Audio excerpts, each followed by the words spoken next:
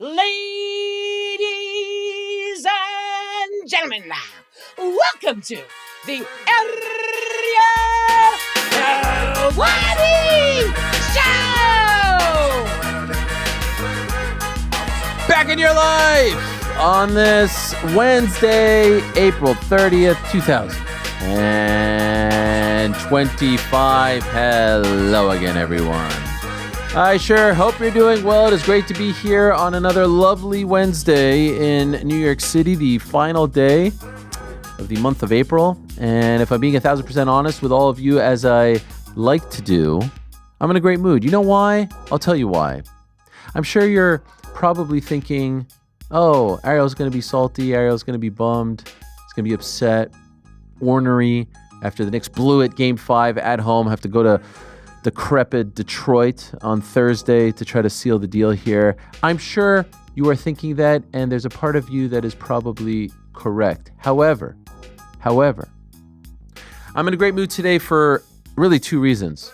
Reason number one, it's my son's birthday. 13 years ago today, my son was born. I became a father for the first time. It was one of the greatest days of my life. I'll never forget it. I was in the hospital room. They were putting the little thing on top of the Freedom Tower, 1776 feet tall, in honor of 1776, America, all that stuff. And my life changed at approximately 12:30. Can't believe I'm a father now of a teenager. And those who have been riding with us for all this time, you remember when it happened. It happened on a Monday. I didn't do the show that day.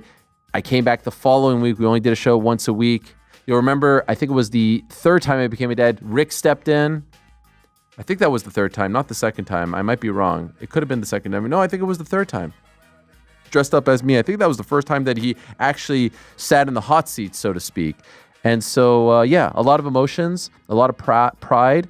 So proud to be a father, so proud of my family, so proud to be my son's father, so proud of him and the person that he has become. And I know every single dad out there would probably feel the same way. And so I'm in a good mood. For that reason, we're going to a nice restaurant later today. Got him some gifts. Everyone's very happy. I'm a little annoyed that this whole thing is shifted here, but that's on me. I have OCD. I've said it before. It's a problem. I'm working on it. I'm sorry. If I'm being 1,000% honest, again, why did I say that twice? I don't know. When we do the DAZN show, I have to take the Celsius cans away, and then when I move things over, it doesn't fit in exactly like I like it. It's a problem. We're working through it. We're working through the kinks. The other reason why I'm so excited is because... Thank you, Bam Bam. The other reason is, what a lineup. Like I said on Twitter, we've had a lot of eclectic lineups over the years. Someone asked me, what's eclectic? It's a little bit of this and a little bit of that. We've had a lot of them. I don't know if we have ever had a more eclectic lineup than this one. And this is essentially, this in a nutshell, is why we had to change the name of the show. Because if this was last year, people would be like, ew, it's an MMA show. No, it's not that. It's a little this, it's a little that. It's something for everyone. And I don't know if we have ever had a lineup that embodied that spirit better than today's. And it really hit me yesterday when I was reading the lineup and the guys were like, damn. Because, when you're working through everything and you're putting someone here and you're putting someone there, even my kids, first time ever today, they were asking me because I told them some of the names on. They're like, how do these people come on? I say, I reach out to them. Like, how do you get them to come on? I don't know. I just reach out to a lot of people. It was cool to see them somewhat interested finally in what I did, the process, how the sausage is made, so to speak. And so on today's program, it's a great one. Back end of the show, my old friend, Quinton, Rampage Jackson, the alpha male to end all alpha males. He will join us. We have his drop, right? I'm alpha, right? We got that one? Yep, we certainly do. Or did you delete it? I'm alpha. There it is. Thank you, Frankie. He will join us. Always great to catch up with him. Harrison Rogers is also going to join us. He is the founder of the United Fight League. They have a show this weekend. We gave a lot of attention to the GFL and other promotions. It's time we give them some love. They just signed a deal with Vice Sports. He's a captain and I think a team owner as well. It's that team concept. You know how I feel about it, but I want to give them the time of day as well. And so we'll talk to Harrison and Quinton back into the show. Prior to that, we will be joined by Eddie Hall, who defeated Mariusz Pudzianowski on Saturday at KSW in a matter of seconds, 30 or so seconds, just like threw him around like a rag doll. Talk to him. Did he break his hand? Is he fighting Dylan Dennis next? What the hell is going on? Looking forward to that. One-time world's strongest man, multiple-time UK, Britain strongest man.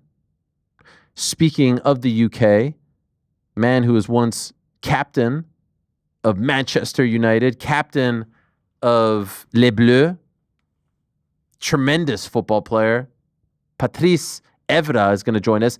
He announced late last week that he is going to be joining PFL Europe. He'll have a fight for PFL Europe on the 23rd of May. Had a little thing with Khabib earlier in the week.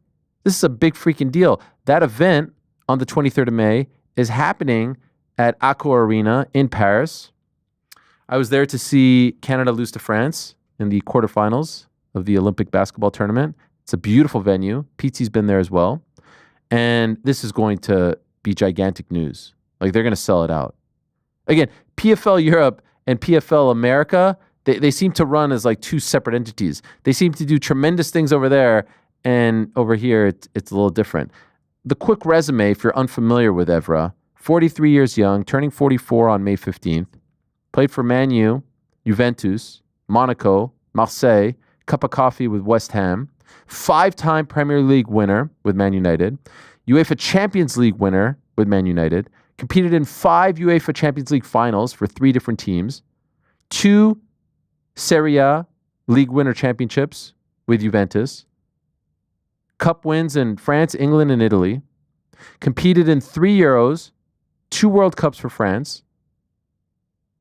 He was the captain of the 2010 French national team, 81 caps for France, retired in 2018, has played with some legends, and now is crossing over to MMA. Not boxing like a lot of other influencers do. MMA, very interesting. We'll talk to him at about 2 o'clock. And at 1:15, the Texas Rattlesnake himself, Mr. DTA.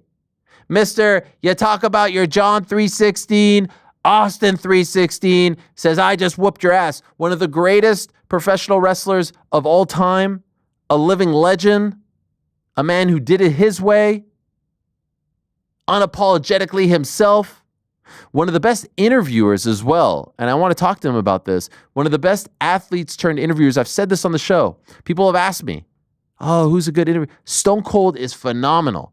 The pod was great. The sessions were great. Wish he did more of them.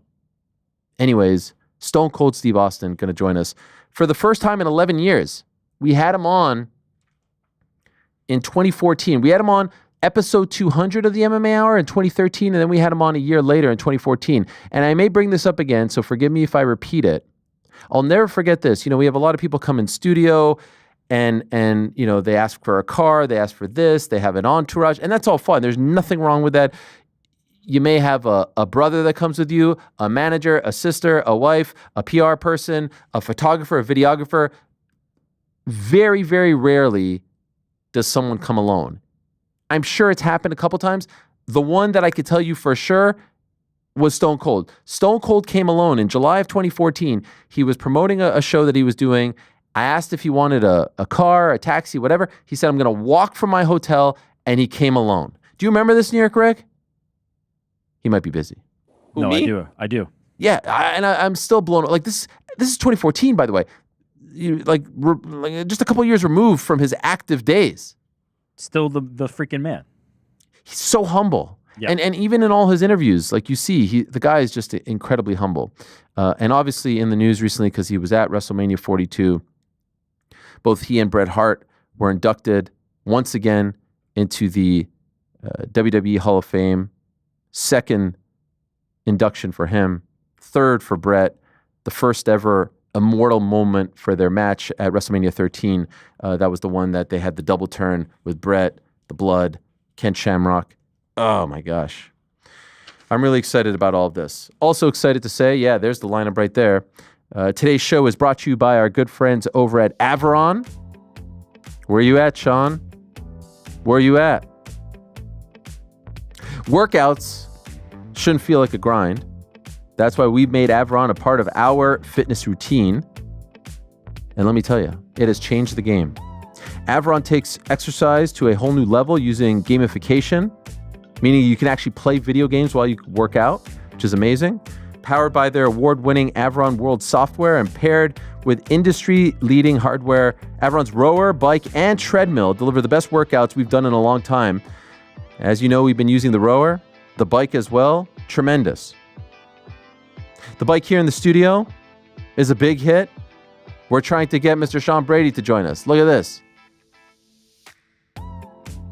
Who's that guy? Bottom right. Oh, that's GC. This is when I gave Jordan the work, man. That was Jordan before? Yeah. Yeah, look at that. Oh, and there's Ade. Look at Big Ade. Ade getting Putting up a number, man. Getting smoked. And there's New York Rick. Yes, great times. Anyway, as you know, it's been fun. They've got multiplayer games, races, on-demand classics, scenic rides. The most streaming options you'll ever see in one of these equipment devices, workout machines.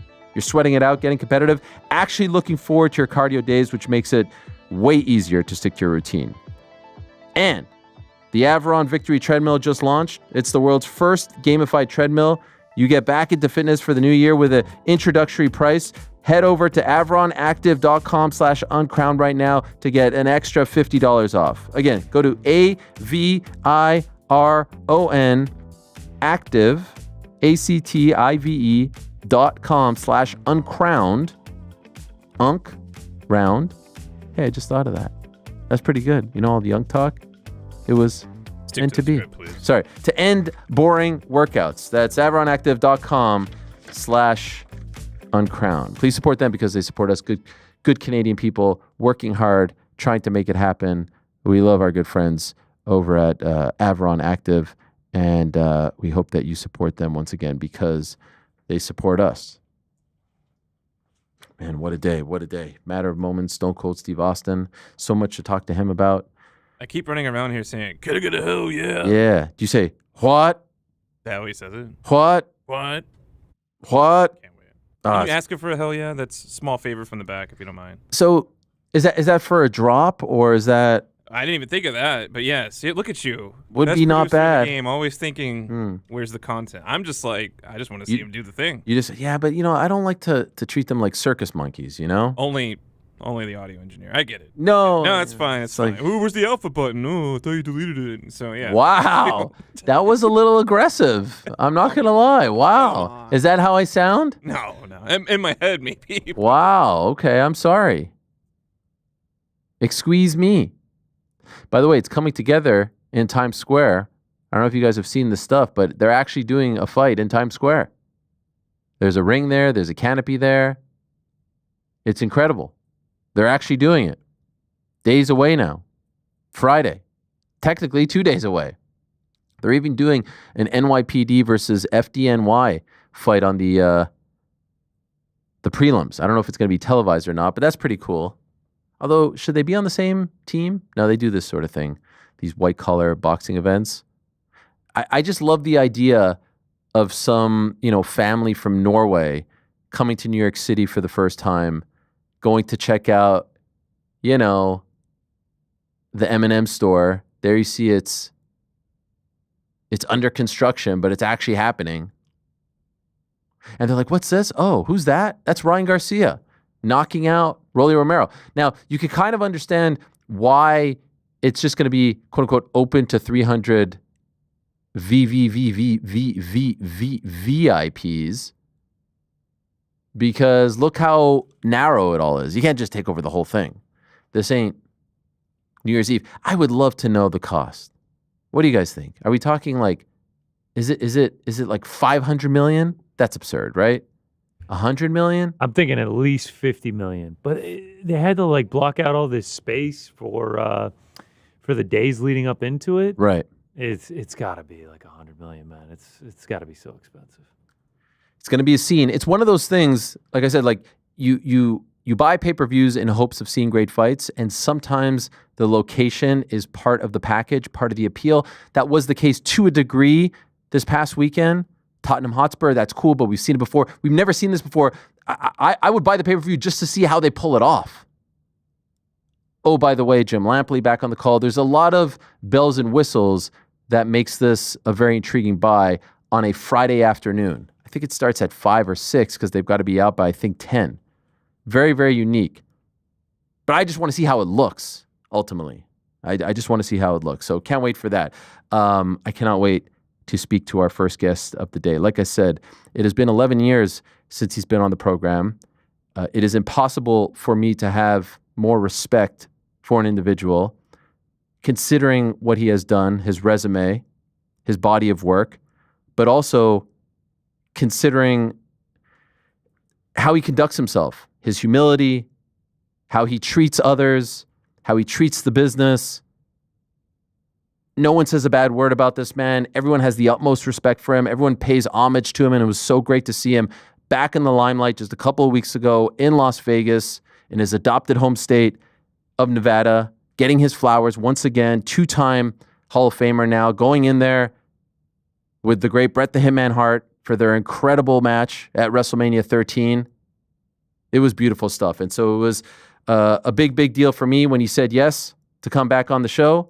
And it is such a great thrill, such a great privilege, honor to say hello once again to the Texas Rattlesnake himself, the one and only, the inimitable, the often imitated, never duplicated, Stone Cold Steve Austin. Hello, Steve. How are you? Hey, good morning. How are you? I'm doing great. It's so great to talk to you again. I really appreciate you doing this. Thank you. And thanks for having me on. I'm looking at myself. I got a bunch of red here. My lighting is not optimal. I look great, so it's just my lighting here in my wife's office. Listen, I don't know what you're talking about. This is a shoot. You look fantastic, all right? So don't worry about all of that. You look tremendous. Good to see you again. Well, there's so much to talk to you about, but I actually want to start here, and perhaps you will be a little bit surprised as to where I'm starting. I do this show. I talk for many hours, and I often talk about the art of interviewing.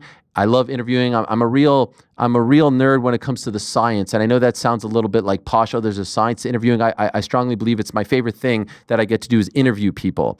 And when I'm asked who are my favorite interviewers, at the very top of the list, I always say Stone Cold Steve Austin. And when I'm asked who are my favorite interviewers who have gone from being an athlete turned interviewer, because as you know, an athlete, they field the questions, they're a little egocentric, they don't know how to turn the tables. Going from interviewee to interviewer is not easy. You did it better than anyone. You're number one in my opinion. And so I want to give you that props because till this day, when I have a Brett on or a Goldberg on, I go back to your sessions with them and the interviews are phenomenal. You listen, you're empathetic, you have follow-ups, you steer the conversation in a perfect way. You don't get enough credit for how good of an interviewer you are. And quite frankly, if I could be selfish, I wish you would do more of it.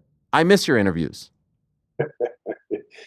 Well, thank you very much. That's a great compliment coming from you. It's been very successful. And I don't know, I guess, I don't know, I got lucky because I looked at a lot of people when I started, kind of doing a podcast thing and interviewing people. And, of course, when you first start talking to people, even though you've been talking your whole life, the interview part of something is different. So it's a learned skill. So I guess I just grabbed onto it okay, but I wouldn't say I'm the best by any stretch. I've been thinking a little bit about starting back in the podcast business. I took my podcast off the air about 5 years ago at about 2020. So I've been thinking about getting back in the game, but maybe doing something that's just a little bit more about my life, more so than interviewing people. But I'm kind of trying to make up a decision on that. I started racing in the last 3 years. I've been staying busy doing stuff like that. So I appreciate that. That's a hell of a compliment. Please do it. And the sessions were great as well. Those chats were amazing. So, from one viewer and fan, just like to say, would love to have them back. And I just love the way you went about doing things. When you got the call that you were going back into the Hall of Fame, this time for a match, the first of its kind, what did you think? What was your reaction? Well, I knew it was a great match, no doubt. And I knew it as soon as it was going down because Chicago, Rosemount Horizon is one of my favorite buildings to work in, probably the favorite building for me to work in. And I love Bret Hart. And we just always had great chemistry from day one. And Triple H gave me the call, and I said, hey, man, we're thinking about doing this. And this is going to be the first match to go in. And, man, I have such a long list of great matches, in my mind that could have gone first. But this one obviously made sense. I think there's some great matches. This is one of the great matches, but just the historical impact that it had on the rest of the business after this match unfolded, where Brett would go on to become a heel, I would turn into an anti-hero babyface, and have the Austin run. And I couldn't have had that run without Brett. And so it was Vince's vision of what they could have done with superstar Billy Graham way back in the day when he was starting to being loved as a heel. And I don't think they knew what to do with him. Backlund beat him for the title, and Bob Backlund is a great champion and a great wrestler. But superstar was never the same. I guess I didn't see the big picture that Vince saw of turning me babyface. Certainly, I was becoming one just from crowd response. Vince saw that. Vince had that vision. We did the turn, the double turn, executed that with perfection. Shout out to Ken Shamrock, who was a big part of it as well, and the announce team. But it was awesome. It was a great night at the office. And every time you go in the ring, you want to have a match like that. And that doesn't always happen, of course. But at the highest level, we were able to execute and go out there and have a great match. And it was just a big honor to go in and be the first match of its kind to start this new trend. Just a day or so after the announcement was made, I saw you did an interview with someone. I think you're at like an autograph signing, and they asked you for your immediate thoughts on going in. And you said, a lot happened leading up to that match behind the scenes, but you won't go into it now. Being the inquisitive mind that I am, perhaps we have a little more time. What were you referring to when you said a lot was going on leading up to that match? Well, like I said, we went into the finish room, and it was just myself, Vince, and Brett, and we kind of got the DL about what we needed to do. And then Brett and I went out there and sat around the ring for a little bit. And we're just kind of shooting the breeze and not really laying out a whole lot. I mean, that's just not the way me and Brett worked. And he just kind of mentioned in passing, that it might be great, if you got busted open. And I was like, I don't know about that. And so turns out I hit my head on that guardrail and got busted open. And, we already had that crowd hook, line, and sinker. But that color in that match just magnified it times 100. And then ultimately, at the end of the match, when I'm trying to get out of that sharpshooter, that devastating finishing maneuver that Brett used, I couldn't escape, and just trying to strain and do my damnedest to get out of that. And the blood pouring down my face, one of the most iconic images in the history of pro wrestling. I'm not just sitting there trying to blow smoke up my ass, but that's just the way it was. Couldn't agree more. An iconic shot turned into T-shirts and posters and all that stuff and more. I think a lot of people were wondering if you would be involved in WrestleMania since you were there. You would do some kind of appearance. In the end, we got it. Was that the only plan, or were other things potentially discussed as far as your involvement Saturday, Sunday? No, man, I was just happy to be there. God dang, I had a knee replacement, give or take about 4 months ago. And for a total knee replacement to heal up 100%, you're looking at about a year. And so that was on December 4th. So whatever the timeline is, give or take around 4 months, I'm feeling really good. I don't squat anymore. I'm doing some Hindu squats along with my workouts, but I haven't even tried to run yet. So I don't even know if I can run. Not that I run a lot to the ring, but I would imagine I'm about 30 or 35%, not 100%, at about 30, 35% of capacity. And so, I did what I could, and just to be involved in the show, go out there and announce the attendance at WrestleMania night 1, night 2 combined. And that's what I did. And that was about all I could do. I mean, earlier in the year, we'd had, not really discussions, just like briefly, hey, man, if you want to be there, maybe we can figure you in. And I said, hey, man, I'm getting my knee replaced. We'll see what happens, when that time comes. The time came, and I can't do much. Logan Paul said on his podcast that he offered you a sum of money to dress up in a Prime bottle, and you turned it down. Is that true? Man, if he said that, I'm not going to call him a liar. And I just thought that was kind of personal business. But so since it's out there, I turned it down. I'm in the beer business. I sell Broken Skull beer, and we're in about 25 or 30 states. I don't know anything about his product. I don't know about the ingredients in it, if it's good, if it's bad, or whatever. So it wasn't my thing.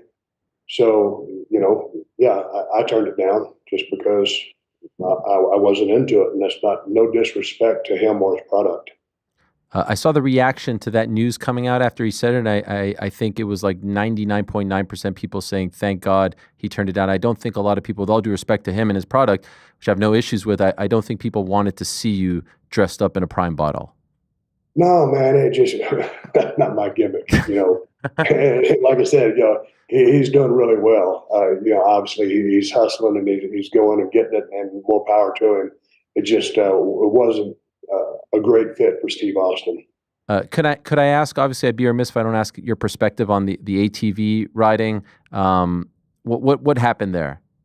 Oh, just different throttle setup than what I'm normally used to, and long story short, just different throttle system because I'm pretty damn handy on a four wheeler. Any sort of aftermath there to all of that?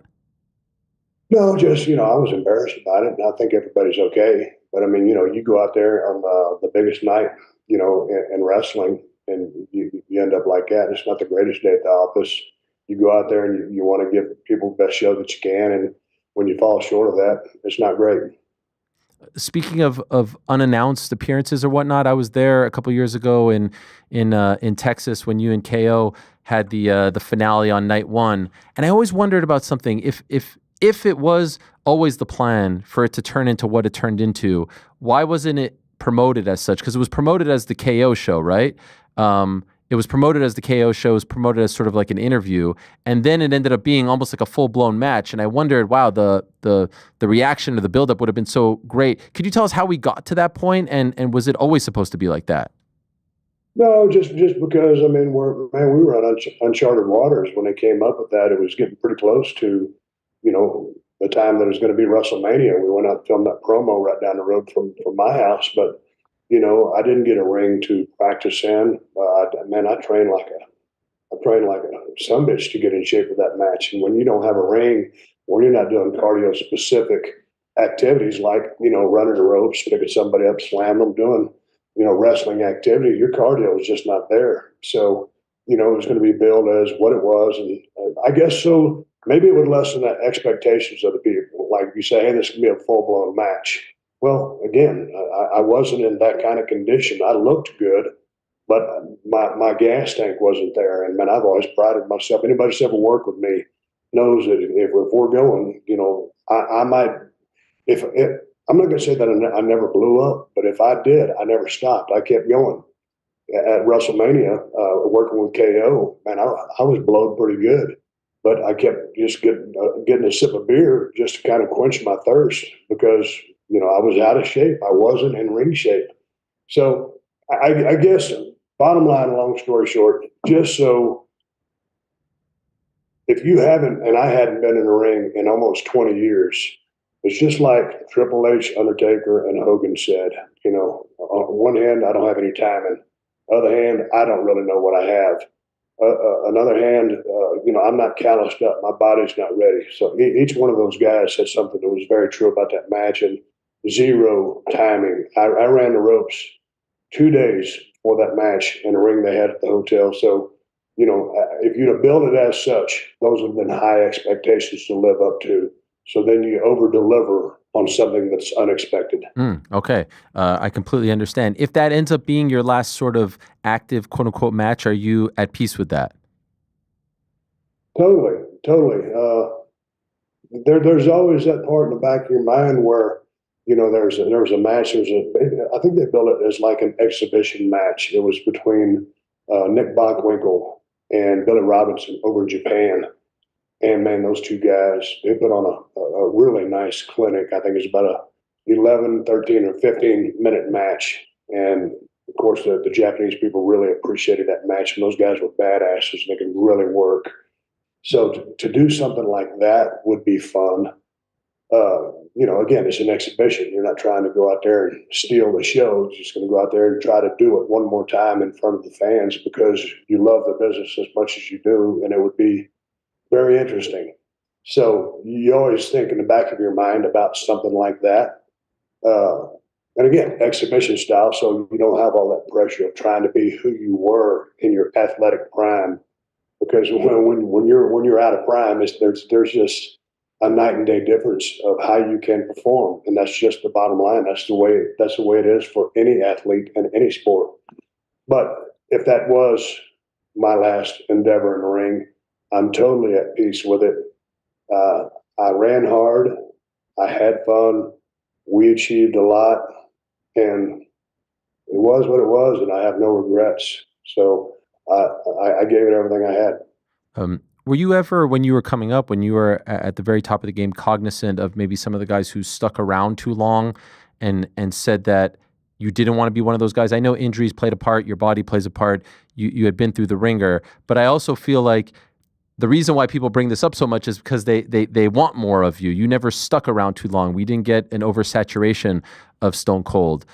Were you cognizant of that and didn't want to be because like even right now you could be around, you could be doing stuff on camera. I'm sure the door is open. Do you not want to be one of those guys? No, I don't want to hang around too long. But you know, when I look back, I think your perspective on things that happen in the ring change kind of as you know go down the road of life. When I look at some of the guys who maybe some people considered hanging around too long, I get the fact that, okay, maybe on one hand, financially, they didn't take care of themselves.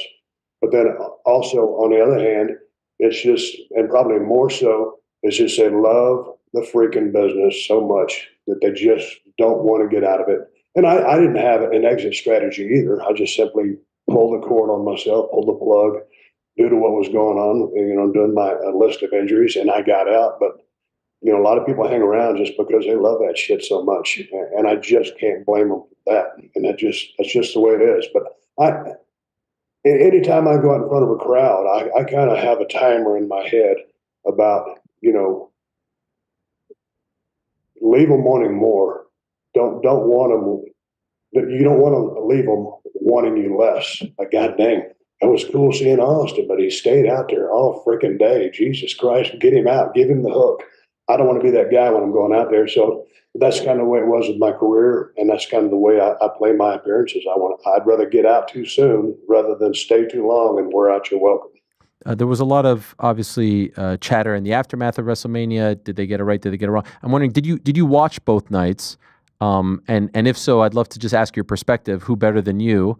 And so the first question is, did you watch the entirety of the two events? No, I didn't. What about the ending of night two, the Cena Rhodes finish? I didn't see it. You didn't see it? What, did you go home? Yes, I did. Wow. Any particular reason? No, I just wanted to beat the crowd.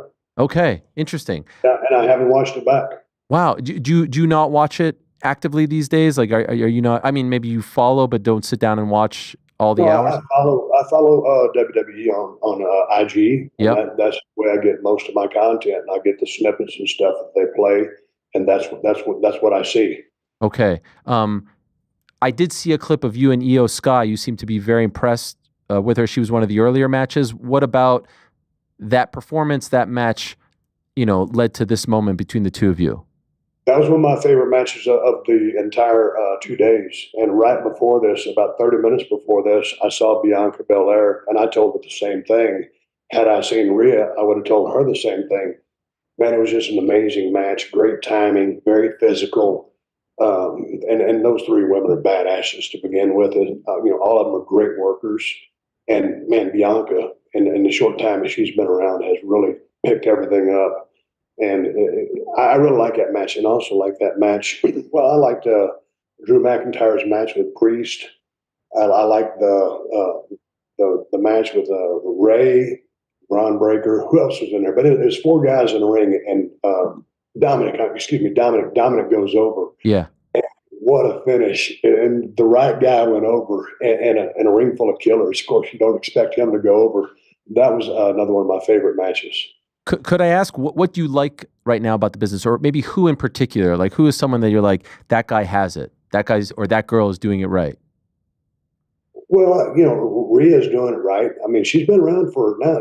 She's a veteran, but she still gets better. I like the way she bumps. She takes a lot of pride in the way she bumps, the way she sells, and she's a solid physical person.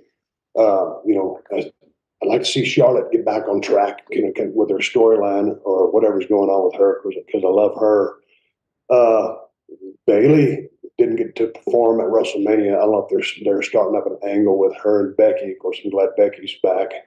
Guy-wise, I love what Braun Breaker's doing.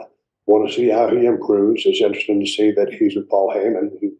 And if Paul Heyman can't get the best out of you, you're a lost cause.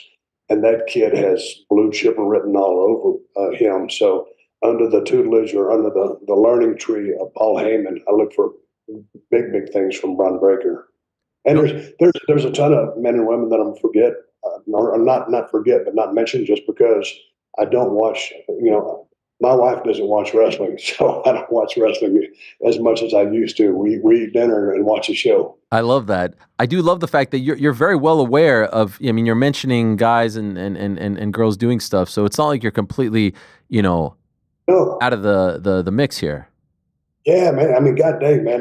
The business has changed so much since when I got in there because, if you work with the Nashville Fairgrounds, that building is shaped like a rectangle.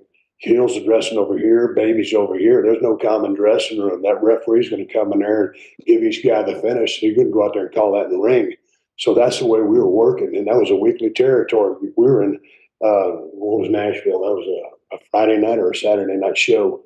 And we were traveling the rest of the USWA territory. So that's what I grew up on and grew up doing. And, listening to the people and making your decisions, accordingly and calling that match in the ring. And now it's just turned into the fast-paced, more athletic style that it has. And the men and women are amazing. The storylines are they're let me see, a little more complicated, very interesting, more levels of depth. So I enjoy it for what it is. I am a pro wrestling fan. I'm glad they're calling it pro wrestling again. The sports entertainment thing was great for what it was intended, so you didn't insult people's intelligence. And now being on Netflix, they've kind of lifted the curtain a little bit more. But, I watch each stage that the business develops into, and I appreciate it from the caveman days into the nowadays. I'm a fan. Wrestling fans, they they're old school in a sense. They're nostalgic, and so when things like there's this documentary that's coming out, a series on Netflix where they're going to show behind the scenes, like the writing process, the creative process, called WWE Unreal, or even little things like ads all over the ring. They get very fired up. To the non-fan, you'd be like, who cares? When you see this stuff, how do you feel about it? Are you old school like that? Should there not be ads on the ring? Should there not be cameras in the writing room? Man, that's where I'm still I'm a little old school on that. And, it's just like, I'm a big Magic fan, but, if Harry Houdini's still around, I don't want him to tell me how he does it. I want to figure out how he does it. And if I can't, then I'm going to keep wondering, and I'm going to keep watching, but I'm going to keep wondering. So don't tell me how he's doing it, but see if I can figure it out myself. Because I want to think that, I know it's not magic, it's an illusion, but let me keep wondering about that illusion. Very much agree with that. I've heard you say recently that you never wanted. I'll correct myself. It was your idea to turn heel at WrestleMania 17, but you regret it. Is that a fair assessment? You wish you didn't do it. You kind of wish that you called an audible in the moment and stunned Vince. And that led me to think of John Cena.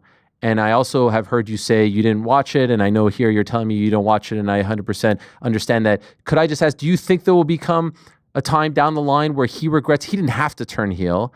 Do you feel like the same thing will happen to him? First of all, to answer what you said, yeah, man, if I could go back in a magic time machine, I would have told Vince, hey, man, we used him. He helped me interfere. We beat the hell out of Rock with that chair. It was very physical. I laid that stuff in.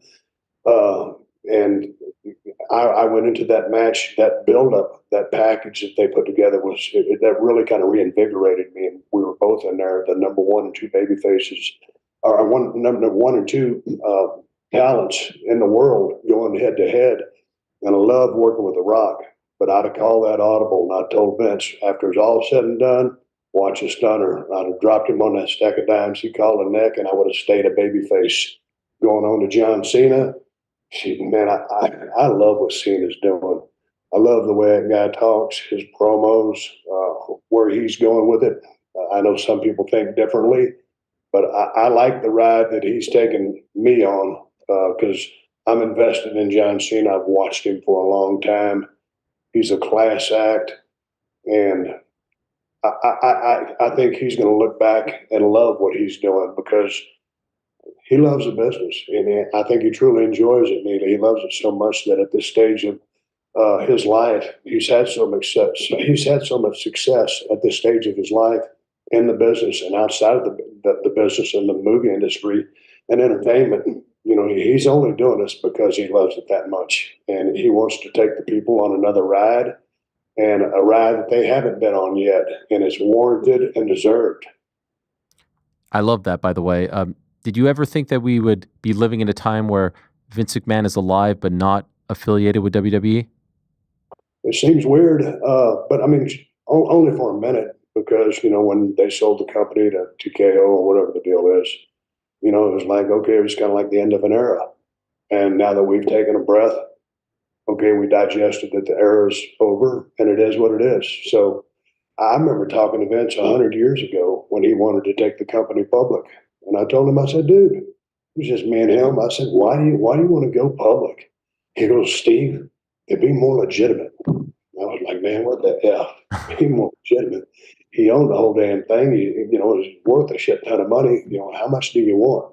So I never understood it to begin with, and I loved working with Vince. I loved working with all of the McMahons, and I've had a tremendous time working with WWE, and we haven't always seen eye to eye on everything.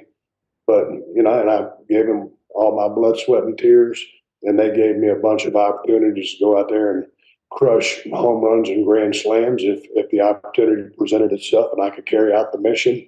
We had a great time together, but that era is gone and a new one has begun, and it's taken off, and it seems like it's going good. Can I ask, when were you the happiest in your career? Does a time frame, does a year come to mind? No, that's a interesting question, just because some of the happiest days of my life was when I was living at the Congress Inn in Nashville, Tennessee, starving my ass off, eating, tuna fish and raw potatoes because I didn't have a hot plate or nothing to cook them with. Damn sure didn't have a microwave. And I was happy then because I was learning so much. And, when you're starving and you're making $15 or $20 a night, and those are shoot payoffs, that was how much I was making. And I was probably getting overpaid. And most of those round trip most of those round trips, going to and from Memphis back to Nashville, Evansville back to Nashville, Louisville back to Nashville. I mean, it was close to 400-mile round trips, man. I was starving, but I was having a blast because I was making money, and when I got the call up to WCW, and that was a great time. When I went to ECW, that was a great time. And hey, man, when I finally broke through as Stone Cold Steve Austin, it just became a force. Hey, that was a damn good time. It just seems like no matter there's so many times when you're having the time of your life, and it's not always about getting on top. Sometimes it's just fighting through the struggles and those little wins of like going to Evansville, Indiana on a Wednesday night and getting a little bit better pop than you got the week before, and maybe a little bit bigger pop than you got the week before. It's all these little things that add up, and over the course of a career, I can't say that any time was my, well, I could say that when I got white hot at Stone Cold, that was a freaking blast. But, I guarantee you, man, those days when I was starving, because I wanted to be a pro wrestler, 100% through and through, and my whole totality, I wanted to be a pro wrestler. And when you get a chance to put on some tights and some boots and go in there and work in a ring, and you're living out your dream, man, that's a good freaking time. Just for nostalgic sake, we were looking back to see if you competed on this day, and maybe this jogs your memory, maybe it doesn't. Just for fun, April 30th, that's today, 1992, at the South Florida Fairgrounds at the Expo Center in West Palm Beach, Florida. A man by the name of Steve Austin teamed up with Rick Rude, the Dangerous Alliance, to go up against Ivan Koloff and Ricky Steamboat. They beat you on that night. Perhaps even more fun than that is that in 1996, you wrestled 3 times at a TV taping, once against Matt Hardy, the other against Fatu, and then Shawn Michaels for the belt in Des Moines, Iowa at the Veterans Memorial Auditorium right before, this is 96, right before King of the Ring. You had that run with Shawn Michaels. You had just turned from Ringmaster to Stone Cold, and you were about to explode. Any of that take you back 3 times? By the way, in that year, in that month in 96, you wrestled 22 times. We looked 22 times in the month of April back in 1996. Man, back in the day, and really even before that, we were on the road. Sometimes, I mean, we were working 27 out of 30 days.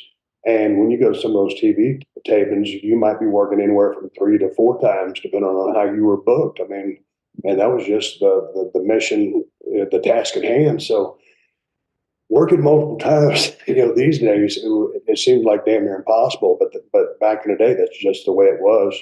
And God, it's funny because I can't remember being in a ring with Ivan Koloff. You sure about that? Yeah. Are you saying that here it is. Ivan Koloff and Ricky Steamboat defeated the Dangerous Alliance, Rick Rude and Steve Austin, April 30th, 1992 at the South Florida Fairgrounds Expo Center. Golly, I guess if you say it happened, it did. I remember one time we were down there. I think it was in a little town right outside of Orlando called Pace, Florida, if I'm not mistaken.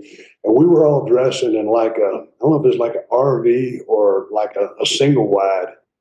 And for some reason, Harley Race was managing Vader at the time, and he was going to get out there. He's going to go out there. Someone didn't show up or whatever happened, and he was going to wrestle Ric Flair. Of course, Flair and Harley Race had wrestled 1,000,000 times in the past. And I just remember something like Harley saying to Flair something like St. Louis 76 or whatever it was. He was kind of giving him a match that they had 100 years ago, and they were basically to kind of go out there and do the same thing. So it was just a classic Harley moment. And you had to know Harley because Harley always kind of talked about like this. And, he was extremely tough and no one messed with Harley. And of course, Rick adored Harley, and Harley did so much for Rick. But to see those 2 old veterans go out there and put on a hell of a show and hear them have that brief conversation was something I still remember to this day, more so than the matches I would have had set TV taping. Incredible. I'll let you go in a moment. I can't thank you enough for the time. I just wanted to ask because I went back and watched some of that match against Shawn Michaels on this day in 1996, and it's wild to see you in WWF at the time without the very iconic music that accompanied the rest of your career, the glass break and all that stuff. Do you remember when that was first presented to you, and do you remember how you felt when you saw, okay, this is the new music? Because you can't look at you without that music. That music did so much. Do you remember when it was all presented and came together? Because the music they had you walk out to didn't quite have the same type of punch, if you will. Man, I was lost because I'd wrestled for 7 years as Stunning Steve Austin. And had some pretty decent music back in WCW if you go back and listen to that. And then all of a sudden you got this slow, plodding, ringmaster type music that just, you can't get any kind of swagger to it. You can't get jazzed up about it. It doesn't spike your adrenaline. You're like lost. And so it's like an actor forming an identity or like a bio to be able to draw, decisions from in an acting role because of their past.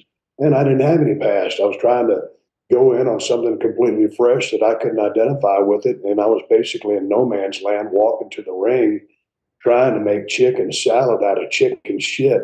And somehow, some way it ended up working. But in that transition, it didn't necessarily feel like it always was. But, I was committed to being the best that I could be. And I had to weather the storms that anybody else would have to. And I did. And it all worked out tremendously. And once again, you get your flowers that you so deserve. Shout out to the GFI racing team, which you are a part of, Broken Skull Beer, El Segundo Beer, which I do believe you recently celebrated 10 years with them. You're a force now in the beer business, which is tremendous to see. I hear you're getting back into the movie business as well with Walk-Ons, right? I ain't getting back in no movie business, man. Hey, come on. You bullshit me. No, I mean, that's the word on the street. That's what people are saying. Ain't nobody told me about it. All right. Well, that's what I. So you're not involved in this. Walk on? Yeah. I ain't never heard of it. Okay. Well, apparently not. Hey, man, I'm out here in BFE, Nevada, dude. I don't get the latest news until a couple weeks later. Well, that's perfect. You're doing it right. You're out of the limelight. No one's bothering you. You're living your life. You appear to be very happy and getting back to 100% healthy. And it's tremendous to see. Again, I'm not trying to blow too much smoke up your behind, but it's a real privilege and honor to have you on the program, and appreciate you taking some time out. So thank you very much. Congrats on the great honor a couple of weeks ago, and good luck with everything coming up as well. We really appreciate it and wish you well. Look me up in another 11 years. Okay. All right. Damn. I don't know if that's a compliment or not, but I'll take it. Hey, no, give me a call. Let's talk again in a couple of years. It's great catching up with you. Big fan. Always love what you do. Thank you, Steve. Means a lot. Appreciate it. There he is. Buddy. There he is, the great Stone Cold Steve Austin, kind enough to join us. Apparently not in the upcoming film Walk-Ons, but he is. I wanted to give a shout out. I sort of forgot there at the end. Shout out to Poncho and Macho, who, if you follow him on social media, you will know are his cats. There they are. Two solid ass cats. Two solid ass cats. And who's the gentleman behind him? Mr. Ed? I don't know. Steve Austin. No, I mean, the guy just poking his head. He posts a lot about his cats, right? Yeah, all the time. Can I tell you my favorite thing about... My favorite thing is a Mr. Ed reference in 2025. Yeah. You say your favorite thing, then I want to say my favorite thing. Golly, I should have... Shut up. By the way, my favorite thing... it's tremendous. Did you buy it just for this appearance? No. It was Stone Cold for Halloween. Oh, that's right. We should have showed him. Why didn't you mention that? It's not about me. Listen, my favorite thing about him, some will get it, some will not get it. He uses these like old school wrestling terms. It's a shoot this. We did a Broadway. I love everything about it. It doesn't get more old school than that guy. And someone, even like how he talks about like the babies were here, the heels were there, the referee came into the locker room to tell. Do you understand what that is? At one time in the business, the baby faces and the heels, like if you go behind the scenes, if you go backstage at a wrestling event in 2025, everyone's just working out together. I told you guys, I think when my kids went back there the first time, the only time, I think they were like, oh, this isn't exactly, like they saw the guys going over things. I loved it. Of course, I know what it is, so I thought it was very cool. But there was once a time where they wanted to, keep the kayfabe up so very well that they would have the good guys on one side of the arena, the bad guys on the other side of the arena, and they wouldn't interact behind the scenes, just in case someone saw them. There was a thing in like the late 80s where Hacksaw Jim Duggan and the Iron Sheik were pulled over for some sort of like reckless driving, and it was a big deal because they were in the midst of a feud. Hacksaw was a good guy, Iron Sheik was a bad guy, and everyone was like, what is this? They were driving around together. Yes. Yes. It's a huge deal. You look it up. It's like the moment that everyone felt like the business was exposed. Fast forward some 40 years, 38 years, and there's documentaries showing us the behind the scenes. Now, I love that stuff. I eat it up. I adore it. This is not me saying, but it's just amazing to see how far it's come and how hard they try to keep that kayfabe intact. You know what I mean? It's an amazing. I always love the stories of the heels healing off on little kids just because they had to maintain appearances. Amazing. Like at the IHOP asking for an autograph and they have to heel off on a spit little in their kid. face. I love that. I love that stuff. My favorite part of the interview was he kept kind of making references or using slang that a person from Texas would, and then you also introduced him as the Texas rattlesnake, and then 30 minutes into the interview, Frank goes, is this guy from Texas? Oh. So growing up like, in that's Texas, something we- his he's name I always Austin. get confused. Is it Steve Austin? Is it Stephen F. Austin? Because that's He's like, BDE, we say that down in Texas. BFE. Oh yeah. BFE. Bone fuck deep jokes. BDE, they Not say that BDE, BDE. something else. They say that everywhere. Either way, I can't wait for walk-ons. Okay, listen. I'm looking at something. Where is this from, Jordan? Jordan's sending me something. This is IMDb. It says it's in pre-production, but it has him listed as the #1 star in the movie. Are we sure? Okay, Steve Austin? click that part. Yeah, I if you- want you to see is if it- it's the same. maybe- Steve It took me. It took me right to His Stone page? Cold Steve Austin. Steve Austin's All right. IMDb, where I'm like, let me make sure, and it's all just WWE stuff as previous. Oh, sure enough. Oh, he's Steve Austin the fourth? I didn't realize. Now I'm starting to think, who's the first? No, Steve that Austin. might be on IMDb. That might be like how many. By the way, is it possible Different he was? people with that Is it name. possible he was kayfabing me there? Maybe he was no-selling me there. I don't think so. After a local factory closes down in a small town, a group of men that have been friends since high school decide to join their local D3 college football team Yeah. and help their sons have a national championship season. So the walk-ons are a bunch of old dudes walking on to their D3 team. I don't know. I've never heard of it. I thought it was like a remake of something. Wasn't there another movie called Walk On or something? No, The Rock did Walk On. Yeah. But it No, was not Walk- football. I thought it was Walk Hard. Walk hard is Stand the tall? Dewey Cox Walk story. Standing Walk tall. tall. Standing Walk tall. Standing tall. Walk tall. Stand tall. Jesus, this Yeah, is John C. embarrassing. Riley. I Shout like out how he Walk just Hard. stiff-armed me there. He's like, nope, don't know what you're talking about. I find out the news 2 weeks later. What? Walking tall. Walking tall. Walking tall. There. Wow, not even close to walk. Oh, I guess walk. No, it's the same thing. Come on. Hey, how about when I asked him about the Logan Paul thing? I thought that was private business. I was like, ooh.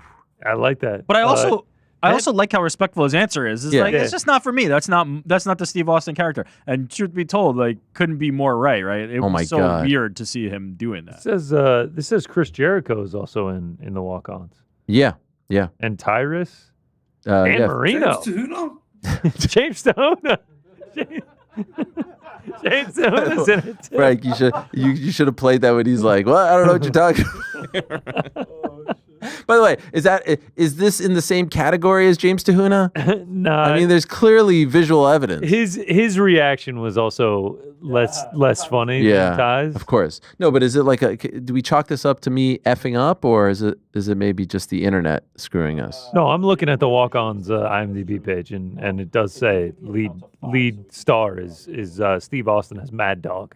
All right. Well, there you go. They even have his character name. By the way, some breaking news here. This pertaining to our show. This was just tweeted by Bare Knuckle FC. Yesterday's announcement regarding Jeff Molina's signing was premature. We respect the ABC's current suspension and will honor their rules and suspensions. Now, I will say this. To Jeff's credit, he did say, I don't know when I'm debuting, and he was unclear as to whether he will debut in the midst of the suspension or after. He never gave us a name, a date. He could sign with anyone.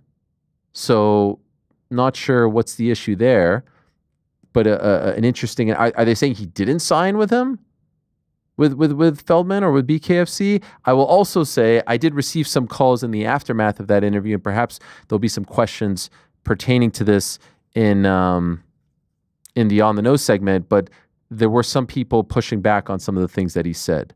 Out of respect, we could talk about this afterwards, but the aftermath was very, very interesting. Like I said, when we say goodbye to him, I still feel like there's a lot more that we need to find out about this. And honestly, I have more questions than I think I did before the interview. Interesting one, but there you have it from BKFC. So I guess he hasn't officially signed with them, or at least come to terms with them. All right, we move along. It's a great day here on the program. Looking forward to Rampage Jackson coming up. Looking forward to Eddie Hall as well. But now we are going to talk to a fascinating individual and a pretty damn big deal from the world of football. But there's a reason why we're talking to him on this particular Wednesday. We found out on Friday of this past week that Patrice Evra, formerly of Man United, Juventus, Monaco, Marseille, and West Ham, former member of Les Bleus, the French national team, multiple-time Premier League winner, Champions League winner, on and on it goes. If you're a sports fan, if you're a football fan, you have heard of this man. He is crossing over to the world of fighting. Now, we have heard and seen people from the world of European football, American football, different sectors of entertainment come over to combat sports. But more often than not, in the last 5, 6, 7 years, it has been the world of boxing. Credit to him. He's crossing over to the world of mixed martial arts, and he'll be doing it in his home country of France, May 23rd, PFL Europe in Paris, Accor Arena. It's a massive deal. Now, we don't know as of right this second who he'll be facing, but just the fact that he's doing it, he'll be 44 by the time the fight happens, is a pretty damn big deal. And so without further ado, let us say hello to the great Patrice Evra, who is joining us all the way in the United Arab Emirates. Salut, mon ami. How are you? Salut, Ariel. I'm still alive. To be honest, thank you for having me in your show, because for me it's a privilege, especially guys, you are expert on this sport. It's completely new for me. But I'm living a dream, to be honest, because I'm going to this career as a really humble person, because I was always interested about the MMA. And today, to be honest, I just finished my training session. These 2 weeks, I'm training twice per day, and it's no joke. This is not football. This is real. And I'm crazy. I just love it. But for me, like I say, I really feel blessed to have this opportunity and today to be interviewed, not in the football, but in the MMA world. It's incredible, and we really appreciate you coming on. I know it's late over there, so thank you so much. Could I ask, how did this all start, this idea of you actually competing in MMA? So I've been approached many times, since I retire, about box. I think people know I like fighting, the sport combat. Then it didn't happen. My schedule, I was really busy. To be honest, since I retired, I'm working more than when I used to play. Then I think it was 8 years ago, a third part, Kedu, a good friend, came with an offer, but at the end, we didn't make the fight because some of the opponents didn't want to fight me. And to be honest, it happened 3 weeks ago. I received a call. And they said, Patrice, are you interested to do your debut in PFL? I said, yes, without hesitating. They were like, really? They were like quite in shock. I said, yes, because it's a moment of my life where, May is my month birthday. And, all my investment, all my things, I could have taken these months off for preparing to be serious. Because like I say, for me, the fight is not important. Of course, I will have to win. The most important is the journey. It's like every day in the training, the way I'm struggling, I'm dying. Even the coach are quite surprised because I'm asked for more and more and more. In football, you use your legs. So the legs, we can kick, I'm fine. But the grabbing, all of that, the wrestling, that's when I'm using muscle I didn't use before. I've done a lot of CrossFit or whatever, but it's a completely different world. And that's why this is inspiring me, because I always say working out is a luxury. And so what's fascinating about this is, as I said at the top, we have seen a lot of athletes, celebrities cross over into fighting over the last few years, but very, very, very rarely do we see them come into MMA. They just do boxing because, not to suggest it's easier, but you only have to worry about, the punches and defending yourself. Why not go that route as opposed to the one you are choosing to go down, which is mixed martial arts, a lot more complex? Yeah, no, Ariel, I'm a big fan of boxing. I respect any people, going to the box world. But I don't know. I was always curious about what's the feeling, being inside that cage. It's a little bit like an animal. And the way I play football, I was a defender, so I'm really explosive. I'm always like, low profile. And after when you meet friends like Khabib and you see them training and you see the fighting, like I like Michael Venom, also a good friend, Islam. I can, Francis Ngannou, Pereira, I can mention many of them. It's just, I'm always curious, okay, people see just the fight, but what they have to do every day. I want to put my body in that pain every single day. And I'll be honest, it's 2 weeks we've been training and I had only one day off. Like, for example, tomorrow is my son's birthday. And I asked the coach if we can do only a training session in the morning. He said, no, we do morning. And after you finish the birthday of your son, then you come in the evening. Wow. So that's the standard. But I don't complain. Like I say, I forget Patrice Evra, the legend football player or captain or whatever. I'm a student. I have a lot of respect for the kids because I see so many young kids, working in the gym, coming every day. Of course, they're enthusiastic when they see me. But that's why I want to make sure this is not to create a buzz or whatever. This is a direction I'm going, and I'm enjoying, the journey. It's really hard. Like when I back home later, my arm, I couldn't even like take off my shirt. Even my wife was like, Patrice, are you okay? Are you sure about that? I said, don't worry. In 20 minutes, you will be fine. I put some ice and it will be fine. You just have to enjoy the pain, And so as of right this moment, do you know who you'll be fighting? No, I'll be honest with you, Ariel. I will tell you, I have nothing to hide. First of all, I didn't ask my coach because the person I'm fighting right now is myself. So I'm more like my opponent is Patrice, is nobody else. I have all due respect of people going to accept the fight. Yes, it's true. When the PFL asked me who I would like, I say Luis Suarez because I had a beef with him on the back in the day when I was captain of United and he played for Liverpool. He had like some racist abuse. I don't call him a racist. It's just that they use some racist word. And I want to do this fight. I met him after when I played for Juventus. We play in the final Champions League. I shook his hand, so I have no issue. But I think the world want to see that fight. So I'm like, please, accept the offer. I don't know if it will be the first or the second or the third fight, but I think the world deserves to see that fight. Yes, it was a huge story about 14 or so years ago between you and him and the fans and everything. You put that in your tweet when you made the announcement. To the best of your knowledge, have you heard any sort of response or feeling from him as to whether he's interested in doing this? I was quite surprised because I don't know if it's true. I'm always careful, but Kedu and my brother, apparently his manager contact the PFL maybe to come and, to watch my first fight. I will be surprised because, to be honest, he's still playing football and this is completely different. He can get injured. But maybe it will happen, maybe not. But like I say, it's something I ask. If it doesn't happen, it's not a big deal. Me, like I say, my first priority is to make sure, when the pro, they see my posture, my defense, all of that, they're like, okay, this guy is taking it serious. Like I'm more worry about what the real fighter, because I'm not yet a real fighter. I didn't do a fight. They will say, okay, what is this clown? No, this for me, the way I think I will win this fight is when people will say, oh, actually he got something. And to be honest, my coach, they don't give me a lot of compliments, but they're quite surprised the way I learn because I know from outside it can look like a violent like a violent sport. But actually so much tactics, so much technique, timing. And that's what I love because I learn every day, the grabbing, how to pull up your hands, all of that. That inspires me. Is the hope and goal as of now to have more than one fight? The PFL already talking without asking me. I think they'd see my first training session and they were quite impressed.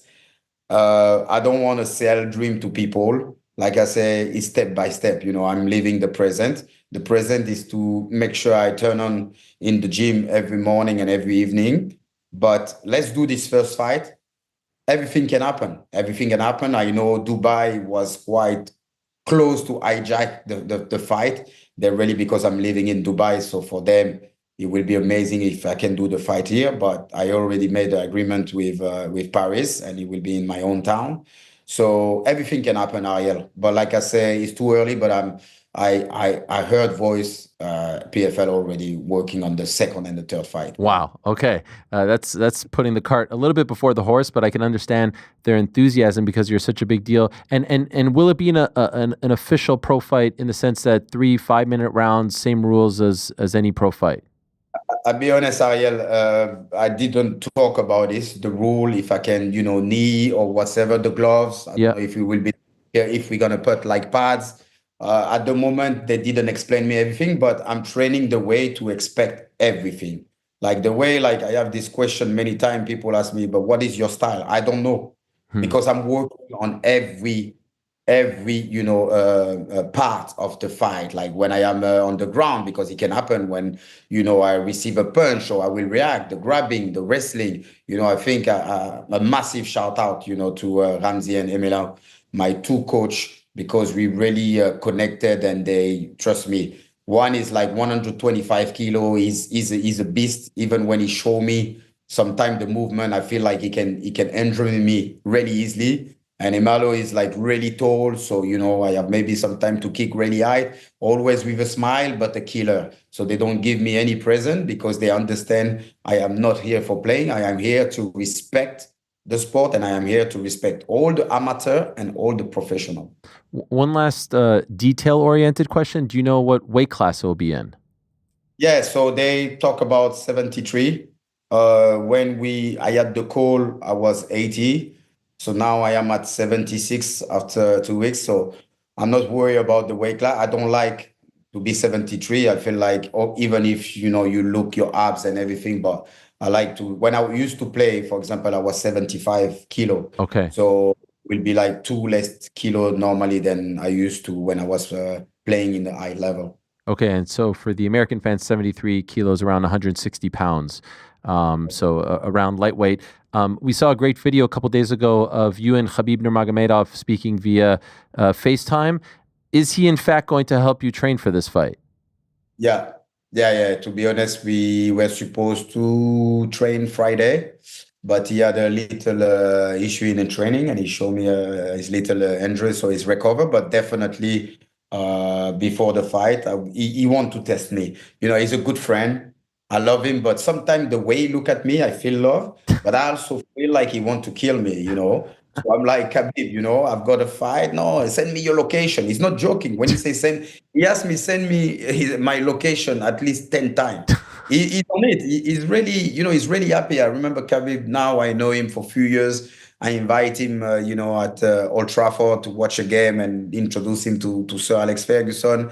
And we have that close relationship, and I was quite surprised or excited he was. I remember the first text, he said, Patrice, I've been contacted to the PFL. They say someone called Patrice Evra will make his debut. And the only Patrice Evra I know is you. That's correct. I say yes. And straight away he called me, come, we need to train straight away. So for me, like I say, he's an honor. Imagine how many kids will dream to be at that place where someone like Khabib actually wants to show you some skill. So no, I'm living a dream, but every day in the gym, trust me, is a nightmare. It's a great video because I can understand fully what you're saying. He's being almost like a tough, like he's giving you like tough love. He's not sugarcoating. He's not kissing your ass. And he keeps saying, "Send me the location." It almost feels like he doesn't believe you. No, Ariel, he says straight away, he say, I'm more scary than Sir Alex Ferguson. This is no joke. This is no football. I can show you the message. He's really serious. But even my coach, that's the same way. They not give me any present. When they eat good. They want me to feel the pain. So for me, it's perfect. I say to Khabib, it's an honor, but yeah, don't injure me. But I know when we're gonna sparring or whatever, he's gonna make sure I feel it. You want to make sure, you want to go this world. Okay, let me see if you can handle, I will say maybe 70% of his strength. Because if you do 100%, I'm not sure I will be able to do that fight. Any chance he corners you? I don't know. I think Khabib is also a busy man. He will be really happy. But to be honest, for all due respect I have for Khabib, my priority is Ramsey and Emalo, my two coach here. I start with them, and I want them in my corner because at the end, I realize you need to trust your coach. It's not like you come and boom, boom, boom, boom, boom. No, it's all you have to be patient. It's 3 minutes, like maybe the 30 seconds. You start to looking, because when you look from outside as a fan, you always think, when they do nothing is boring. But actually, I realize that's when it's important. That's when, you also stay in your feet, winning the round. You need to be patient. So that's why I'm fighting against my nature. Because as a defender, I'm explosive. It's like straight away, boom, impulsive. But actually, I have to calm myself, not using too much energy, not to be too much, so more relaxed. relax with my hand. So that's what we are also working on. I've seen some footage of you training with Michael Venom Page back in the day, Brendan Loughnane, Cedric Doumbé. Any of these guys going to help you out leading up to May 23rd? They already text me. They're already super excited. I even forget that. I even forget that this was when I was doing something and, going to see people. I tell you, it's something I like. I don't do it today just because I want to do it, and especially at 40. I do it today because that's what I feel. Like I said, I live the present. And for me, this is the right things to do right now. Personally, I know some people can be worried or whatever, but this is my life. When I retire, I finished my coach license. I could have been the director of Man United. I could have been like a third manager or whatever, but I'm honest with myself. It doesn't inspire me like the way I am inspired right now to training every day for the MMA, And by the way, for those wondering, that video back in 2019, so this isn't a new thing that you've been interested in. That video of you and Michael Venom Page is from 6 years ago. I did see Paul Pogba pay you a visit. Is he interested in this as well? Listen, I think many people are interested in MMA. It's tough, and everyone wanna be tough. And yeah, Paul came to training in Dubai, and he straight away he said, "Uncle Pat, I saw the new. Please let me come in your training session." Many people will come, but at the end, my goal also is not just about me, is to open the door of different sportmen. Like some people won't understand why he's playing football, why he's coming to the MMA. No, I don't have to prove anything to myself, but it's to inspire people when they've been like, I don't know, working all their life in this category of sport, but they can do something else and they can be good also or bad. We will see. But that's the gate I want to open. Like you see Cristiano Ronaldo, he's always attending when he's like a boxing fight in Saudi or whatever. It's true. The first reaction of my friend was like, yeah, Patrice, the box, we will understand. But MMA, we know you are crazy, but now you just confirm you're really mad. There was an incident when you were a member of Marseille with the fans, and you showed off your kicking skills, and that's where I was like, okay, I get it. Maybe he's going to be like Mirko Cro Cop with the high kick. And you mentioned being crazy. You were a fiery guy, right? I'll be honest, Ariel is not pretending to be tough. I always say I will never call myself a gangster or whatever, but I grew up in the street. It's all about surviving. So fighting, it's a way to gain respect, and that's the way I grew up. I don't know if you know, I'm the only French player playing for the French national team. I never do any academy. I never do all of that. It's from the street to the star. If you read my book, I grew up in the street, but like I say, I will never be like, oh, I'm proud. I'm from the street. I'm a hard man. No, this was about surviving. And yes, this episode, of course, I get 8 months ban. It's not something I am proud of. But you can say black or whatever. When I was 17 and playing in Italy, I was the only black person in Sicily. I received banana. When I was playing, the monkey nose every time I've got the ball. To be honest, this make me feel even more stronger. So that racist card doesn't treat me. The problem with that fan is when he say, when we back to Marseille, I'm gonna cut the throat of your wife and your kids. Then I'm a human being. I know I have to be an example for the kids. But that eye kick, is a natural one. He went straight away. I don't blame you for having that reaction, to be honest. And your story is very inspiring. I just wonder if it's the same type of, like, you feel that same type of fire now, or are you more removed from your athletic career, so you're a different type of guy? You're a mellow guy. Do you feel like that old athlete, that old fiery athlete, is coming back as you're preparing for a date? It's not that old athlete. I would say I think I'm a different person, to be honest. If you read my book, I open myself a lot about some trauma during my childhood, what happened to myself. So I am more calm, but I still have that dark side, inside me, that fire. That's why every time, I am with my brother, when I go to place, I am with people I trust, because it's not like I want to fight, but I enjoy the fight. Being beat or beating someone, I know it's not nice saying that, but I like the adrenaline. So I think since I retire, I travel a lot. I'm an entrepreneur, a businessman, an investor, entertain sometime in social media. I feel like since I retire, I'm looking for an adrenaline and I can't find it. And I feel now I find it every single day, showing up, training. Like, trust me, when I'm in the shower, sometimes I'm like, wow, Patrice, this is real. This is no joke. But I'm already winning because for myself, after retire from football, looking for a new adrenaline, I get it with the MMA at the moment. When you were playing, were you thinking that you would do something like this? Like, were you following the fight sports and interested in it? I didn't even think I will be in social media. I was someone against, like I say, I never think about the past because you can live with regrets. I never think about the future because you can live with anxiety and stress. I'm always living the present. And I always say in my speech, like, for example, in between my training, I was at the token 29 and someone asked me the same question. Did you prepare your after career? No, I have no plan B. Sometimes when you start at school or whatever, they always say you need a plan B. No, because if I have a plan B, I already have an excuse to fail on my plan A.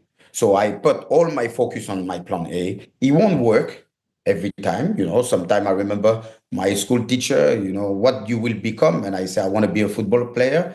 In front of everyone, she say like, football player is not a job. And she was laughing and all, my friend were laughing. And she say in 500 kids, they're going to pick one kid. Do you think it's going to be yourself, Mr. Evra? I say, yes. And everyone was laughing. Wow. But at the end, it's not like I want to take a revenge against that French teacher. I mean, maybe a little bit, but I don't want her to tell those things to kids. Kids have to dream big, but you have to be ready to make the sacrifice. And the problem with this new generation, they want everything fast. I remember my first son, he said, I want to play football. I said, okay, let's go for a run. No, where's the ball? No, let's go for a run. No, then you don't want to play football. That's why I start from scratch at the MMA, because I need to understand the discipline. I'm new at it. I don't come and say, oh, I'm Patrice Evra, I'm a big athlete. No, this is a completely different world, but it's something my brain really attracts because I love to learn every kind of sport, any kind of business or whatever. Which aspect of the MMA game are you enjoying right now the most? There's the grappling, the striking, the wrestling, kickboxing, Muay Thai. There's so many different components. You want me to give like some information for my... No. I'm just curious. There's so much intrigue surrounding this. I will tell you honestly, Ariel, I'm really like comfortable in my high kick. Yeah. What I'm working now is more, my defense, my posture, when you put a jab to make sure you come back close, not like opening too much. And of course, my sparring partner is amazing on the wrestling, on the grabbing. So we push on that. And to be fair, it's there when I'm losing more energy. There when after the training, my arms, I'm like, wow, to be honest, in the morning, it's more about kick, the technique, the punch and whatever. Then in the afternoon, it's more like wrestling and grabbing. And yeah, I enjoy both. Why I enjoy the kick? Because I'm comfortable. Why I enjoy the wrestling and the grabbing? Because I'm suffering and it's new for me and I need to learn. When do you think you'll find out your opponent?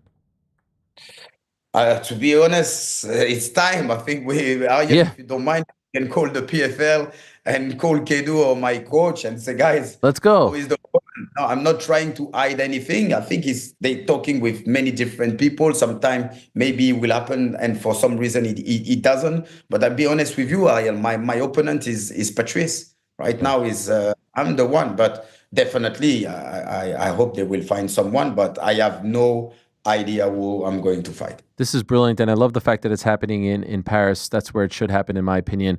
I'd be remiss if I don't ask you, Patrice. I don't know if you know this, but we're big football fans around these parts. We have adopted Nottingham Forest. You see the badge there. So everyone goes for Man City, United, Arsenal. Now we go for the underdog here, and what a season they're having. Could I ask you, though, what's your take on the state of United? It has not been a great season for them.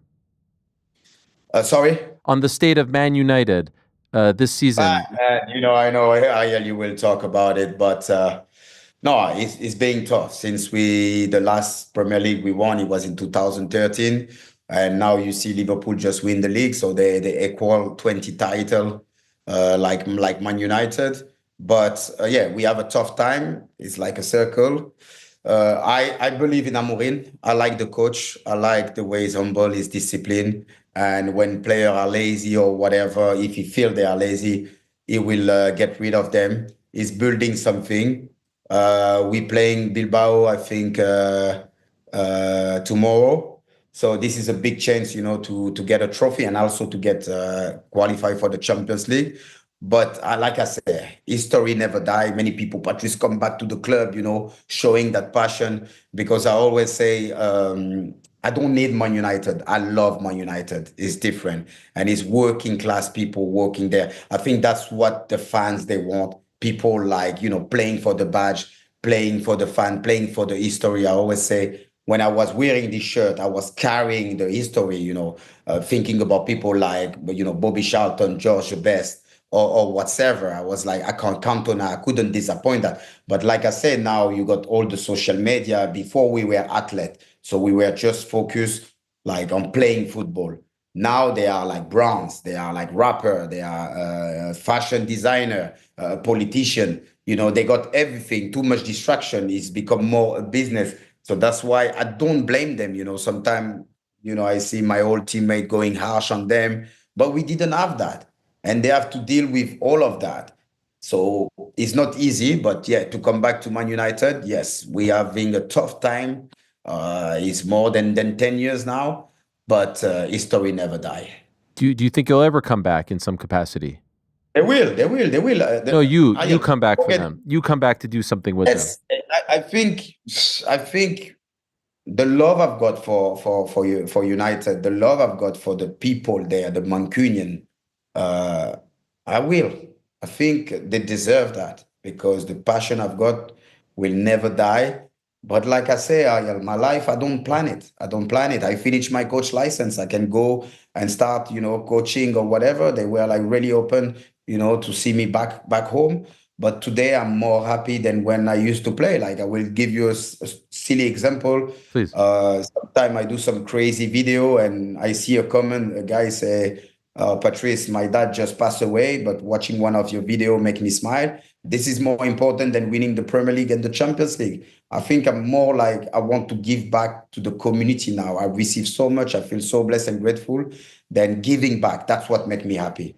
My mom always tell me, more you give, more you receive. So I am in this philosophy. And of course, in one moment, I will have to give back to the fan of United, what they gave me when I was tired, the last minute pushing me, and come back and bringing back, that discipline, that passion, that love of the game, I love it. I love your intensity. I love your passion. It's infectious. I feel it through the screen. I think the 3-fight deal is Accor Arena in May, then maybe in Dubai, and then we end it at Old Trafford. Wouldn't that be something? You fighting at Old Trafford, right? Just talking about it, man, it gets me excited. But yeah, like I say, step by step. Let's start the Paris one. Let's see if the Dubai. But wow, if I fight, you already make me feel like a 5 years old. I love it. Well, I'll say to you, bon courage. This was great. I really, really enjoyed the conversation, and I wish you nothing but the best. And I can't wait to see you in action on May 23rd. Good luck in training. Happy early birthday to you, and good luck in the fight, of course. Most importantly. Thank you, Ariel. Take care of yourself. You too. Enchanté. There he is, the great Patrice Evra, the superstar, former captain of Man United and the French national team. Played for the likes of Juventus, Monaco, Marseille, West Ham. How great is he? Wow, what a character. And I'm sure our good friend P.T. Carroll is going to have many memories of Man United. That's his team. Many memories of him playing for Man United. That's his squad. I enjoyed that very much. And imagine a couple of training sessions with Khabib. That's not bad. It's not bad to hop right into the deep waters with one of the best ever.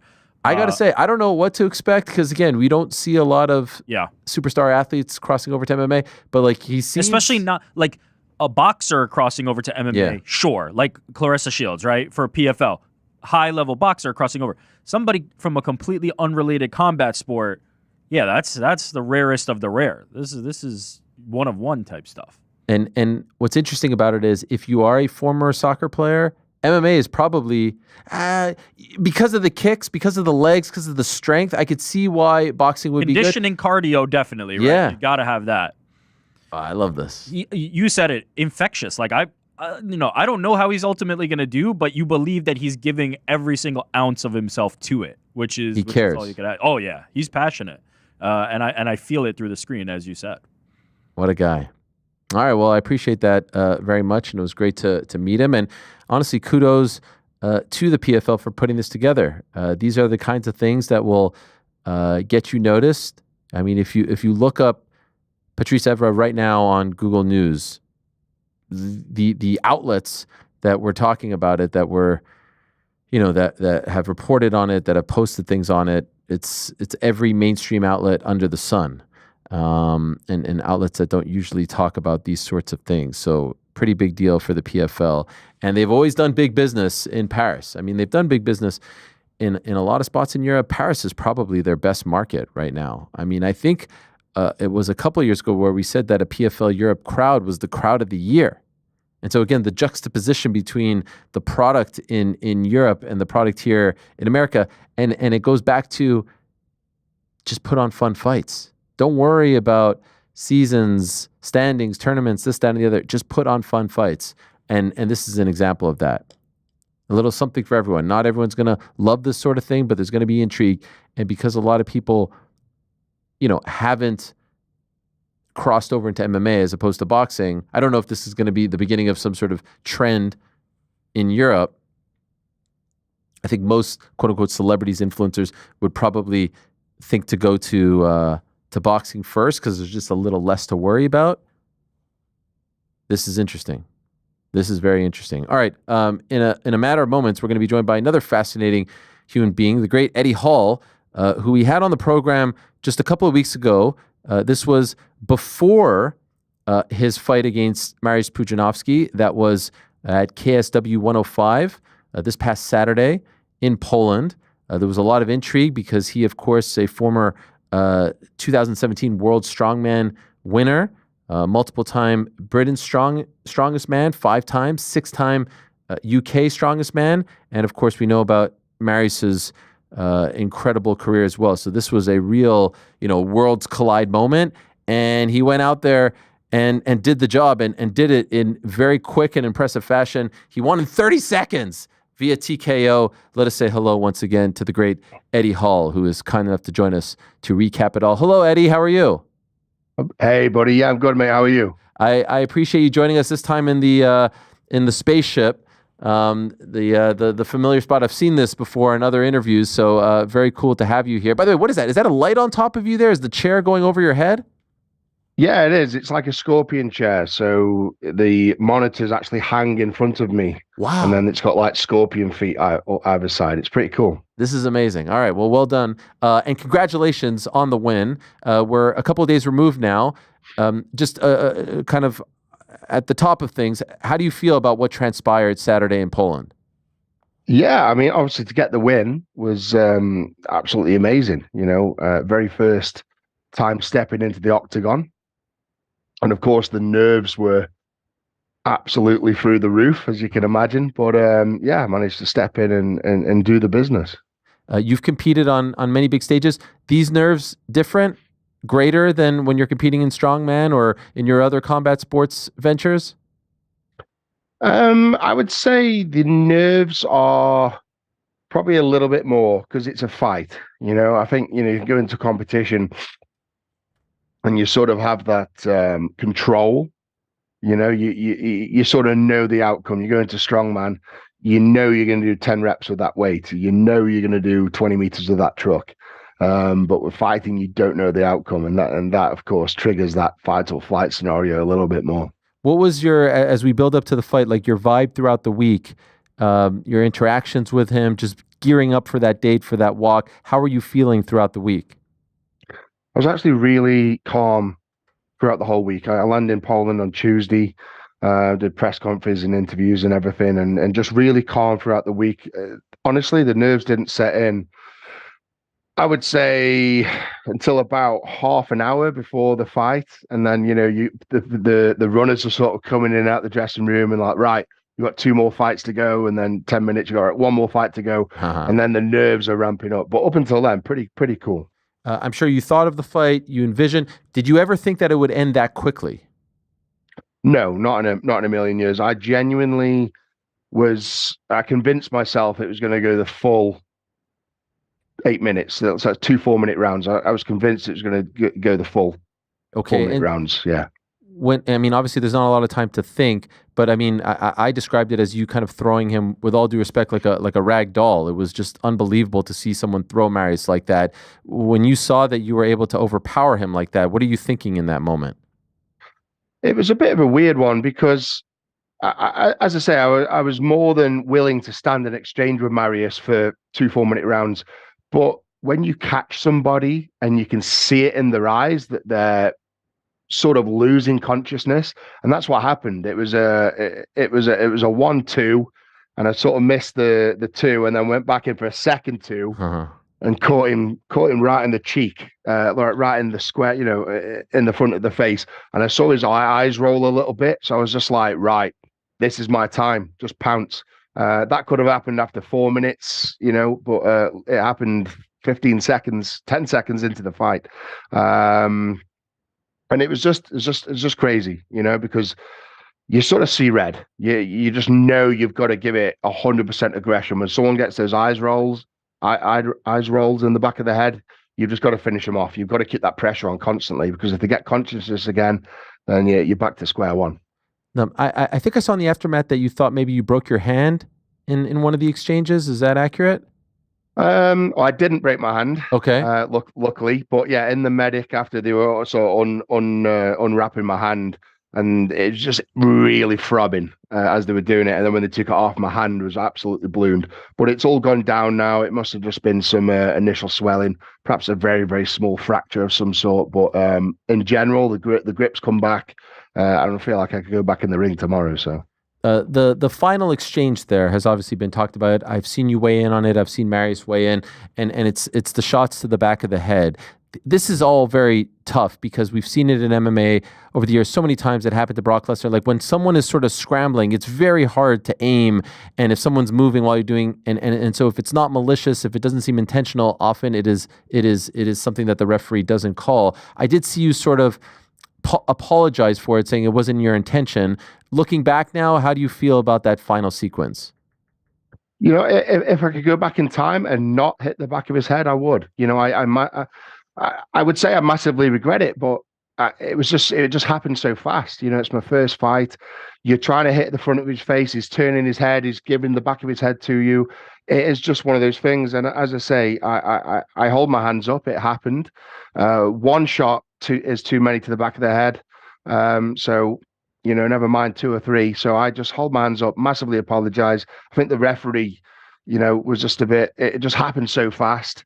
But he told me off. I think when it was on the ground, I gave him 1 to the side of his head, 1 to the back of his head. And then as I landed that one on the back of his head, the referee was pointing. I was like, right, okay, yeah, side of the face. So it just wasn't intentional. And as I say, if I could go back in time and not do it, I would. I massively apologize to Mariusz and the fight community for doing so, because I don't condone hitting to the back of the head. It is dangerous. Did you have a chance to speak to him in the back about all of this? No, as I say, it was a bit of a whirlwind after all the media are coming in, and but I bowed to Mariusz after the fight in front of him. He's one of my heroes. He's won World's Strongest Man 5 times. He's someone I grew up watching in Strongman, and for him to come in at 48 years of age and fight me at 37 was it was a dangerous fight, and I knew that, and he knew that. So big props to Mariusz. And as I say, at the end, I stooped and bowed and thanked him for the opportunity and gave him praise because he deserves it. There was obviously a big size difference between the two of you. I do believe you weighed in at approximately 334 pounds, that is, and he was around 267. Were you at all surprised that he was 267, that he didn't try to be bigger to try to match your size? Yeah, I was a little bit. I thought that he would put a bit of bulk on to sort of match my weight. But having spoken to the Polish team, he basically comes in at 121 kilo, or 265 every single fight. So he never really changes his weight. And to be honest, the fact that he sort of stood his ground with the 4-minute rounds told me he was going to try and outdo me with the cardio side. So that probably explains why I didn't put weight on. He was sticking to the cardio game. Did you lose approximately 40 pounds in this training camp? So I lost around about 12 kilo in total. Okay. So I think in pounds, that close to 30 pounds. Okay, and was that a conscious decision on your part, or just sort of in the flow of the training camp?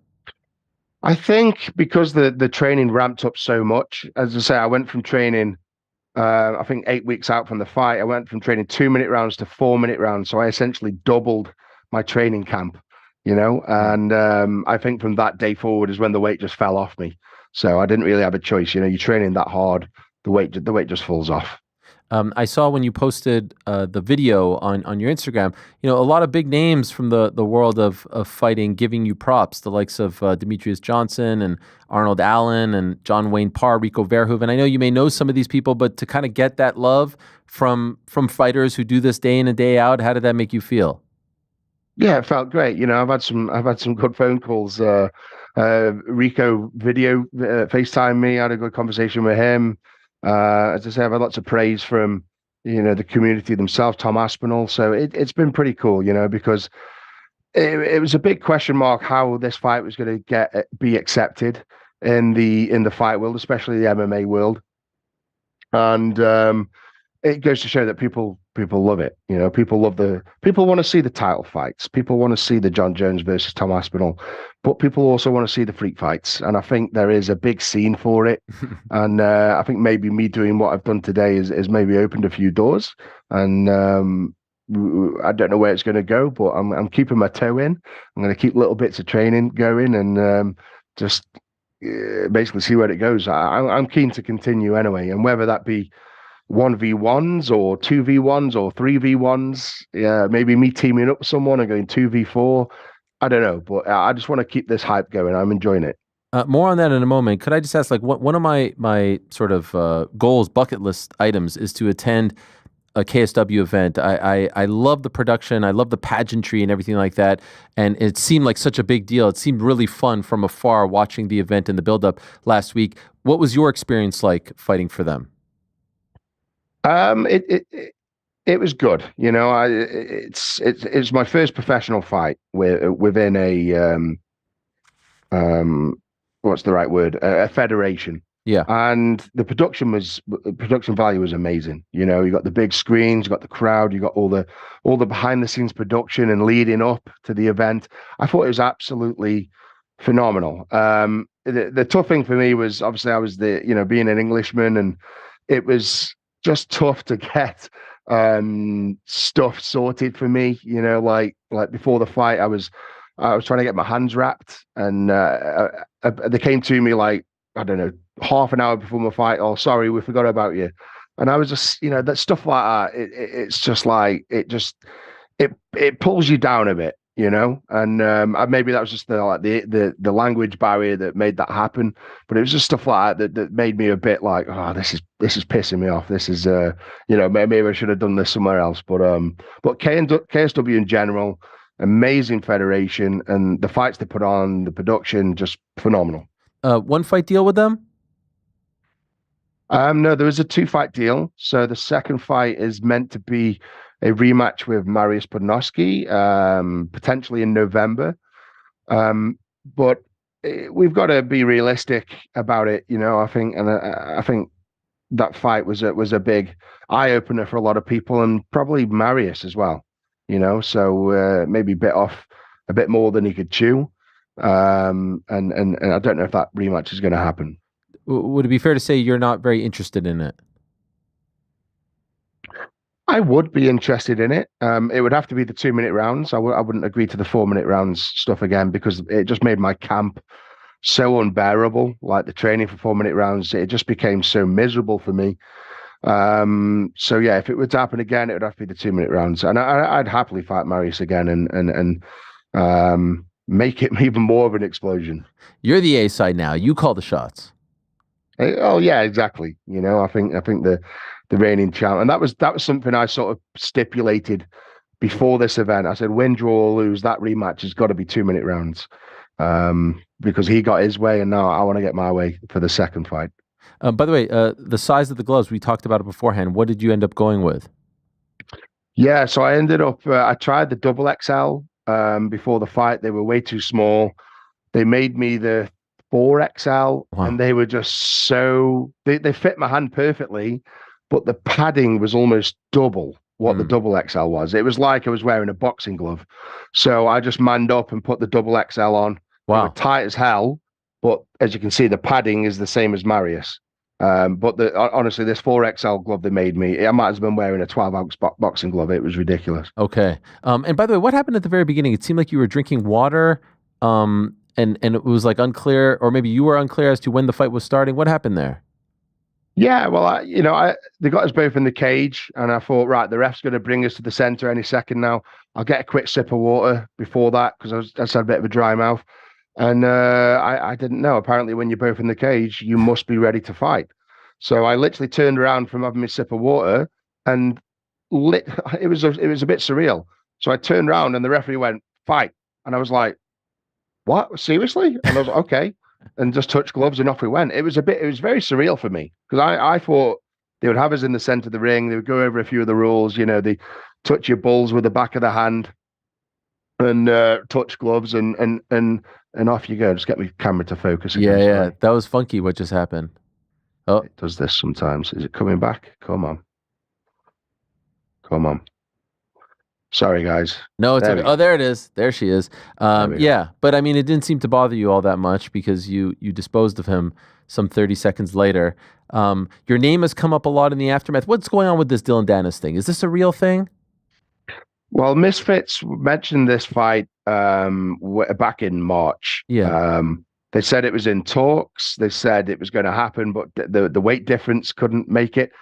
I never got a part of that conversation. So they put this thing out on Instagram saying it nearly happened.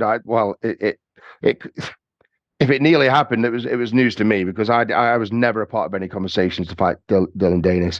And then I saw that and I was like, right, okay, let's go for it. And then the Mariusz fight, there's been a lot of talk of it, and I would love to take that fight.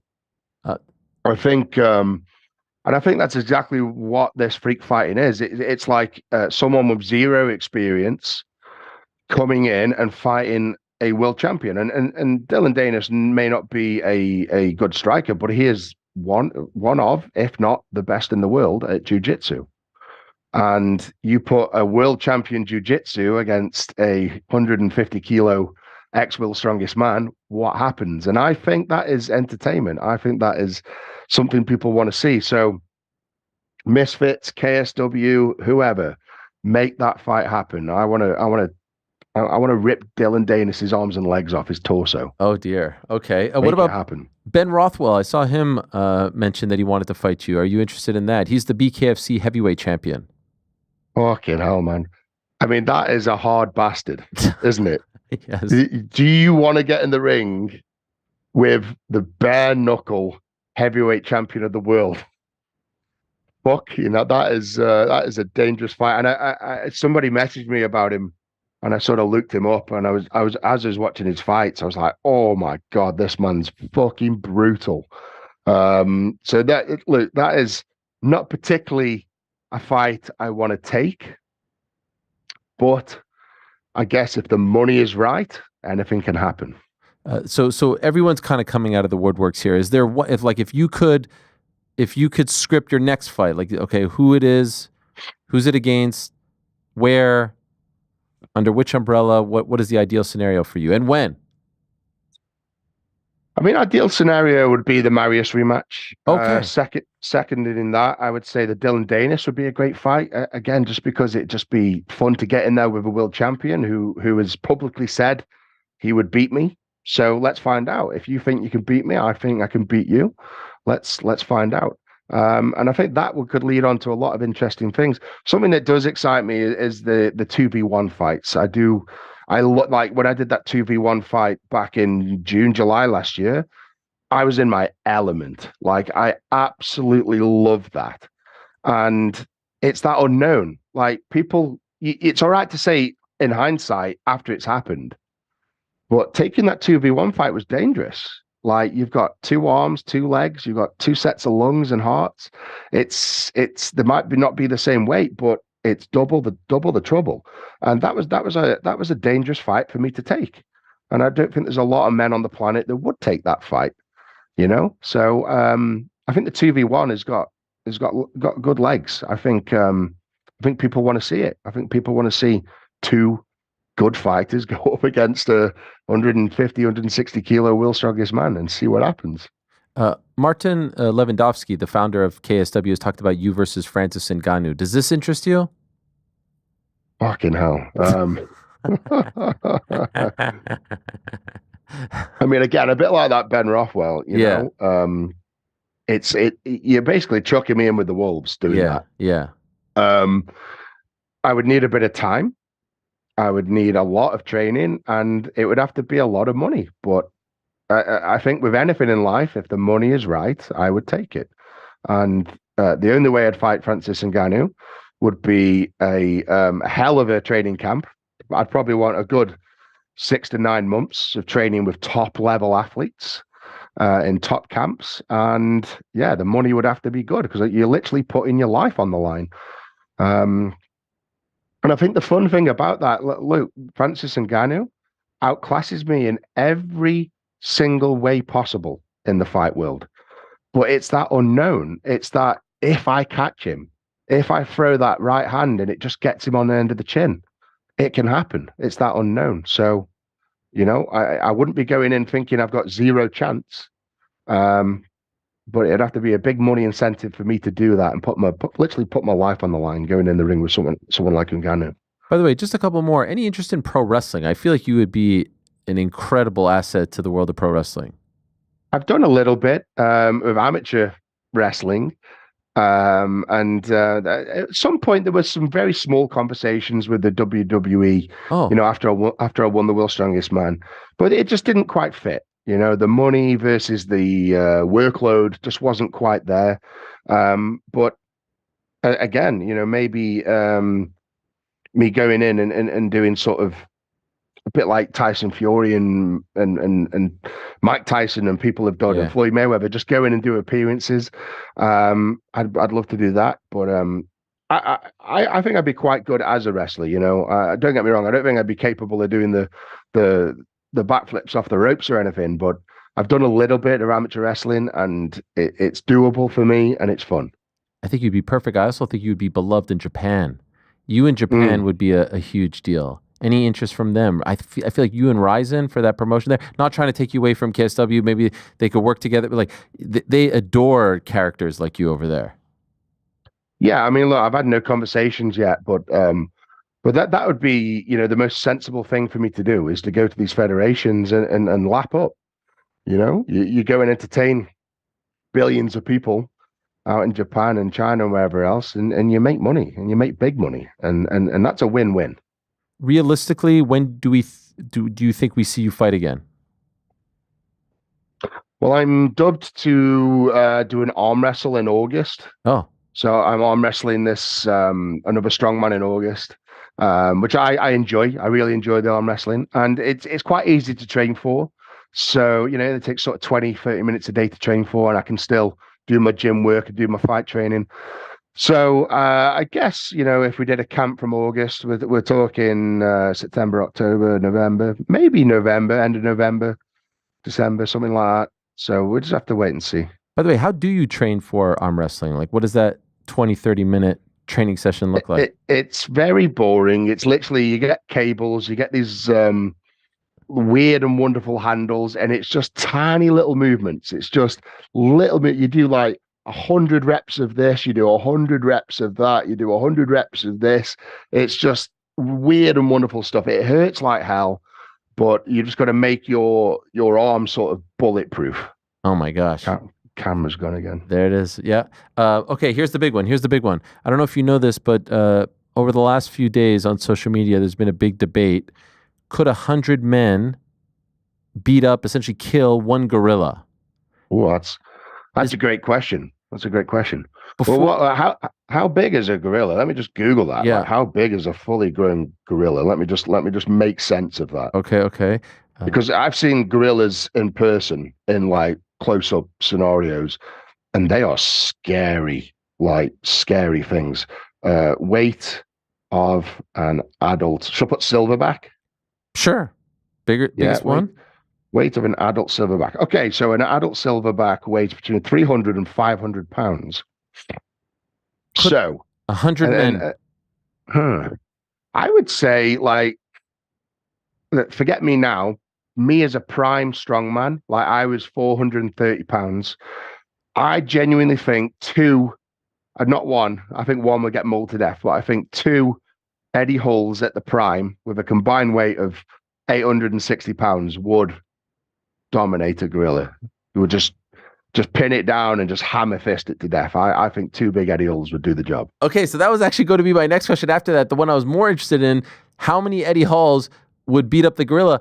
I thought you were going to say maybe like 5, 6, 7, 8, 9, 10. You're saying just two Eddie Halls? At my biggest. I'm 150 kilo now. At my biggest, it was nearly 200 kilo. So I think at my biggest, I think two Eddie Halls would dominate a silverback gorilla. Wow. I mean, maybe that's the 2-on-1 that we're talking about. Some sort of. Okay. Could you imagine that?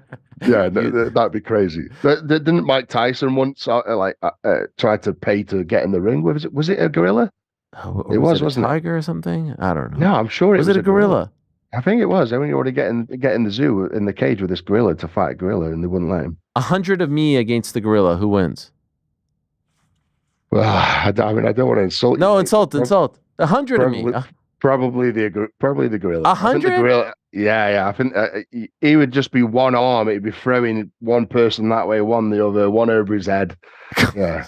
I mean, how heavy are you? I'm 200 pounds. Oh, okay. So we're about 80 kilos, something like that. Yeah. What do you think I was? I don't know. You look quite. Yeah. What? A little bit. We need a workout sesh. You could teach me a thing or two. Some goose eggs or duck eggs. Which is it? Duck eggs is the one. Yeah. I need a few of those. Well, no offense taken. Don't worry about it, Eddie. We're all good. Okay. Appreciate it very much. Congratulations on the win. Very, very fun. It was a fun build, and looking forward to what's next for you. Thank you. Thank you, mate. Appreciate you, man. All right, there he is, the Beast, Eddie Hall. Great stuff, and there you have it. Didn't think he would say just two of him back in the day would beat up the gorilla, but I like the confidence. I like the confidence. All right, let's see where he goes from here. I would venture to say 100 of me probably could do the job. 2 of him back in the day does the job. I would say just one of our next guests does the job. Our next guest, yeah, he is alpha. He is the alpha-ist of all the men out there. The alpha male? You get what I'm saying. He's the man. He's Quinton Rampage Jackson. I say one Quinton, prime or not, against the big silverback gorilla, does the job. Let's see if he, in fact, agrees with me. Is he there? Yeah. What's up, Quinton? How are you?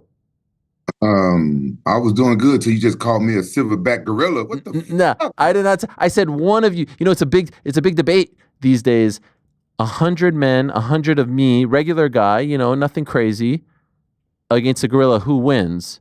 I'm paying you the utmost respect and compliment. I'm saying one of you beats the gorilla. That's no. Listen, I chime in, and it sounds like you calling me one silverback gorilla, man. I thought we were boys.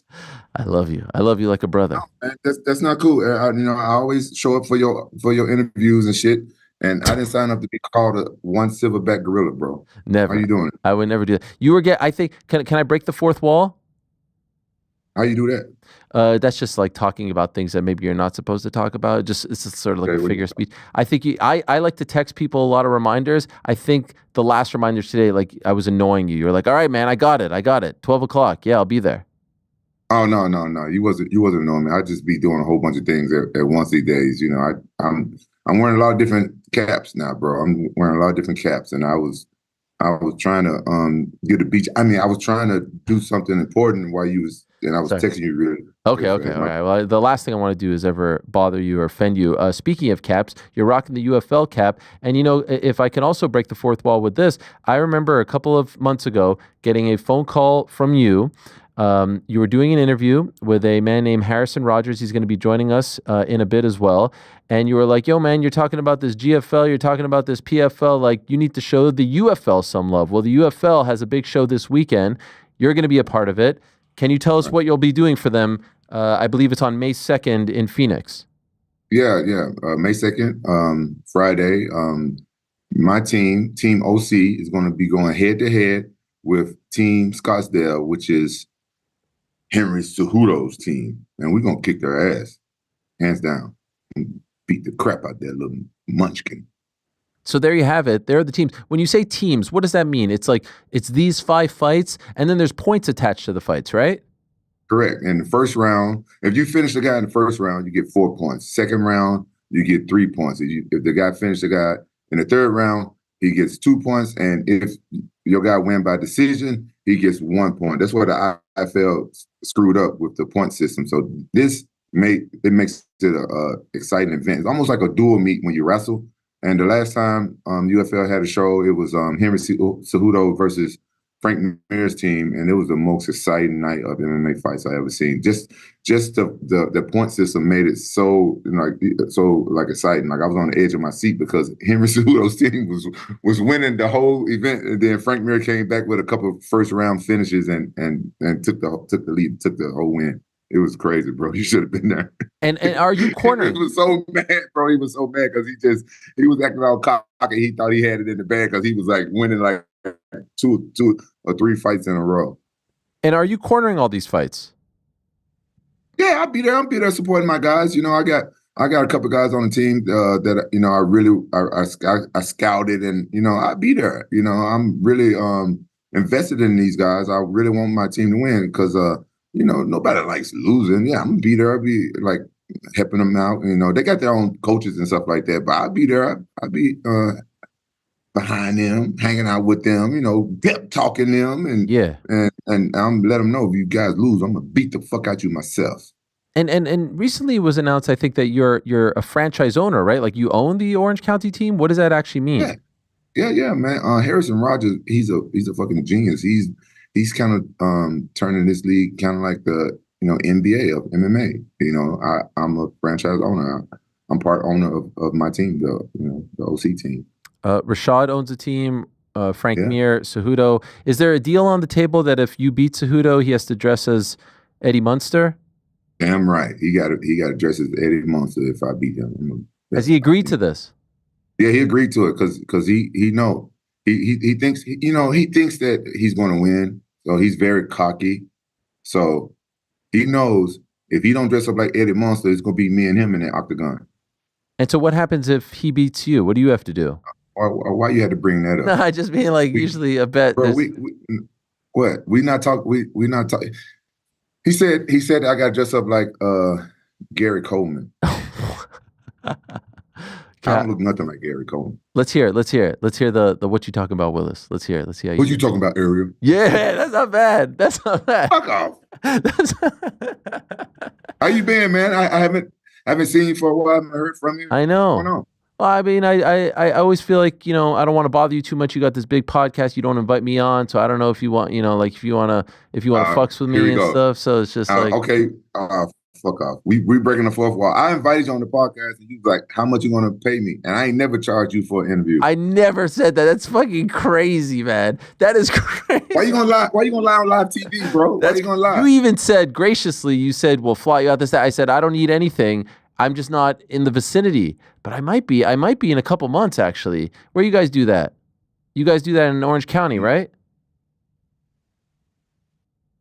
Hey, are you too good for an airplane? You too good to sit on an airplane? Come out and see me. No. Actually, I would love to see you. I really would. And what you've done is so impressive. I really think that what you guys have built is really impressive. Honestly, it seems like you've really built something fun.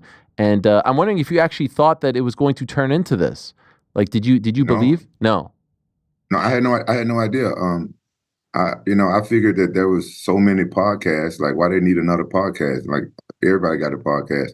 So, but what I, you know, how I am, I like to have fun. So we just decided to, you know, have fun, and I like meeting the new fighters because you know I got away from MMA for years, and you know now I'm meeting the new fighters and stuff like that, and you know it's been growing and along the way. We make a few mistakes here and there, but you know, what I'm saying nobody's perfect, but we love everybody, and everybody except for Ian McGarry. I love everybody except for Ian McGarry, and then you know we love all the fighters and everything, and we just like bringing people on and having you know good, fun, positive conversations. Can we fix the Ian Gary thing? I mean, I enjoy my chats. No, you fucked that up. You fucked that up. How did I fuck it up? What did I do? Cause you know you knew I was joking. You knew I was joking on your show. Yeah. You knew I was joking. You knew I was joking. Yeah, sure. What did I do? And you didn't cut me off from saying the wrong thing because I started saying stuff too personal about him. And I admit I was wrong when I got too much into his business. But honestly, I was only asking questions because I didn't know who he was until so what's that dude named? Fucking the dude that got his ass kicked by DDP. What's his name? Strickland. Strickland was talking about. Yeah. The Bryce one. The Bryce one got a lot of attention, made a lot of headlines. Do you wish you could do that again? Well, I'm gonna be honest, and I'm gonna just lay everything on the table. Like I don't make any decisions over there. I'm not the type of guy that you want running something professional like a podcast or something like that. I just come and sit down. My co-host Barry, he put everything together. The kid works hard. He's a genius. And Barry honestly didn't have any bad intention. He was just nervous about the whole thing because that podcast was booked months in advance, and Bryce had hit headlines saying what he said, and Barry was thinking about canceling him, but things was already set up and everything. So Barry, he just didn't handle it correctly, and he felt bad about it later. But the way I wanted to handle it was this full comedy. I don't care what people say. I'm okay with free speech, but people should really be careful what they say and try not to hurt people's feelings and you know offend people and stuff like that. But look at me, I can't judge people. I say whatever the fuck I want to say. How much did you want to sort of like go at Kevin Holland when he was kind of showing you a little disrespect? I understood why Kevin Holland was mad at me. I understood why, because I guess he didn't like one of my jokes that I said about him and MVP over Instagram. So I understood that, you know, the kid was cutting weight probably. It was, you know, a couple of days before his fight. And honestly, at that time, Kevin Holland could have spit in my face and I wouldn't have done nothing because wow, so close to his fight, you know what I'm saying? I respect what goes into being a fighter and stuff like that, and I would never want to jeopardize another fighter from earning a living or not making it to the fight. Plus, Armin was there at the studio. He had hurt his back the same week, and I didn't want Uncle Dana to get mad. Like, damn, fighters going over to Jackson podcast and pulling out of fights and shit. So I let him have it. But I became petty, and that's why I made that 4570 song because you know I was sitting the whole time like thinking like, what can I do to this kid to pay him back for you know, telling me to shut the fuck up on my podcast and all this shit. And I knew I wasn't going to beat him up. You can't solve everything with violence 100% of the time. So I was like, oh, okay, I'm gonna be petty. I'm gonna get this kid back. So I dropped the diss song on his ass. Was it as good as Kendrick's? I actually missed that song. I didn't hear it. No, it's not as good as Kendrick's, but it's fun and it's a fun song. But you know, I'm not a rapper. You know, I just like pretending, you know. You just play one on TV. Did you record it into like your phone or something, or like into a real? No, man, I went to the studio. I went to the studio. That song cost me thousands of dollars to make, and a music video and everything. What? It's a music video? It's a music video. It's on YouTube. Type in Rampage Jackson 4570. And what does 4570 mean? Ask Kevin Holland next time you talk to that motherfucker. I still haven't figured it out. Oh wow! And just is the whole song about Kevin Holland? Basically, the song is basically telling Kevin Holland like, just telling him like what I've done in this sport and who I am and teaching him basically be careful who you talk to because you ain't on my level, son. Basically, that's what the song basically is about. Oh, okay. Did he respond? He was mad. He was pissed. He was pissed. We was cool until I made that song. Like we had hashed things up. Then I made the song, dropped the music video. Then he was like, fuck you. I don't fuck with you no more. What, he DM'd you or something? We talked. we talked, and he was after that. He's like, "Nah, fuck you." Because honestly, I think Kevin Holland could be champion. I think he could be like a really good fighter in his weight class, but it seems like he's not focused on that. He's like focused on smoking weed and you know what I'm saying, going out and playing with his 45-70 and stuff like that, being a black cowboy. So I think that's what he's focused on. But I really think he's talented. I really think he can go further in this sport. Just a couple of weeks ago, you were supposed to fight Rashad in a boxing match. What the hell happened? Bro, more shady promoters, man. I heard boxing is real shady, bro. So honestly, I'm just not getting over my depression about that. I ain't gonna lie. I was a little depressed about that because I wanted to get my first boxing match in before I got too old. You know, I'm 46 now, and you know, Father Time's undefeated, and it's been a great matchup for me to fight Rashad because I always wanted to get that win back. So, bro, I was depressed. I trained really hard. And, you know, I did the whole thing, got my boxing kit, and, you know what I'm saying, got my boxing shoes made. Now people making fun of my boxing shoes because they don't understand Christian Louis Vuitton, one of my favorite brands. And so, I did everything right, and I was going to knock Rashad out. But, bro, I was so depressed. But then this UFL event came back up, and I've been waiting for this for so long. So, honestly, this is real talk. Thanks to the UFL, you know, I'm out here in Arizona, and I'm not depressed no more. I got something else to put my energy in. You know, I really scouted some of these fighters like Patrick Carnett. I really wanted this kid on my team, and this I heard hanging out with these guys, and I see what's coming for the UFL. It really lifted my spirits. So I was bummed by me not fighting, but me putting energy in these other fighters. It lifted my spirits, bro. That it was sad not being able to fight. I'm sorry to hear that. And it seemed like this time around it was actually going to happen. Like I saw the press conference and everything like that. What exactly happened? Did they just not come to the table with like how did it get so far and then fall apart at the 11th hour? All right, so this is exactly what happened. And I guess in boxing, to solidify the fight or whatever, you're supposed to give a deposit. They're supposed to give us 10% of the purse. And so they gave us 5% of the purse as a deposit, and then they was going to give us the other 5 like a couple months down the line. So that the time for the other 5% came and went, and my manager was like, "Whoa," you know what I'm saying? They already messed up by only giving us 5%, and then when it's time to give us the other 5%, you know, they keep one day in us, tomorrow in us. So my manager was like, "Hey, just put the purse in an escrow, give us the other 5%.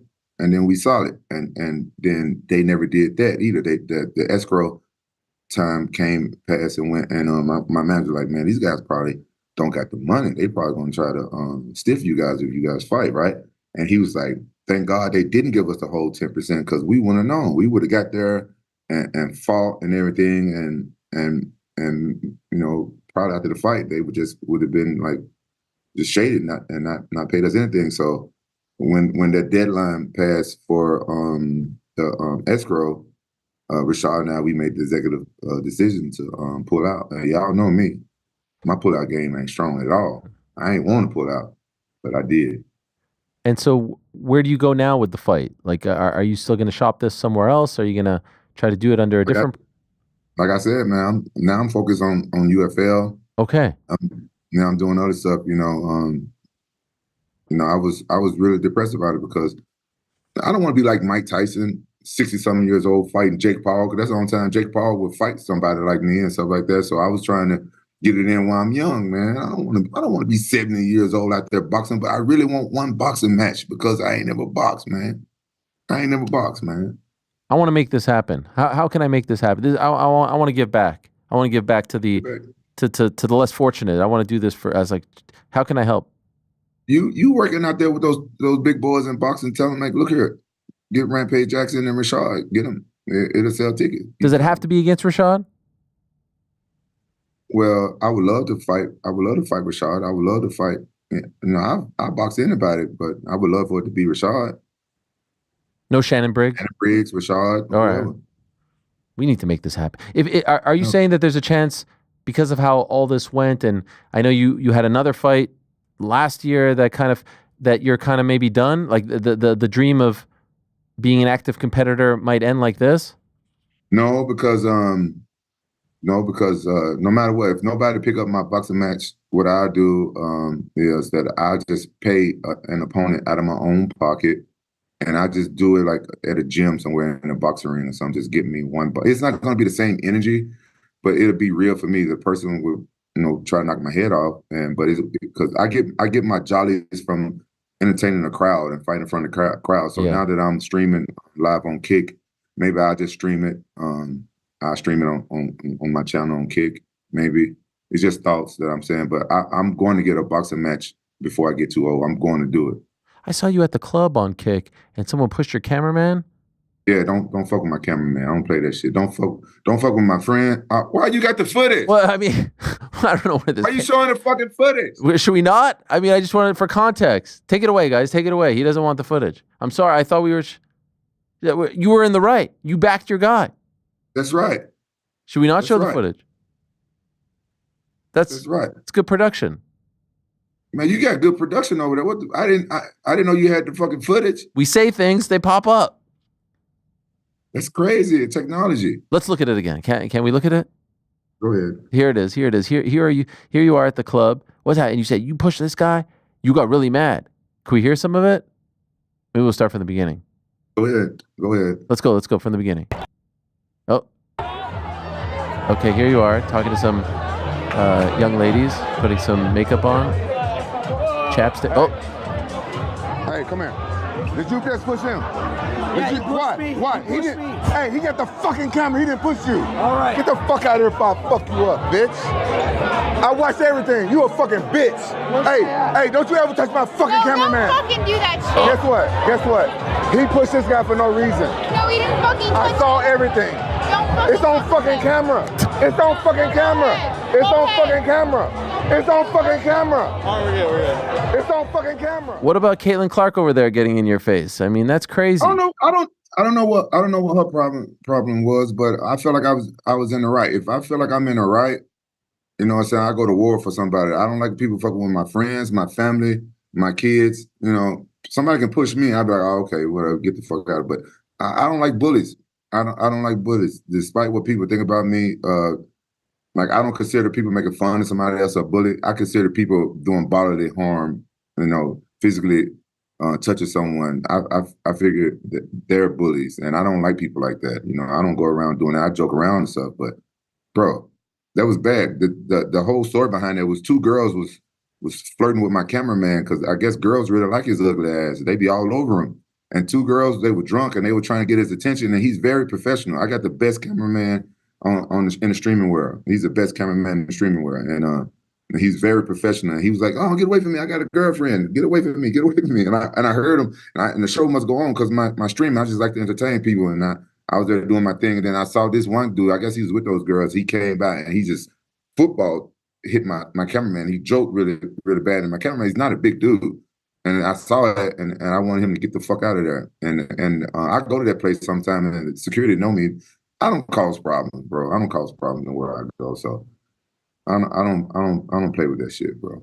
And so what is that? Is that like a stream that's just continuous? They're following you around? Yeah, it's like basically it's like a live reality show. Bro. Wow. Reality, how long? How long does it go? We be having fun, man. How long does it go for? Like hours? Yeah, it depends. I can do a 2-hour stream, or I can do a 10-hour stream. I can do however long, whatever I got going on. Lately, I've been trying to stream almost every night. I take breaks here and there, but it's fun, bro. That's been helping me with my depression as well, bro. I'm telling you, bro, I was really depressed about this fight. I was really bummed about this fight, and that's been helping me. That's been helping me out. The UFL card been helping me out. I'm just looking to do stuff positive and fun stuff, and streaming. It's really fun. It's real positive. It can get me in trouble though, because you know my personality. One day I might say some fucked up shit and people clip it. And I already made one verbal typo when I was talking with my dad because I didn't know what a mukbang was. They clipped that. Some of my shit be getting clipped and people be making fun of me. So what is that? Mukbang? Yeah. I tell you, it's not a gangbang. I tell you that. That's what I learned. Okay. Have you ever been involved in a gangbang? No, I have not. I've not had the. I guess I was gonna say. No, I haven't. What? Wait, that don't sound too convincing. Oh, why you stumbling over your words? Well, I was gonna say I've not had the pleasure, but then I was gonna say, well, maybe that's not the, you know. I don't know. You don't sound too convincing. How about you? Have you ever? No, hell no. Okay. No, hell no. No, I don't get that. How are things on that front? Everything's good, man. You know, I'm still out here single. I'm not getting married ever again. I finally passed that chapter in my life. I had the longest lasting divorce in probably divorce history. I was divorcing for like 18 years. Finally free and clear. I made that mistake and never doing that again. So I'm just happy. I'm just living my life. But you already ruined one of the best relationships I ever had. And so I'm never getting like real serious with a woman again. I'm keeping, you know what I'm saying, the field open so I can come and go as I please. I didn't even know you were married and got divorced, to be honest. Bro, I married a Japanese woman from Japan. You didn't know I got some little Japan niggas? I got 2 little Japan niggas from. I know you have kids. I didn't know you were married and then divorced. I didn't know that you actually, you know, sealed it. Yeah, I got separated before I met you. My divorce actually started like 4 weeks before I fought Chuck Liddell in the UFC. Wow, UFC 71. Yeah, I was going through a divorce during that training camp. Wow, and did that mess with you? Bro, my mind was so switched on back then, but it was hard. I had to go up to Big Bear and drive back down, go to court and stuff like that and everything. It was taxing, but you know, I had my mind focused. I was real focused back then. And the performance spoke to that. I mean, it was one of your all-time best.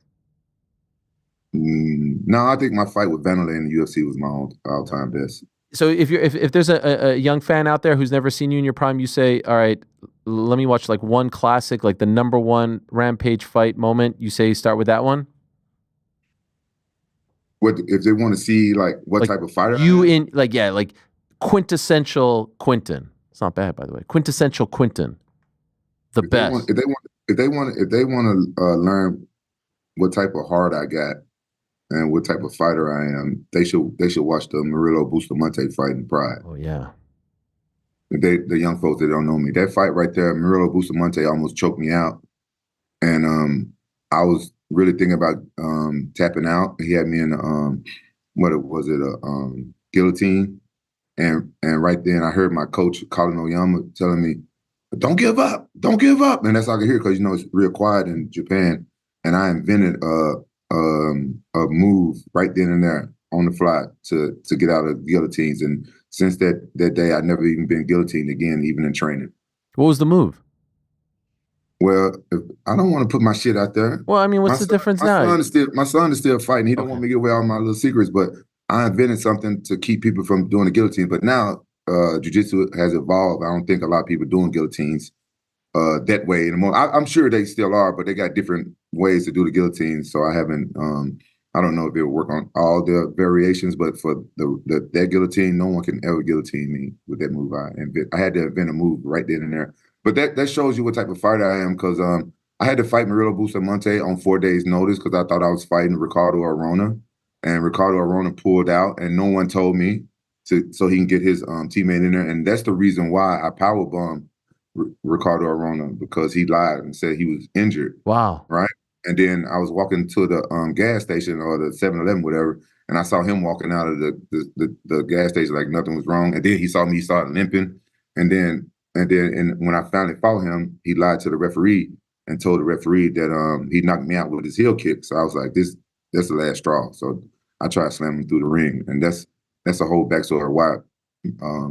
Wow! Ricardo got that powerbomb. God, I love that. Maybe the most vicious finish in the history of MMA. That slam right there.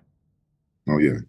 He. That's the only time I ever lost my temper in a fight. Wow, really? Yeah, that's the only time ever. And in the moment, that must have felt incredible, right? When you slammed him like almost through the damn ring. Yeah, it was crazy because I was losing that fight. Ricardo Arona was one of the toughest opponents I ever had, and I was losing that fight, and that was on my birthday, and I didn't want to lose on my birthday. I'll never forget that. Yeah. By the way, speaking of the Pride Days, did you see the trailer for the Rock's film on Mark Kerr, The Smashing Machine? Yeah, man. That's sick. It looks dope. Yeah. What is that like when you see that? You lived through that period. Where does that take you. Wait. That was It was a little bit before my time. I mean, but bro, it's I'm not that fucking old, Ariel. I'm not that fucking old. It's like that was just like before my time. it's literally like 2-3 years before you got there. No, bro, I was in fucking high school. What are you talking about? I'm 46, man. I'm not 50. What? Get the fuck out, Ariel. That's before my fucking time. I mean, within listen, bro, that's very disrespectful of you. Okay, my bad. I would never do that. But still, I mean, by the way, I was surprised that they didn't put you in there. I mean, they had Ryan Bader. It was before my time. No, but you could be playing someone else. You could be playing I got nothing to do with that shit. That was before my time. You play someone else. Who I'm gonna play? Wasn't no black folks in MMA back then. Who was black in the MMA back then? Tell me. Randleman. Oh yeah, you're right. Imagine you playing Randleman with the hair and all that. Oh, you got me fucked up. No way I can play. I look like Cisco, the dude's singing the thong song and shit. If I dyed my hair blonde, you got me fucked up. Oh, I would love that. I think you would look great with that. Yeah, you would love that, wouldn't you? Yeah. How's your wife Frank doing, by the way? She's done. Man, that video is crazy. It's crazy, man. It's literally. I swear, like twice a week, it gets sent to me. Someone's even like famous came up to me. He's like, "I love your interviews with Rampage." I'm like, let me guess, you're talking about the one in the back in 2010 where he says my wife Frank. Isn't that amazing? Yeah, man. Yeah. And you know what's crazy? I work with Frank now. It's like my right hand man. Who, me? Who, Frank? Frank who? He works on my show, Frank. We met. Frank who? Your wife? No, after all these years, we actually came together. You and Frank came together. How did that happen?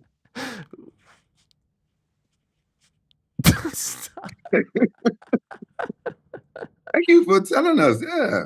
Frank, what can you say? Frank, say hello to Rampage. Can you say hello to Rampage? Nah, man, I think this one's on you. Oh, okay, there he is. That's Frank. Frank's kind of shy. Listen, it's 2025. I'm glad you can live your truth, Ariel. You know, your grandfather then. I still respect you and still, I really appreciate the acceptance. Yes, thank you. Yeah, you too, Frank. By the way, can I just ask you, when you saw Anthony Smith this weekend, what did you think? So how's everything going in New York? Oh wow, okay. I didn't know if that one you patched, because you only said there's like one beef really, so I thought that one was. Well, I'm gonna tell you now, Ariel. I wasn't going to say anything, and I'm kind of hesitant to release this song. Oh, there's another. I made another diss track, and Anthony Smith is the first fighter I think I talked about on there, and this track is really bad. I get Anthony Smith, I get King Mo on there. Oh no. I get John Jones. I get Rashad Evans on there. I get Ian McGarry. I talk shit about Dana White. Every motherfucker about it. I mentioned Chuck Liddell, and I mentioned Conor McGregor. I didn't say nothing too bad about it. But this track is so bad, I let my manager hear it, and he said, bury that shit. Don't do it. And I was going to make a music video, but the music video was going to cost $20,000 just to make the music video. And I'm not making no money on these songs. So my manager told me to bury that diss track. But if that diss track ever come out, Anthony Smith is going to fucking put a hire out. He's going to hire a hitman to come kill me. Wow. That bad? Really Did you want it out? It's that bad. Huh? You want it out? I don't know. I don't know if it's funny, but I don't know if I should put it out. My plan, I wanted to make music for MMA fans with my personality, just joking around and laughing and stuff. But I don't know if I should put it. I don't know if I should put it out. It might be. It might. I might have went overboard. Would you ever listen? I'll tell you what. I'll text it to you. Oh, please. In confidence. Yeah. You can listen to the song. Then you text me back and be like yes or no, and I will accept your advice. I appreciate that. I'm not in there, right? Mm-mm. Thank God. I didn't have enough room for your nose. Yeah, no, I appreciate that. Thank you. Would you ever have Dana, by the way, on the show? Yeah, we would love to have Dana on the show. The show, the podcast is not about me or who I like or who I don't like. I always try to let the guests have the floor and stuff like that. And but honestly, I got no problems with Dana. What I said about him in my song that I just mentioned, it was just words. It was just like making a song. Like it was nothing really. I just mentioned him something wearing a tight suit, wearing the suit's too tight. It's just funny shit. Yeah. Now, I don't think Dana would take it personal what I said, but I think King Mo will most definitely hate what I said because I talked about fucking his baby mama. Oh no. Oh yeah. Why you say that? Because I fucked his baby mama. Oh, because you did. I thought you said you wanted to. I fucked his baby mama. Oh. After your fight? What fight? With him? Yeah. Oh yeah. This was after the fight. King Mo, he rubbed me the wrong way, and I'm just in my petty era. That's the name of the song, Petty. You know, I've been real petty right now because I'm a grumpy old man. I'm upset about a lot of shit, so I'm petty. So, you know, you fuck me over, I'm gonna fuck your baby mama. Okay. So don't ever get on my back. Oh, you safe. I ain't finna fuck Frank. You safe. I want to come out there. I legitimately, I hate to hear that you're depressed or down to this or petty or upset or ornery. I want to come and give you a big hug. No, just come to the podcast. All right. And we have a good interview. I can ask you some questions finally. And what do you want to ask me? I save it for the podcast. Oh, okay. I mean, give me a taste. Like what type of material? What should I be ready for? Why waste it? I want to get you down in my environment and where I feel more comfortable, and I can talk to you about, you know, some stuff like behind the scenes. I want to know like how you getting all these gigs and went here with all these boxers, and you know, you everywhere now. Like, man, you done took off, man. You done blew up. Like, and you know, you've done a lot of good stuff from MMA. I want to give you your flowers and stuff. Oh, thank you. Thank you. Just pick your brain. I love you for that, and thank you. And I will make this happen, and I would be honored to be on, and I appreciate you wanting me on. One last thing, and then I'll let you go. Can I just ask? Yesterday, Tom Aspinall passed Renan Barão for the longest reigning interim champion in UFC history. What do they do with John here? What's going on? What they do with John Jones? Yeah, I mean, this guy is the interim champion for 535 days. Tom Aspinall. Yeah. So what's your question? Tom Aspinall. Fuck Tom Aspinall. I'm joking. I like Tom Aspinall. I'm joking. I like Tom Aspinall. He's a great champion. He's a great fighter. I think him and John Jones should get in there and squabble. You know, but you know, you got to respect John. He wants that bag, and you can't help but respect him. You know, John Jones is a GOAT. I have to say it. I take my head off to him. And he deserves the bag. So, you know, if the UFC want to see him and Tom Aspinall fight, you know, give John Jones what he's asking for. 30 milli. Fuck it. They got it. Yeah, they got it. They got it. Goddamn. See, could you imagine 30 milli in the club like this? Bro, if I was a billionaire, I wouldn't waste no 30 mil like in the club like that. But you know, I'm addicted to make it rain. And I would probably make it rain a couple $100,000 if I was a billionaire, a couple $100,000 in the club, make all the strippers, they retire. I come to the strip club, they're retired. Yeah, baby. I'm like, it ain't tricking if you got it. Yeah, fuck yeah. But no, 30 mil, fuck me. I would love to be on one of those streams with you in the nightclub and see what that's like. Wait, we should most definitely do that. Okay. We should most definitely do it. All right. Well, we have a lot of before fun. I go, let me plug this. I was just about to do it. But you could do it. Well, let me do it. Let me do it. That's how you wrap up the interview. I say it at the beginning and then I say it at the end.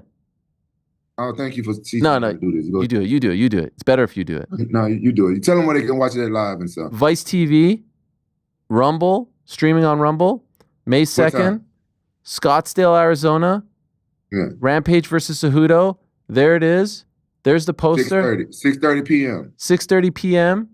I mean, look how professional we are. What am I missing? Yeah, you good. May 2nd, and you didn't know that's my son's birthday. My son was supposed to be on my team, but I fired him.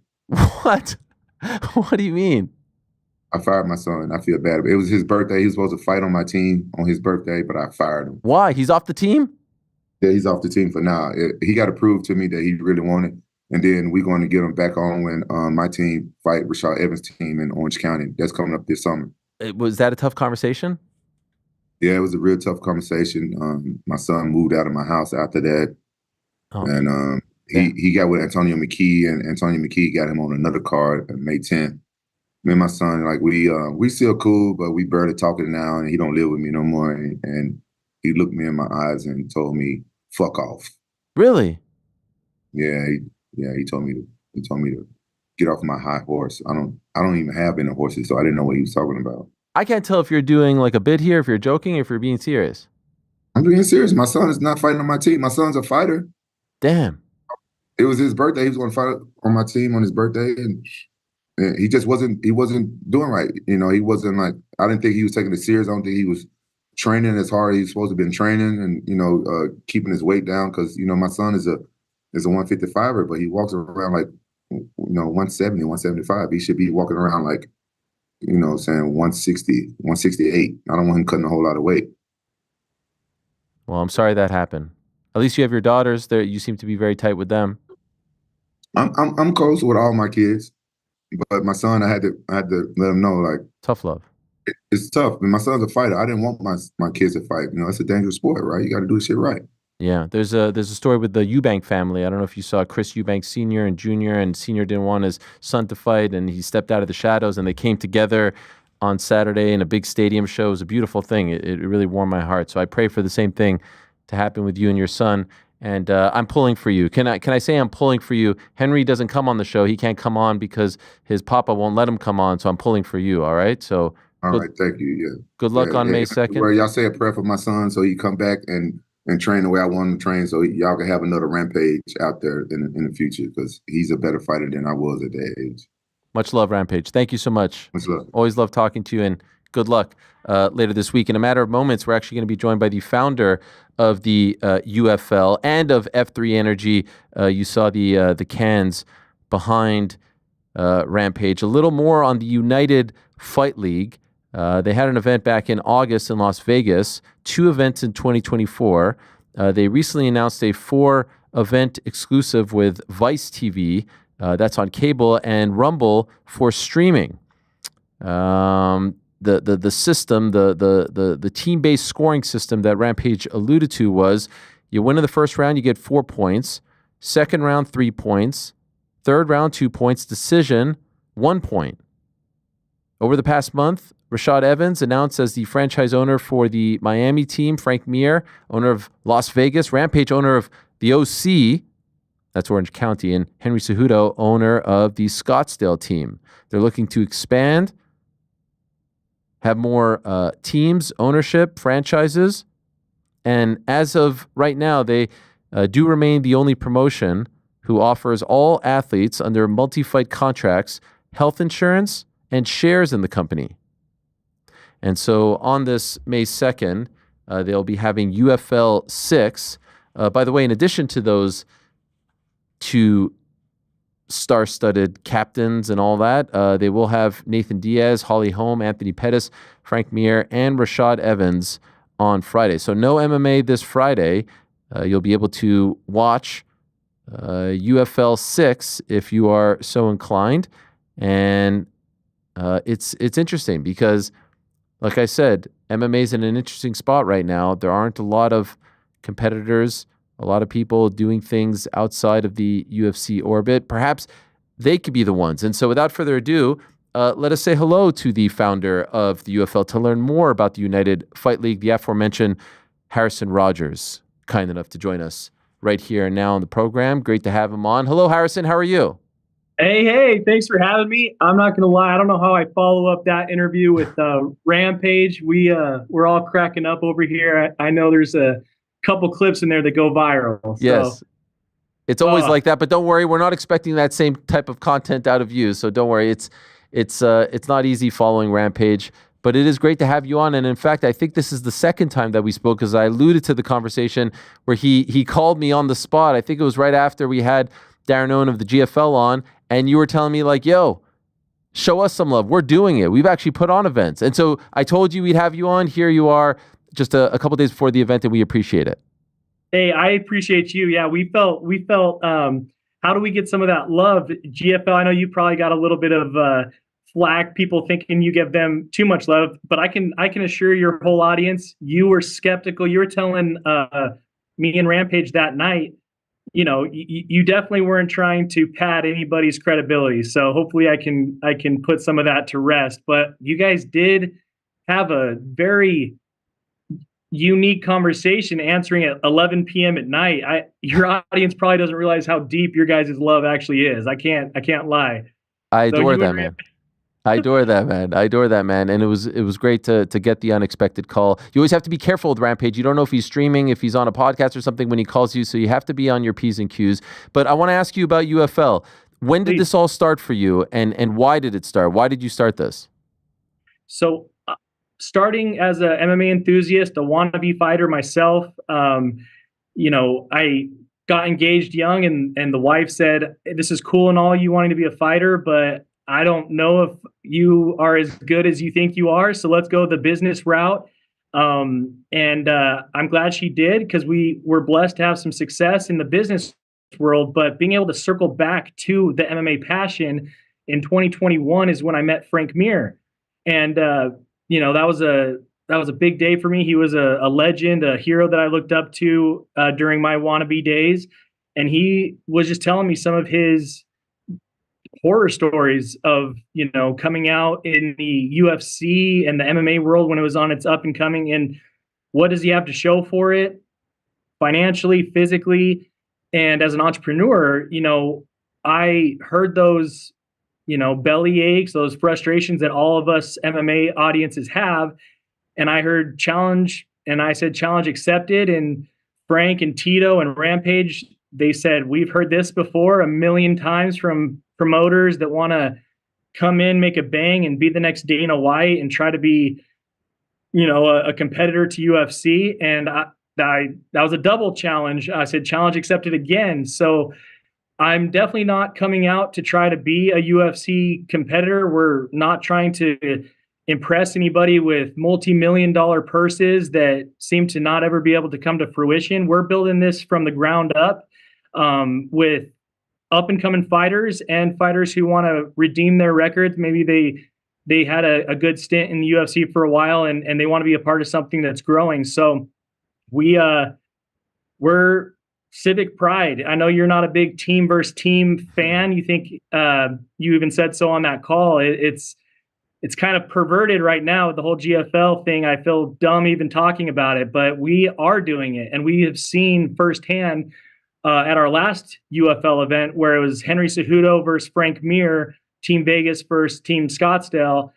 And that team versus team element really did provide not only the fighters that little extra oomph to, take some risks, try to finish a fight quicker to get those extra points for that $50,000 bonus, but it also provided the audience who didn't know a lot of these fighters before the event to be able to be involved without them having to know the fighters. They know that Team Scottsdale is wearing their city's brand, and they want them to win. And so it added that audience investment that I know can be possible everywhere. And so, all right, so there is, I think that there is a huge opening for a promotion like yours to really make some noise. What I do like about what you're doing is you're not trying to run before you walk. And what I mean by that is you're starting slow. I think last year only 2 events. This is your first event of 2025. You just signed this deal with Vice. In 2025, let's say, this is UFL 6. How many events ideally would you like to put on? So we have 4 scheduled this year. We have UFL 6 Friday. Yep. We have UFL 7, which is actually Rampage Jackson versus Rashad Evans, Team Miami, in Orange County, which is going to be August 15th, 16th weekend. And then we actually have 2 more franchises that are waited to be announced. And then when we have those 2 teams finalized, we'll have an October event and then a December event. And what that is to basically show the teams that have all 6 teams total that have joined forces for this league. And then in 2026, we roll out our whole regular season, the playoffs, the championship. And like I said, I feel freaking weird saying this because it sounds way too GFL-y, but just watch, we're doing it. We don't have to say when or if, but so in 2026, we're going to have 16 events. And you're absolutely right. We laid the foundation. We show that we provide health insurance to our fighters when it's at the league level. We had our Grand Prix where we were able to show the quality of production that we can put on it and the treatment that we give to our fighters. And now we're rolling out the team versus team, which Rampage was frustrated that I took this long to do because that was always phase 2. But phase one was really to be able to show that framework of what we can do. And that was the crawling phase. Now we're walking. And I think next year with our new broadcast partners, it's the run phase. And we're excited to, we're not going to change the MMA world overnight. We're not trying to come out with billion-dollar promises, but we're excited to bring a whole new element to not only the fans, but the fighters, and definitely the betting odds. We have some cool sports betting platforms that are realizing the differences that we can create with team betting and with parlays that is really getting exciting. Okay, so why am I wrong, Harrison, when I say like, oh, the team concept doesn't work in MMA? Why do you think it's right? Why do you think it will succeed for you? So my goal growing up forever was owning the Phoenix Suns. I'm a basketball fan, and I am loyal to the Phoenix Suns. I'm not loyal to the Steve Nashes, to the Charles Barkley. I love them when they're on my team. But the brand of the Phoenix Suns was what I always wanted to be in charge of. I wanted to help them get their first NBA Finals championship trophy. And so I've always seen how the team versus team element survives the golden era of MMA. We all talk about, the Rampage, the Chuck Liddell. I see UFC kind of struggling right now to stay exciting when fighters come and go, and now the brand is bigger than these fighters. We need that longevity of excitement. I think being able to have franchises that people fall in love with and can support through the ends of time, I think that solves that. By the way, the Suns were up for sale not that long ago. Matt Ishbia ended up buying them. Why didn't you? I was one of the minority group to throw in the hat. I wanted to, but I definitely wasn't ready to take it all down myself. I'm never going to try to act like I'm richer than I am, but Ishbia had the pockets, and he was a little bit of a cleaner ownership group to make the offer. And he honestly was the right person to do it. He was a fan first. So to be able to come in and lose money to get some stars to try to get that championship, he was the knight in shining armor that I wanted to be. Robert Sarver was an owner that everybody kind of would have looked, anybody who filled his shoes would have looked great. I wanted that to be me, but just wasn't the right time. So instead of owning an NBA franchise, why not own the MMA league that everybody can enjoy different franchises with? Could I ask, I know you also are the founder of F3 Energy. We see the cans over there and the logo. This is somewhat of a blunt question, but like your day to day, like where did you make your money? Where did you come from?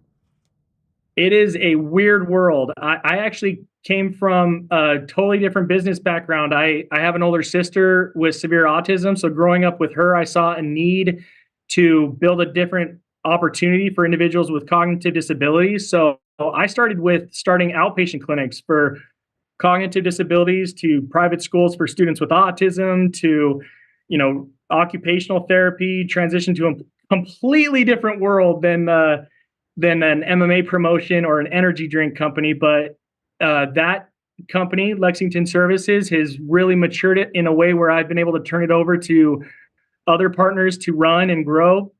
And now I can focus on a different passion project with MMA. And it's been fun, though, to see those worlds kind of collide in the F3 world, because as an athlete growing up, I abused energy drinks. I, love energy. And so I would drink energy drinks, and I had a heart attack at 19 years old. So wow. Realizing, the dangers of stimulants and being careful what to put in your body, I wanted to have a different solution to that, but I never had the platform to start an energy drink. I can't sell that just to a bunch of business individuals or educators with my school. But when we started UFL, everybody goes after the sponsors of energy drinks and whatnot. And of course, being a new promotion, they weren't offering us big money, if anything at all. And so I just wanted to double down on our efforts of what we're building.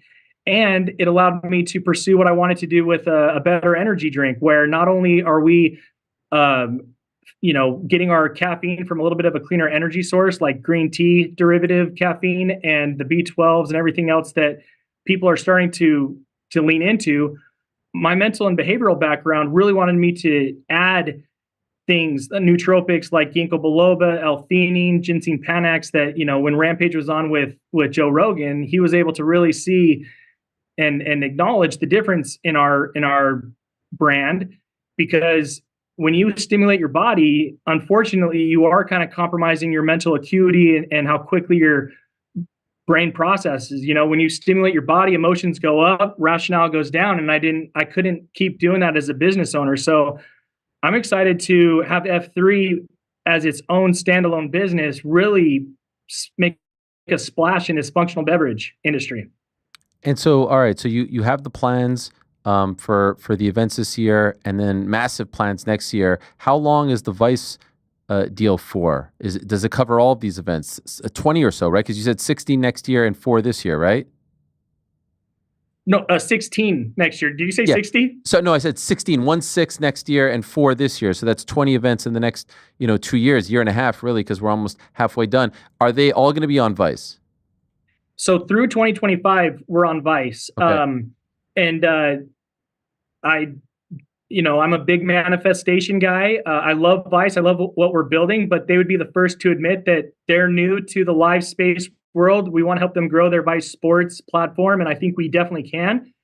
But I know a lot of things are going on with ESPN and different UFC conversations that as we not only have our 6 teams and franchises for 2026, in 2027, when we have 12 franchises and 12 teams, we're getting up to 54 events a year, different regional shows of team versus team, that it's going to be really difficult to be on one broadcast partner, kind of like the NBA. They have their regional networks that pick up Phoenix Suns versus Clippers versus whoever else that, then obviously they have their their ESPN, TNT. When you have that many events, you kind of got to get creative. So right now they're a great partner, but depending on the landscape, what streaming is doing, if Netflix, if ESPN, whoever comes to the table, we're excited to be that solution to fill some voids that I think are going to be, vacuums that are being created right now with all these movements, that we stand to be a pretty good looking dance partner for a broadcast partner. When someone like Rampage says he's a team owner and all that, what does that mean? Like, is he investing in the team? What does that actually require? Right. So right now, our legends like Henry Cejudo, Frank Mir, Rampage Jackson, Rashad Evans, they are gifted about 25% ownership of these franchises just for being the face. You provide the credibility, you provide the excitement for those franchises where fighters want to follow your lead. They've obviously accomplished many things that these fighters want to, do for themselves. And so they didn't have to put money into it. And honestly, we're building the franchise for them. We have 5 other people so we have 2 left. And between Justin Gaethje, Holly Holm, Anthony Pettis, Nate Diaz for Sacramento, or Stockton, but Sacramento might be easier to explain. Or Frankie Edgar, they have to be a coach, face, franchise owner that is from their town. Like, they have to be the face of, it's a team versus team. They have to be that civic pride owner that we build then the infrastructure around them. The UFL pays for everything up front. We cover all the events. We cover the base purses for the fighters, the health insurance, the broadcast cost, the insurances, everything it costs to put on the event. UFL as the league covers it. But as we go in and build the franchise out for these legends, we get their local sponsors, we get their local merch, their local branding, ticket sales. It's all a rev share model. I hate saying that because GFL kind of perverted that phrase. But when each event gets put on and we cover the cost, it's a third of the revenue. So the league will get 33%, Team A will get 33%, and Team B will get 33% of every single event. Obviously, we have our corporate sponsors that will be paying a lot of those overhead costs. So once these franchises are fully built out, where we sign multi-fight deals for the fighters, we're not having to do a lot of the matchmaking for the each franchise. Like Rampage, he's been great. He and Henry and Frank, they all have the fighters that they nominate right now, but we do a lot of the matchmaking on the back end to make sure that the commissions will actually agree to some of these matchings. But until we have the multi-fight deals where they're locked in for a whole season, it's kind of hard, and it takes a lot of time where, the Frank Mears, the Nate Diaz's, they're not going to have time to do this back end franchise building. So we do that for them. And in 5 years, when it's really a built out franchise, they have their own model, their own value.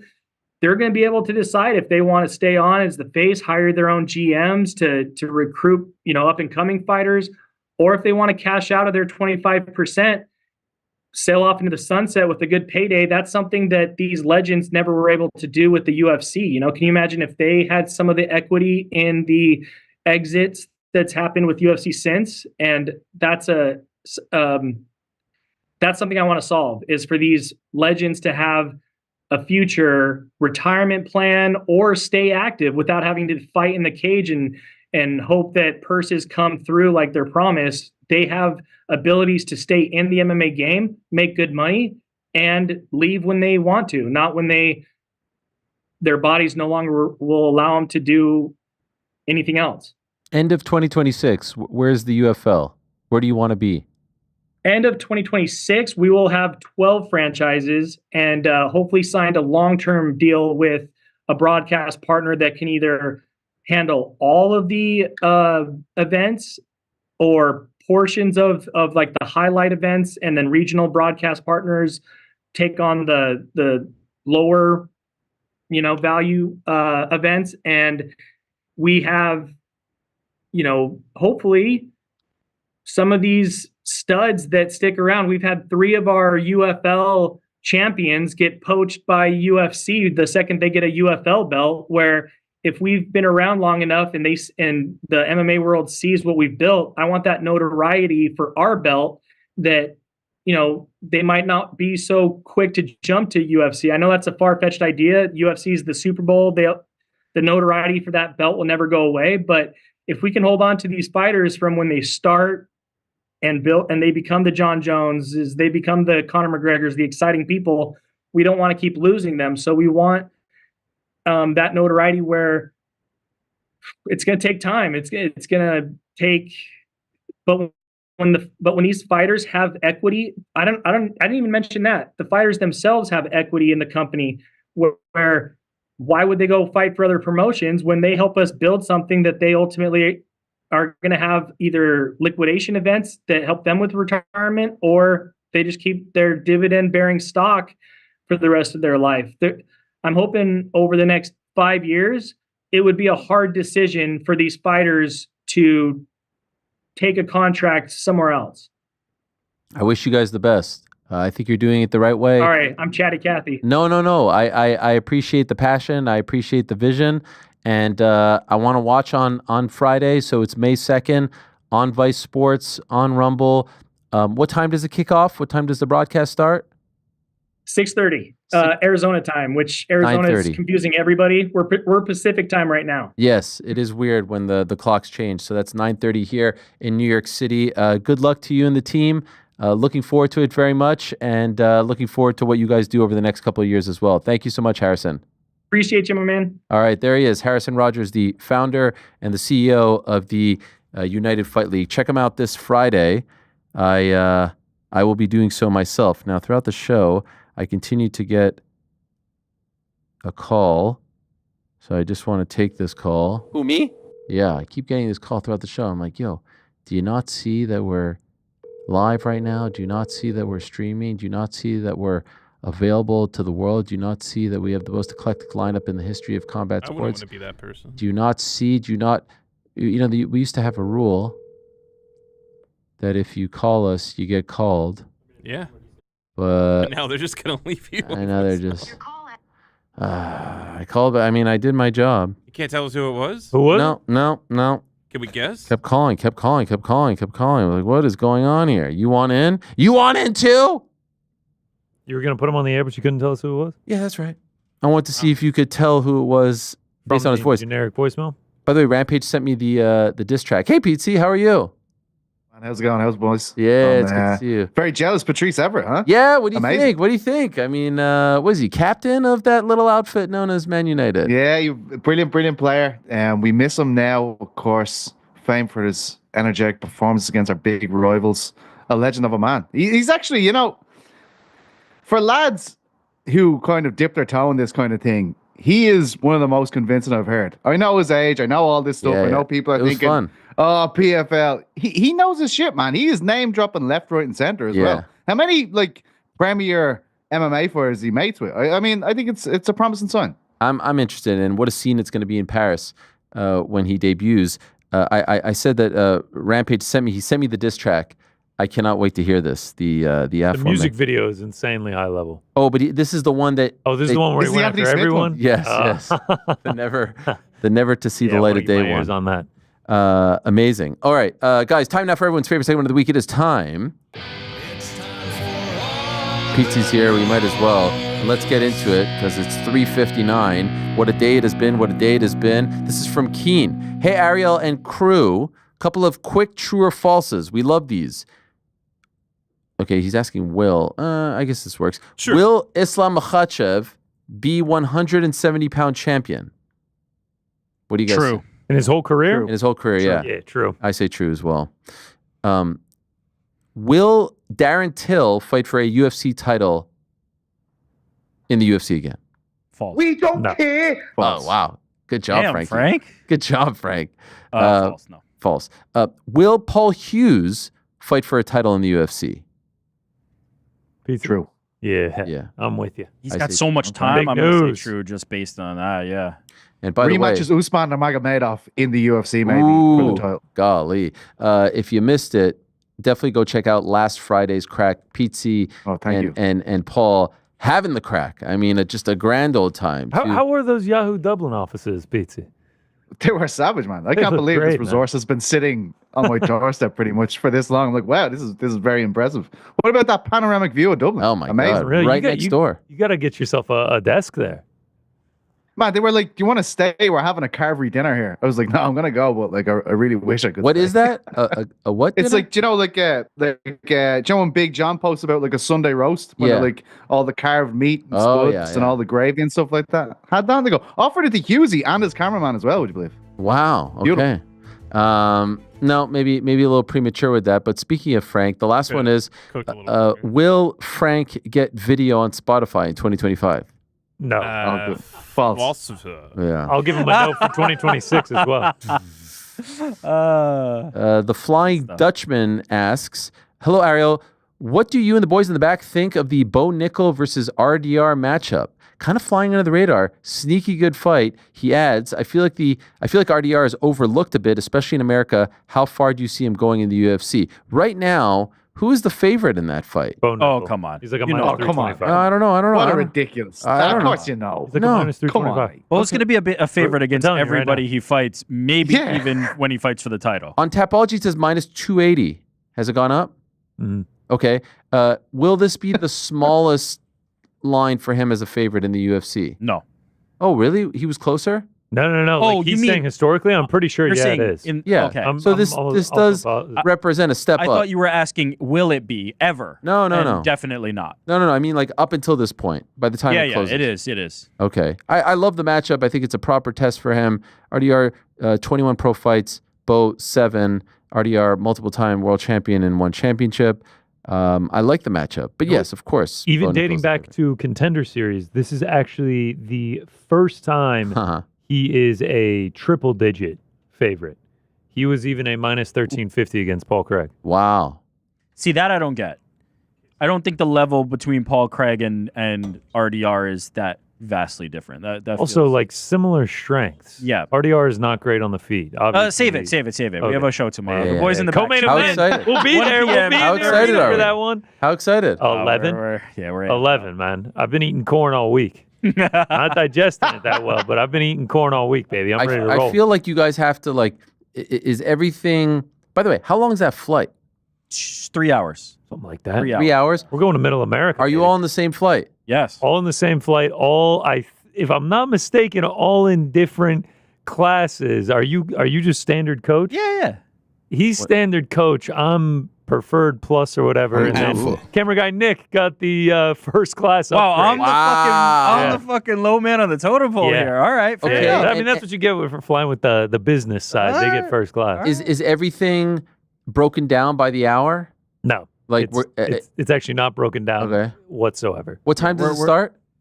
6 p.m. So 5 p.m. local. Okay. So we're landing, running a fight feast, hotel fights. Streaming? Are you going to be streaming like Rampage? Like that's what the kids are doing. We don't have the capabilities for that.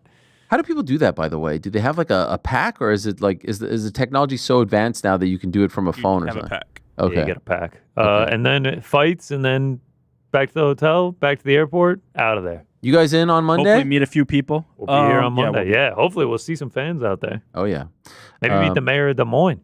That'd be tremendous. They could do a whole little ceremony for you outside the Wells Fargo Arena. Is it? Yeah. I was actually hoping it would be a red carpet affair when we landed. Or that. Key to the You're going to become the mayor of Des Moines, Connor. You will be. I'll buy some property while we're out there. Gecko Duh. Hi, Ariel and crew. My friends and I are planning a trip to Vegas this summer, and we plan on checking out some of the casinos while we are there.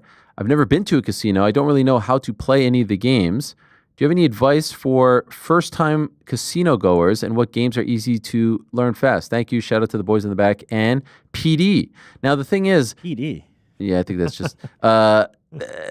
you're asking the wrong guy. All my years in Vegas, I don't think I've done anything. I may have, like, told a friend, like, do this in roulette or something like that, but I've never gone up there and done it myself. You just gave the best advice you could give. Don't do it. Well, stay away. Tread very if you're going out there to have a good time. No, you look. The actual number one tip is only spend what you can afford. Right. Make a number in your head, whatever that number is, that you are comfortable. That if you lose out every dollar of that, you're not going to be hurt. And do not go back to the ATM. Do not ask anybody else for any money. Spend that amount. If you win, great. You're going to feel like $1 million. You won $10, you're going to feel like $1 million. You lose it, you said to yourself already, you've committed to mentally that I will lose this, and then you walk away happy. What's the best game? I'm biased. I only like poker. Simple games are like roulette and blackjack. You can pick those up very easily. You can play them for a while. They're pretty fun. You can lose your money fast in those, though. What you really do, go to the video poker, put in the $10 minimum. They come and get you the complimentary drink. You say thank you, then you cash out the 10. Go to another place, rinse and repeat. Before you know, you've had enough drinks, and you never actually spent the $10. If you really want to have some fun, you go to the MGM Grand and you go to the electronic horses like we do every time we're there. It was fun. It is the most degenerate shit. I can't remember what it's called. It's like Golden Horseshoe or something. It is literally the horses are many. Toy horses that go around a track. And we sit there like the Genzos betting dollars on that sounds them. like which is the best casino? They're all the same to me. I actually, as much as I love sports betting, I don't really like casinos that much. Yeah, I'm not a huge fan. That's part of the reason why we always try to go to a hotel that doesn't have a casino. Oh my God. I do enjoy the sports book at the it's the Aria because it's a little bit chill. We had great memories there. Pete, Chuck, and I with Nate Diaz. You'll recall back in the day, that was an amazing time. Remember that night, Pete? Well, maybe you don't remember that night. I'm not sure. No, it was a good time. We had a good time. Not fully, definitely not fully. But we had a great time. Trust me on this. So yeah, just have a good time. Don't go crazy. I actually used to not get why you were like, no, I don't like to stay in the casinos. But now that I've been a couple times, I get it. It's such a bitch to walk through the casino to get to your hotel room. Melts you, man. Yeah. Hut. Ariel, thoughts on Knicks Game 6 in Detroit Thursday? Think you guys close it out? Also, do you think we'll ever see a player beat Wilt's 100 points in a game record? Go Pacers. Thank you. Love the show. Couple quick thoughts. I do think we'll see someone beat Wilt's record. I'm obviously nervous. I did say Knicks in 7, so I figured it was going to play out this way, although this has been a very weird series. I think they could have easily closed it out. They haven't closed out a series at home since 1999, which is wild. They had their opportunities. I wish Tom Thibodeau would have called timeout or just had them foul someone to get Josh and Jalen back in the game. I hate the Kith. I like Kith as a company. I hate the two-tone court.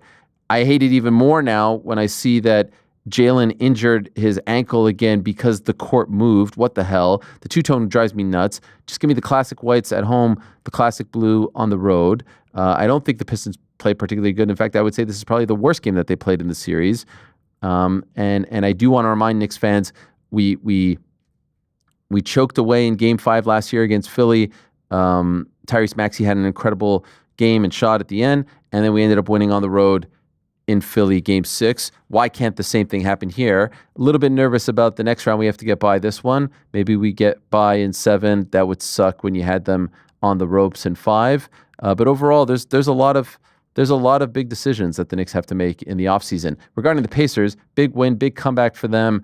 The scene with Giannis and Tyrese Halliburton's dad in the aftermath was a total disgrace.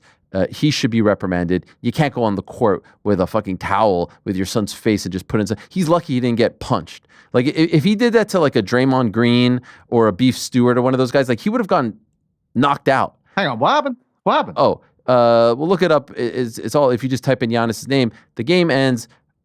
Crazy comeback in overtime.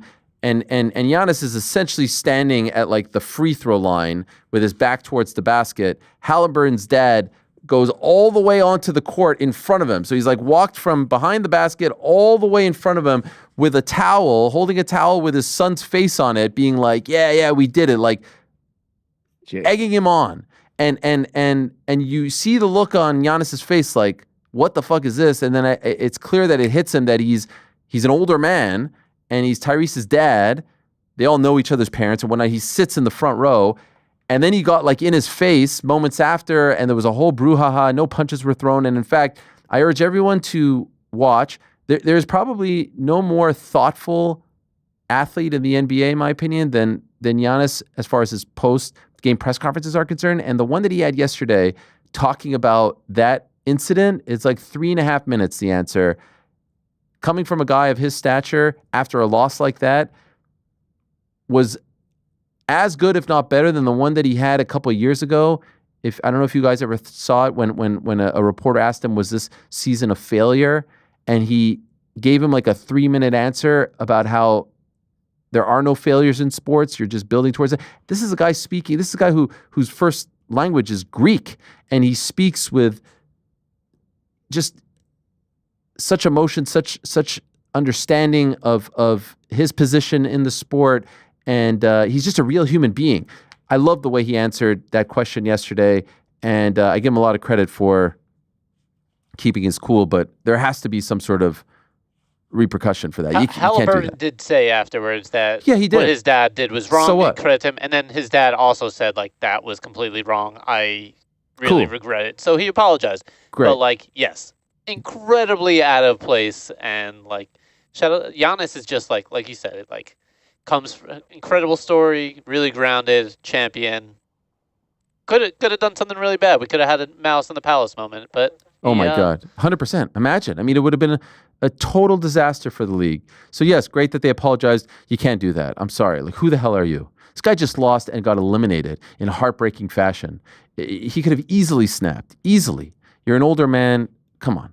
He told a story about how his mom was afraid to go on the court when Giannis won the NBA championship in 2021. Like, that's how his parents have dealt with things, and his family. So, yeah. Shout out to Giannis. I'm a fan, and he did not deserve that. Here's McKinney. What's good, Ariel and the boys in the back? By the way, Knicks in 6. Let's go. I ran the London Marathon on Sunday for a local cancer charity. Well done, and finally got close to my target time of 3 hours with a 3 hour and 12 finish.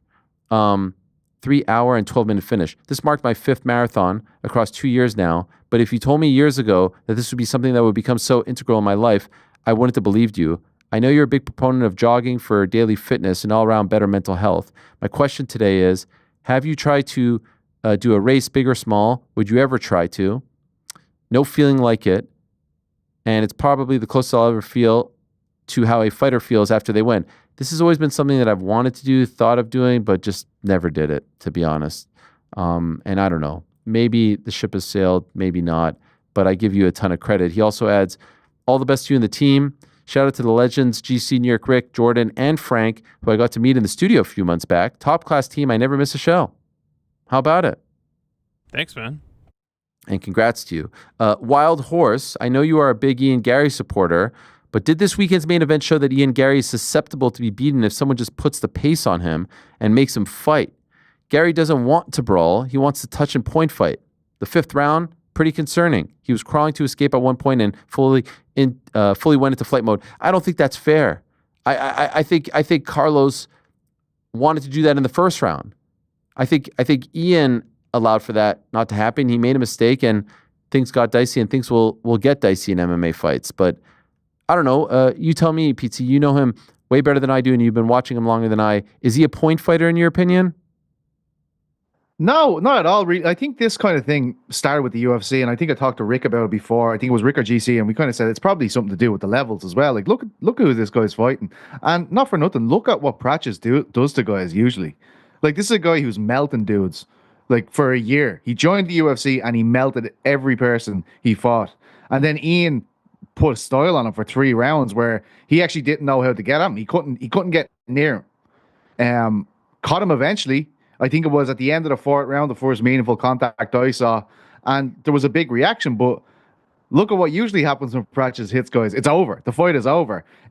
I think Ian did a very good job of describing the situation from his point of view when he was on your show. And if you go back and watch it, and I did go back and watch it after I saw Ian speaking, he doesn't sit in a position for a second. That's not a guy that's completely gone. I think it would be completely fair to say he was close to being finished. But the reason why he didn't get finished is because he was with it. He kept moving. He didn't let Patrice settle. He didn't let him get a good vantage point to hit him with a big shot that could have ended the fight.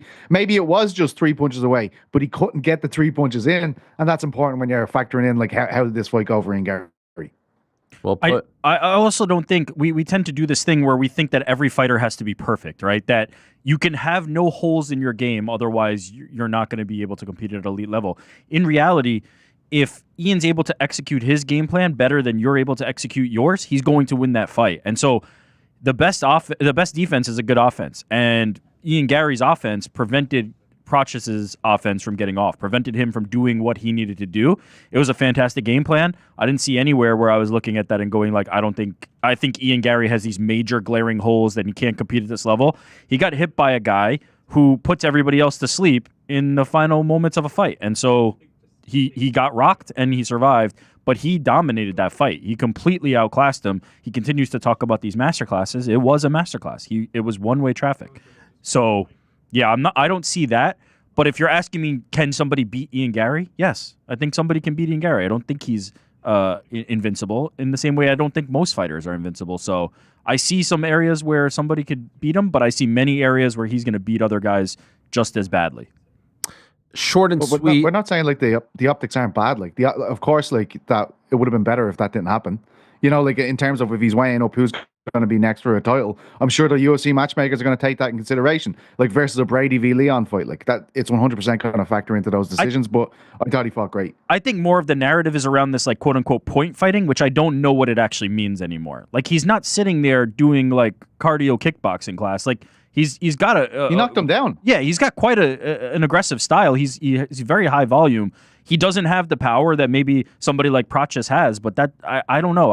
I'm not a guy who needs to see that. I think Ian Gary is quite a good fighter. Here's short and sweet. Ariel, what is your take on BJ Penn thinking his family was replaced and that whole situation?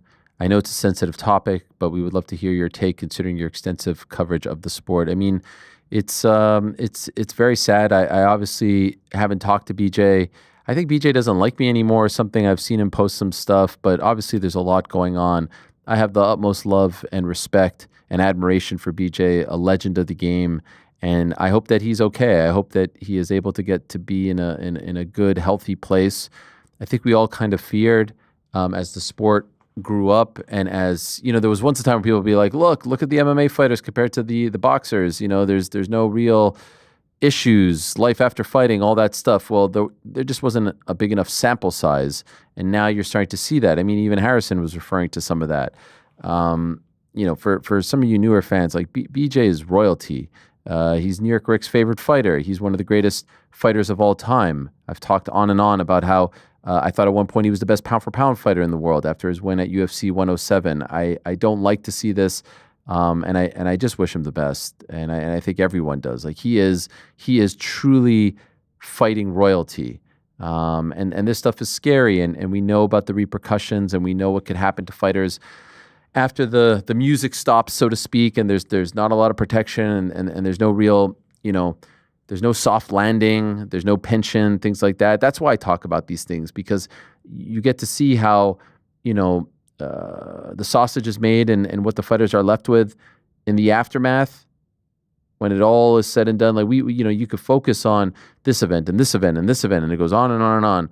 But that's why I have so much love for the Rampages of the world and the legends of the game, because without them, there is none of us. There is no sport. They gave us great entertainment, and there was a time where they were the Ian Garys of the world. They were, the Aspinalls and the Islams. The Islams and the Sugar Shants and the Marabs. Like this whole thing moves so fast.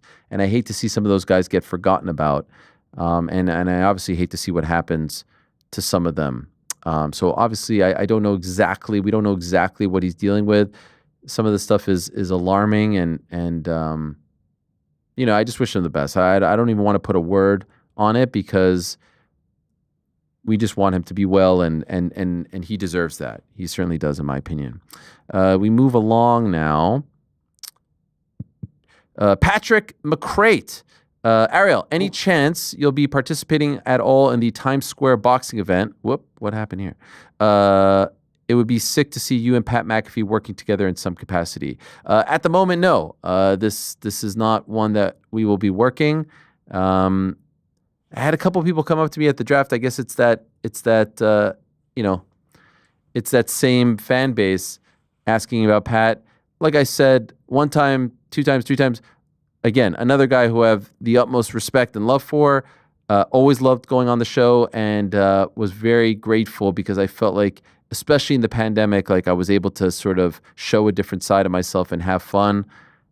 He knows where I am. He knows that if he ever needs me, I'd love to be on. I'm happy to be on, but obviously not begging and not no plans at the moment of doing anything with him in the near future, being on the show or being at the event on Friday, because it's very, very close, tight, and they have their team, and that's all great.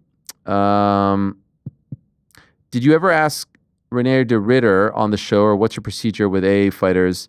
No, I've not. I've asked who manages him. When I find out, I don't even bother, to be honest. There are some that I know, I know from before, I have a relationship with, and that's different. But I'll be 1,000% honest with you. Like I don't want any of this shit. So who is the fighter? Oh, Fabian Edwards. He fought, and then I was told he's an Ali fighter, and I said, like, go and find out beforehand. I don't want any 11th hour. I don't want any drama. I don't want any of this. It's all so very stupid. So I wanted to make sure the day I booked him, it was the day after his win, if there was going to be, no issues. I'll be honest with you. UFL asked me if I wanted to have Henry on. I said, sure, but he's not going to do it. Oh, let's see. You see what happens. So it seems to me like it's like the UFC guys have been told, if you do this, it's a problem, how ridiculous that is. And the other guys are told, no big deal. All right. JFed. Hey, Ariel, has Chris Eubanks Sr. always carried the persona as a gentleman and a philosopher during his boxing career? I suggest you listen to Eddie Hearn's interview yesterday on the program. He talked a little bit about that evolution as a character. Brilliant guy. The first time I met him, I was blown away. JFed adds, he has to be the most fascinating man in boxing. Please get him on the show. I have tried to, I had his number, and he's been on the show before. Type in Chris Eubank Jr. He's been on the show in person, via phone call, but I've had some trouble. And obviously, he's got a lot going on. He's got a great YouTube channel as well. He does a great job. So I appreciate that very much. Ivan, will you have Chatri on anytime soon? Also, any GFL updates? I have not heard anything regarding the GFL, to be honest. And no issues with Chatri. No plans at the moment. Was there something you wanted me to talk about specifically? I don't know. Matt McDermott, sub Ariel and fellas, quick one from me. What is the point of bringing Jeremy Stevens back and giving him a hometown showcase if you're going to give him such a tough matchup? I mean, I guess they're saying that they want him to work for it. Can I be honest with you? That one kind of flew under the radar, right? Like I almost kind of forgot that this is happening. Anyway, he says, I'm not implying he deserves a layup, but going up against a minus 600 favorite seems a bit weird. This is another classic example of the UFC trying to make a point. I don't think so. I think they're saying, hey, by the way, one fight deal. You want to come in? You got to earn it. Thanks for making days go by faster and my weeks more enjoyable. Much love. I appreciate that very much. Mikey Z, can we get Rampage a big fight? Yeah, let's do it. I would love to get him a big fight. Who should he fight?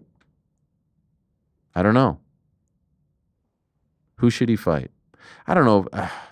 He seems to be in a great place. I don't know. Look, he wants to scratch that itch. He wants to get one boxing match out of the way. I'm alpha. Yeah. Let's just get it. Stream it on your channel. Call it a day. Don't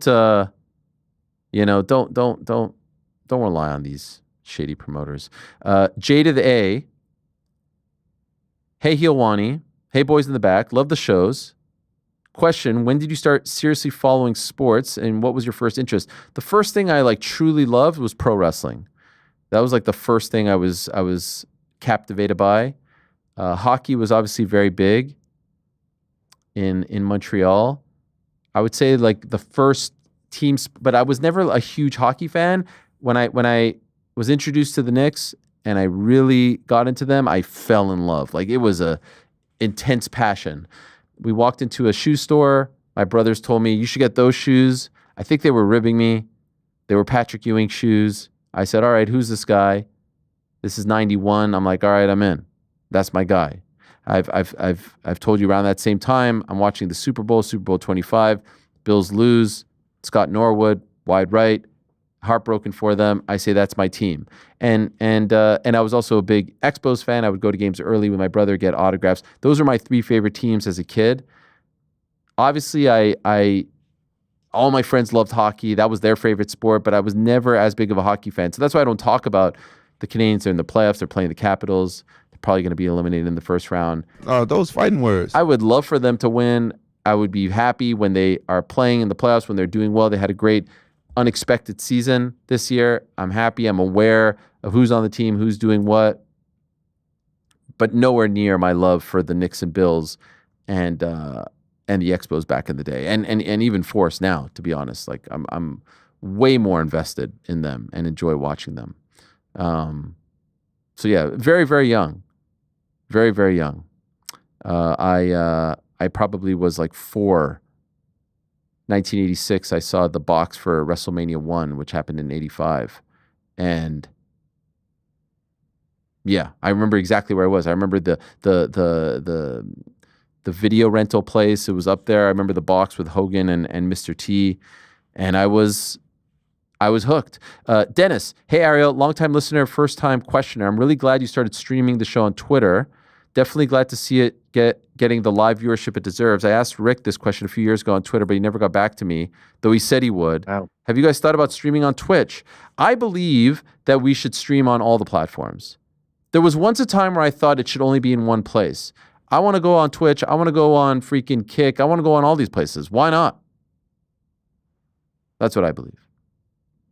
So Spotify video as well. Spotify, yeah. But I do like the Twitter or the X streaming, and I think it's added a lot of value. So I enjoy that. Sean asks 37,000 questions. I can't answer all of them. I'm trying my best. He says, hello, Ariel. Have you ever played Minecraft? It's very fun and relaxing. My kids used to be super into it. I wanted to take them to the movie, and they said they weren't interested in it.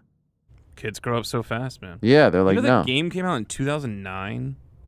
Really start to feel your age when you realize that. I was exposed to it probably in 15, maybe later, when my son maybe was 6, 7, and then he wears the clothes, and then it was Minecraft and Roblox. Which Yeah, which I just thought was amazing. That game comes out in 2009 and then has like a resurgence with a new generation of people in 2015. So shout out to them, to Notch.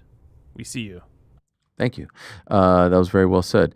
Here's Josh Helwani appreciation post for all the naysayers who criticize you for your mix of MMA, wrestling, boxing, and other content. Suck it. You have opened the door into worlds unknown for people like me, a wrestling fan from a young boy who fell out of love with it. You have introduced me to storylines and characters from today. I cannot get enough of Eubank versus Ben. I now care about the sport of boxing. If I had to pick an NFL team, it would be the Bills. If I had to pick an NBA team, it would be the Knicks. This is all due to your coverage. You don't do this for the ones who criticize you. You do it for people like me who are on the wild sports journey with you. Thanks for opening so many doors for us. Viva Helwani. Cheers, Josh. Man, Josh going to make me cry. Thank you. I wish we focused more on the Josh. No, I'm not going to say we. I wish I focused more on the Joshes and less on the other people. But that means a lot, more than you'll know, and I really do appreciate it. All right.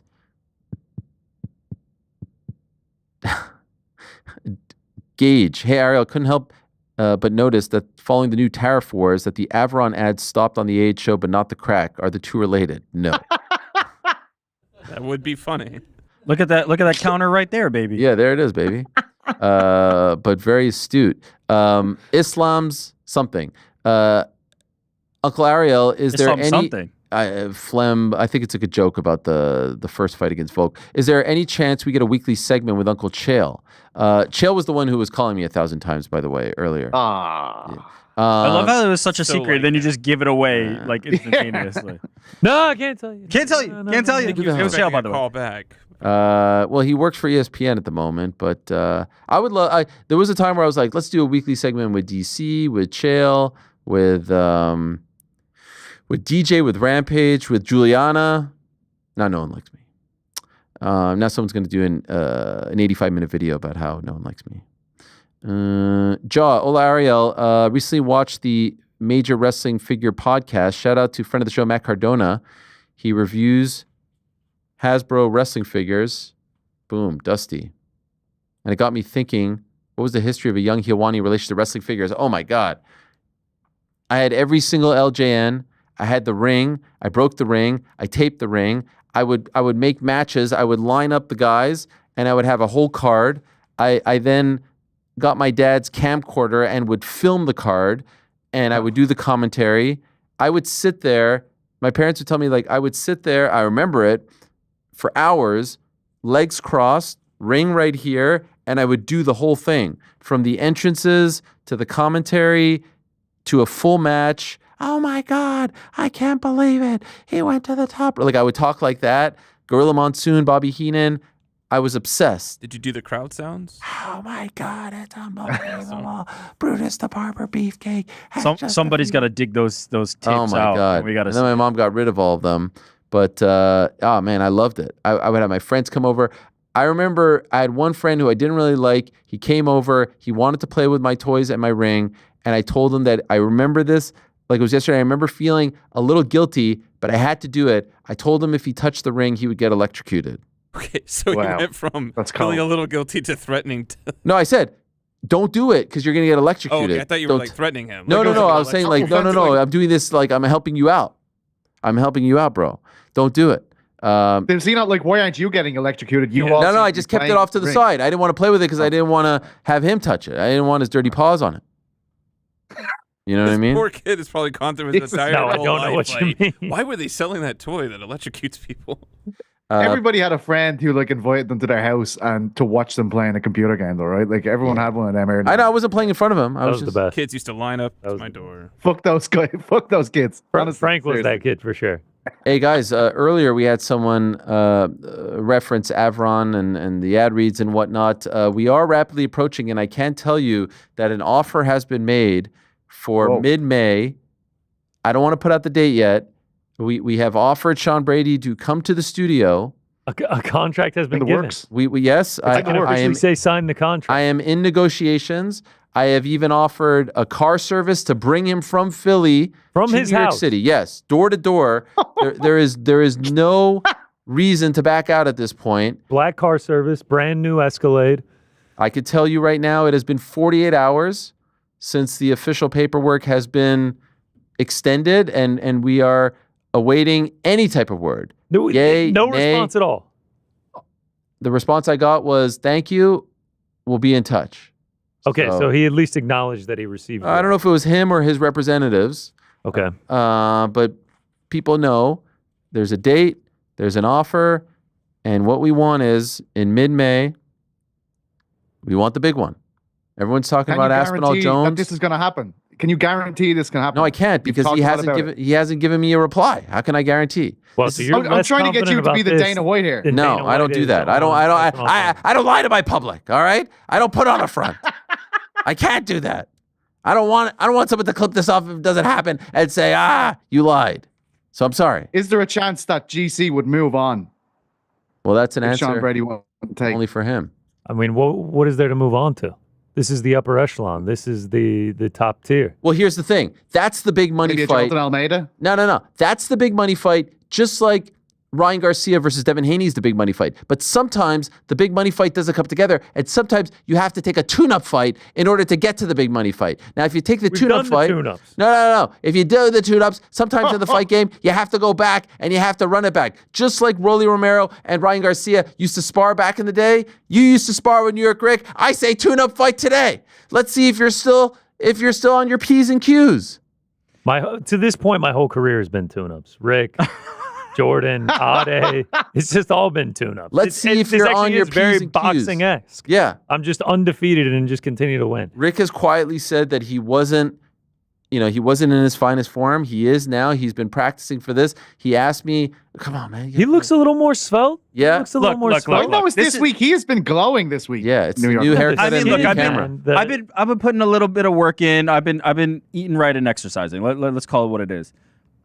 Beginning, I wasn't so much. So what I'm gonna do is I'm gonna hop on that bike. I'm gonna give it a really good effort. Okay. I'm gonna give it a really good effort. In fact, I'm gonna try and you know how you can race against yourself. I'm gonna race against myself. I'm gonna try and put up my best score. I'm gonna see if I can blow my first one out of the water, and then GC's gonna come in and do his thing.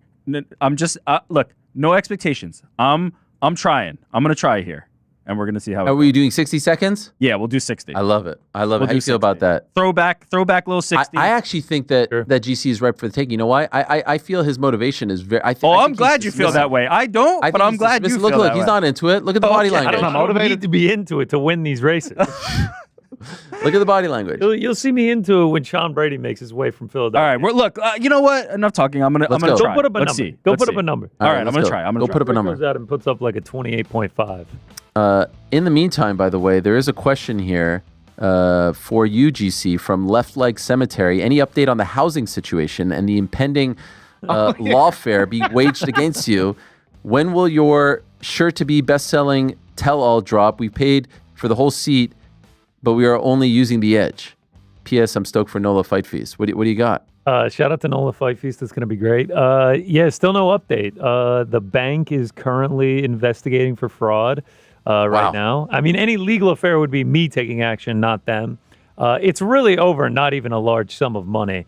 So it's getting quite ridiculous. I've kind of forgotten about it at this point, waiting to hear back from the bank. You guys will know. You guys will be the first to know. I'll let the audience know before I even let the apartment know. By the way, Mason also asks, with the arrival of the Lord Hot Sauce, why not add it to the fight feast? A New Orleans fight feast with gumbo and diamond hot sauce, Popeyes? What do you say?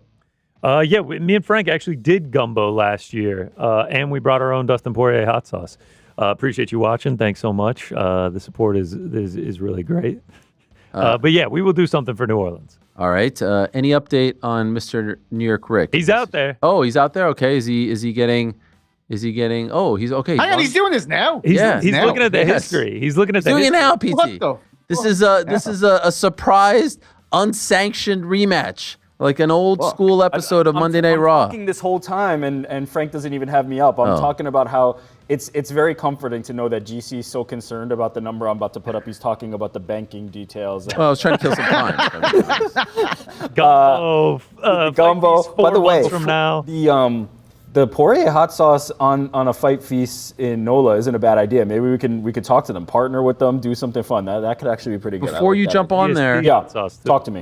There is a question here from Willie, talk to me, who says, when is Jordan facing off against Rick in the Avron Challenge? And can we get a GC breakdown of their matchup? Maybe that's the matchup that we need to do. Yeah, look, if Jordan wants to smoke, like, he can get it. Contender fight, yes. I'm not in that competitive mindset right now, if I'm being honest. Like, I'm kind of just so comfortable in life. You know how you talk about the silk sheets? Like, I go to bed every night in silk sheets, so I don't really like stress about this. What are we even doing right now? We just biking through Central Park right now? No, sorry. I was just getting this in because this was teed up as like, here, we have something for you. All right, let me actually get into this. Okay, but just to be clear, what are we aiming for? What are you aiming for here? Tell us what numbers you're going. What I'm really aiming for, I'll tell you truly.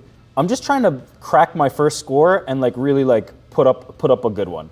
I'm not aiming for like a specific number. Maybe in like, I think I did like maybe 16. Oh no, wait, what did I do here? 19. I did 19 before I got smoked by GC. So I'm trying to do that's miles per hour. What's GC's you're right. like 20 something, right? Though GC's like 20 27 right there is me.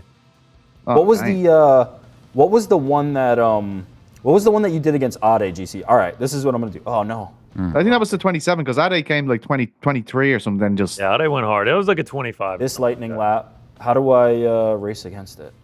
In the meantime, there's a question from a young man here who says, hypothetically, if I was in Times Square and wanted to attend this boxing event, how the hell do I attend it? I don't know, man. I just say we're just rock. Are there tickets available? What's going on? No, there are no tickets available. All right, Rick, your OG performance. This is from the people at Avron. Your 11. OG performance was 11.9. All right, let's see if I can crack that. Just start a new one and just see if you can beat the 11.9. All right, we'll do it. Competition. Let's go, Rick. Come on, get yourself in the right frame of mind here, man. Yeah. All right, hold on. Let me shake out a little bit. I'm going straight off the couch. I have not stood up in like 3 hours. Yeah, shake it out, Eric. That's really going to make a big difference. Oh, you know what? Nice chirping from you, Jordan. Jordan, you get on the bike, bro. Come on. How about you get on it? Let's go. 4, 3. Show them the glow. Baby. Yeah. Here we go. Yeah. Oh, yeah. Push it. I feel good about this pace. We're out.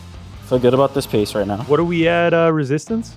We're on 80. We're on 80 right now. Okay, I like this. Why so high? Because you want to get, while you still have some energy, you really want to get it, like, going, you know? This is a nice little number from Rick. What's the clock at? Is it bottom left there? 17, 18, 19? Nah. We're creeping down a little bit. Distance. Where's the clock? Oh, it's top right? What's the clock say, Rick? 25 left. 25 left? All right, here we go. This is bad from Rick. Yeah, this is good. Look, he's putting in the and work. the number we're looking at is in the speedometer there, right? GC like 17. No, the one 18. Top left. That's the number we're looking at. He's putting up a decent number right here. How much left? How much left? 10, 9. Come on, Rick.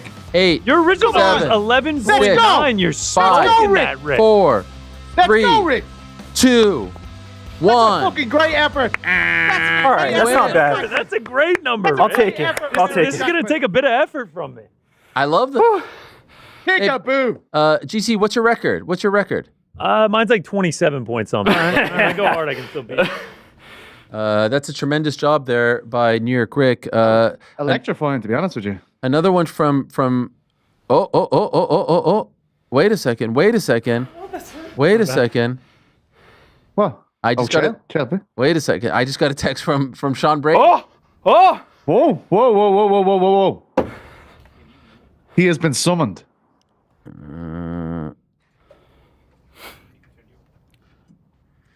Okay. What do we got? I'm working through it. At the moment. As I'm hearing we got a text from Sean Brady. There's things happening here. I don't know.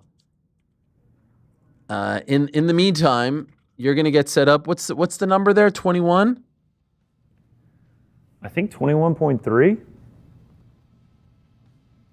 21. That's what Rick just got. That's what he got.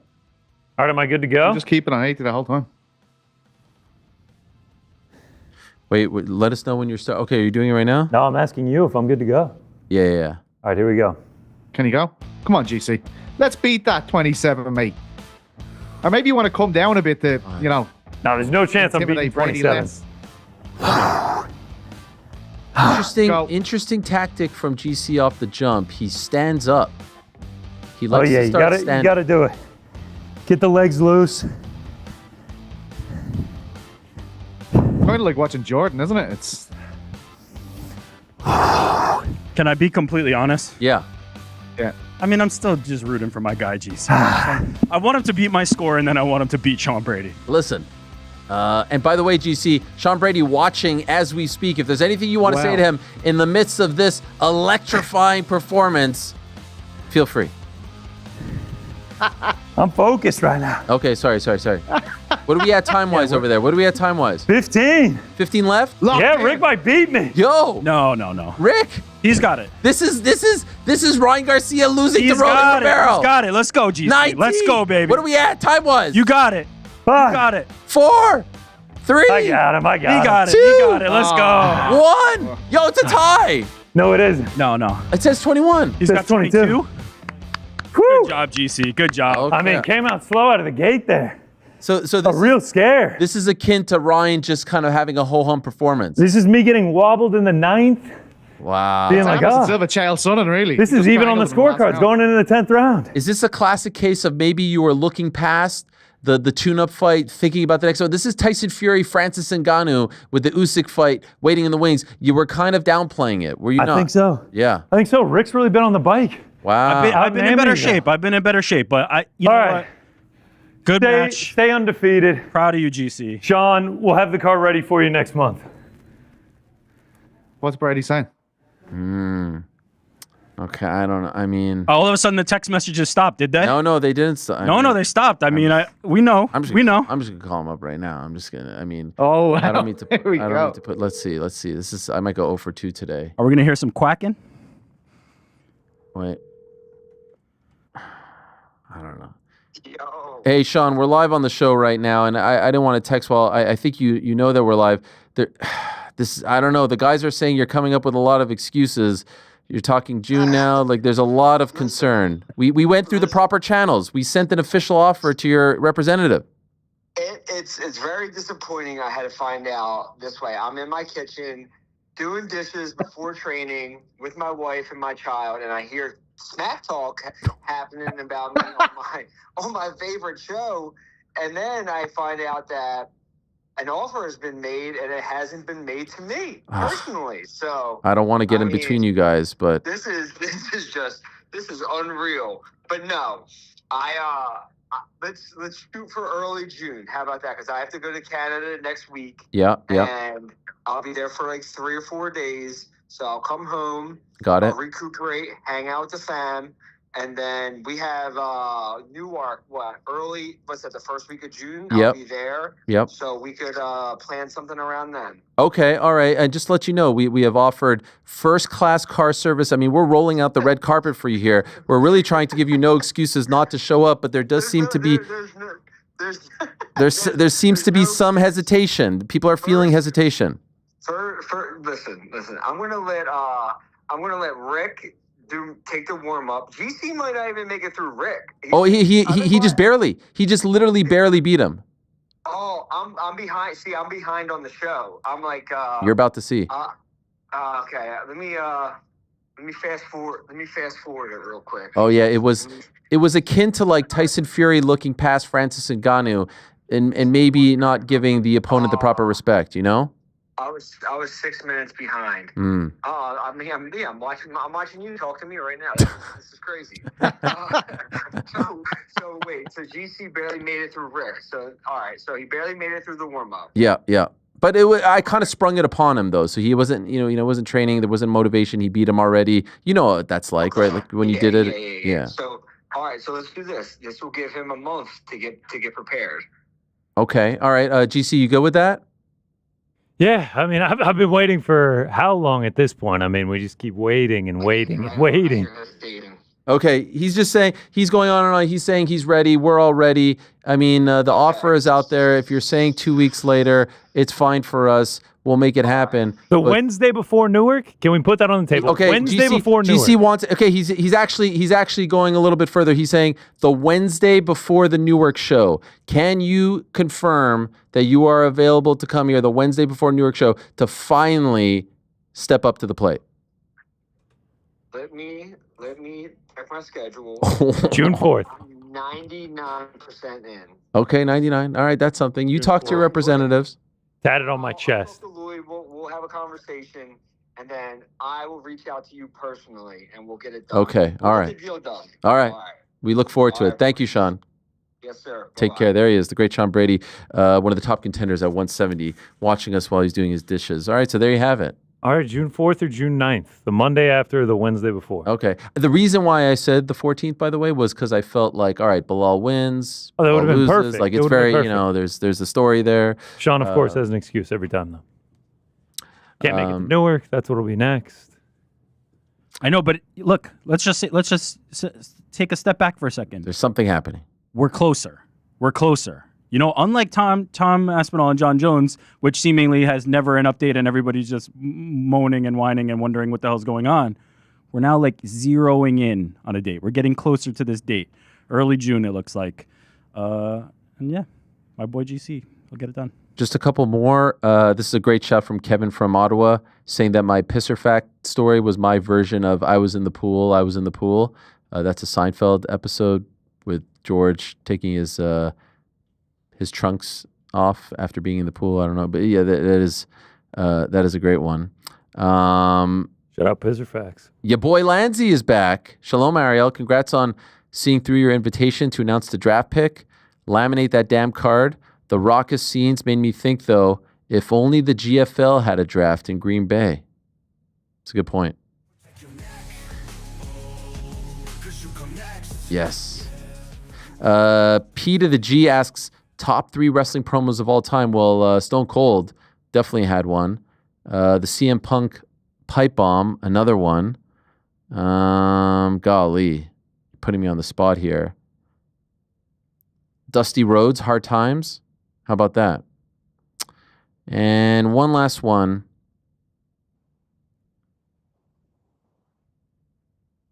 Wow, you're really curating this one, huh? Well, Oh, you're just sitting there. Your mom goes to college. First off, can we give some love to PT in the Crack? The interview with Paul Hughes was brilliant and different. I'd love to see him interview Ian Gary and perhaps get to show the real side of Ian. My question this week relates to Buckley's comments in any other major sport that has met with a suspension.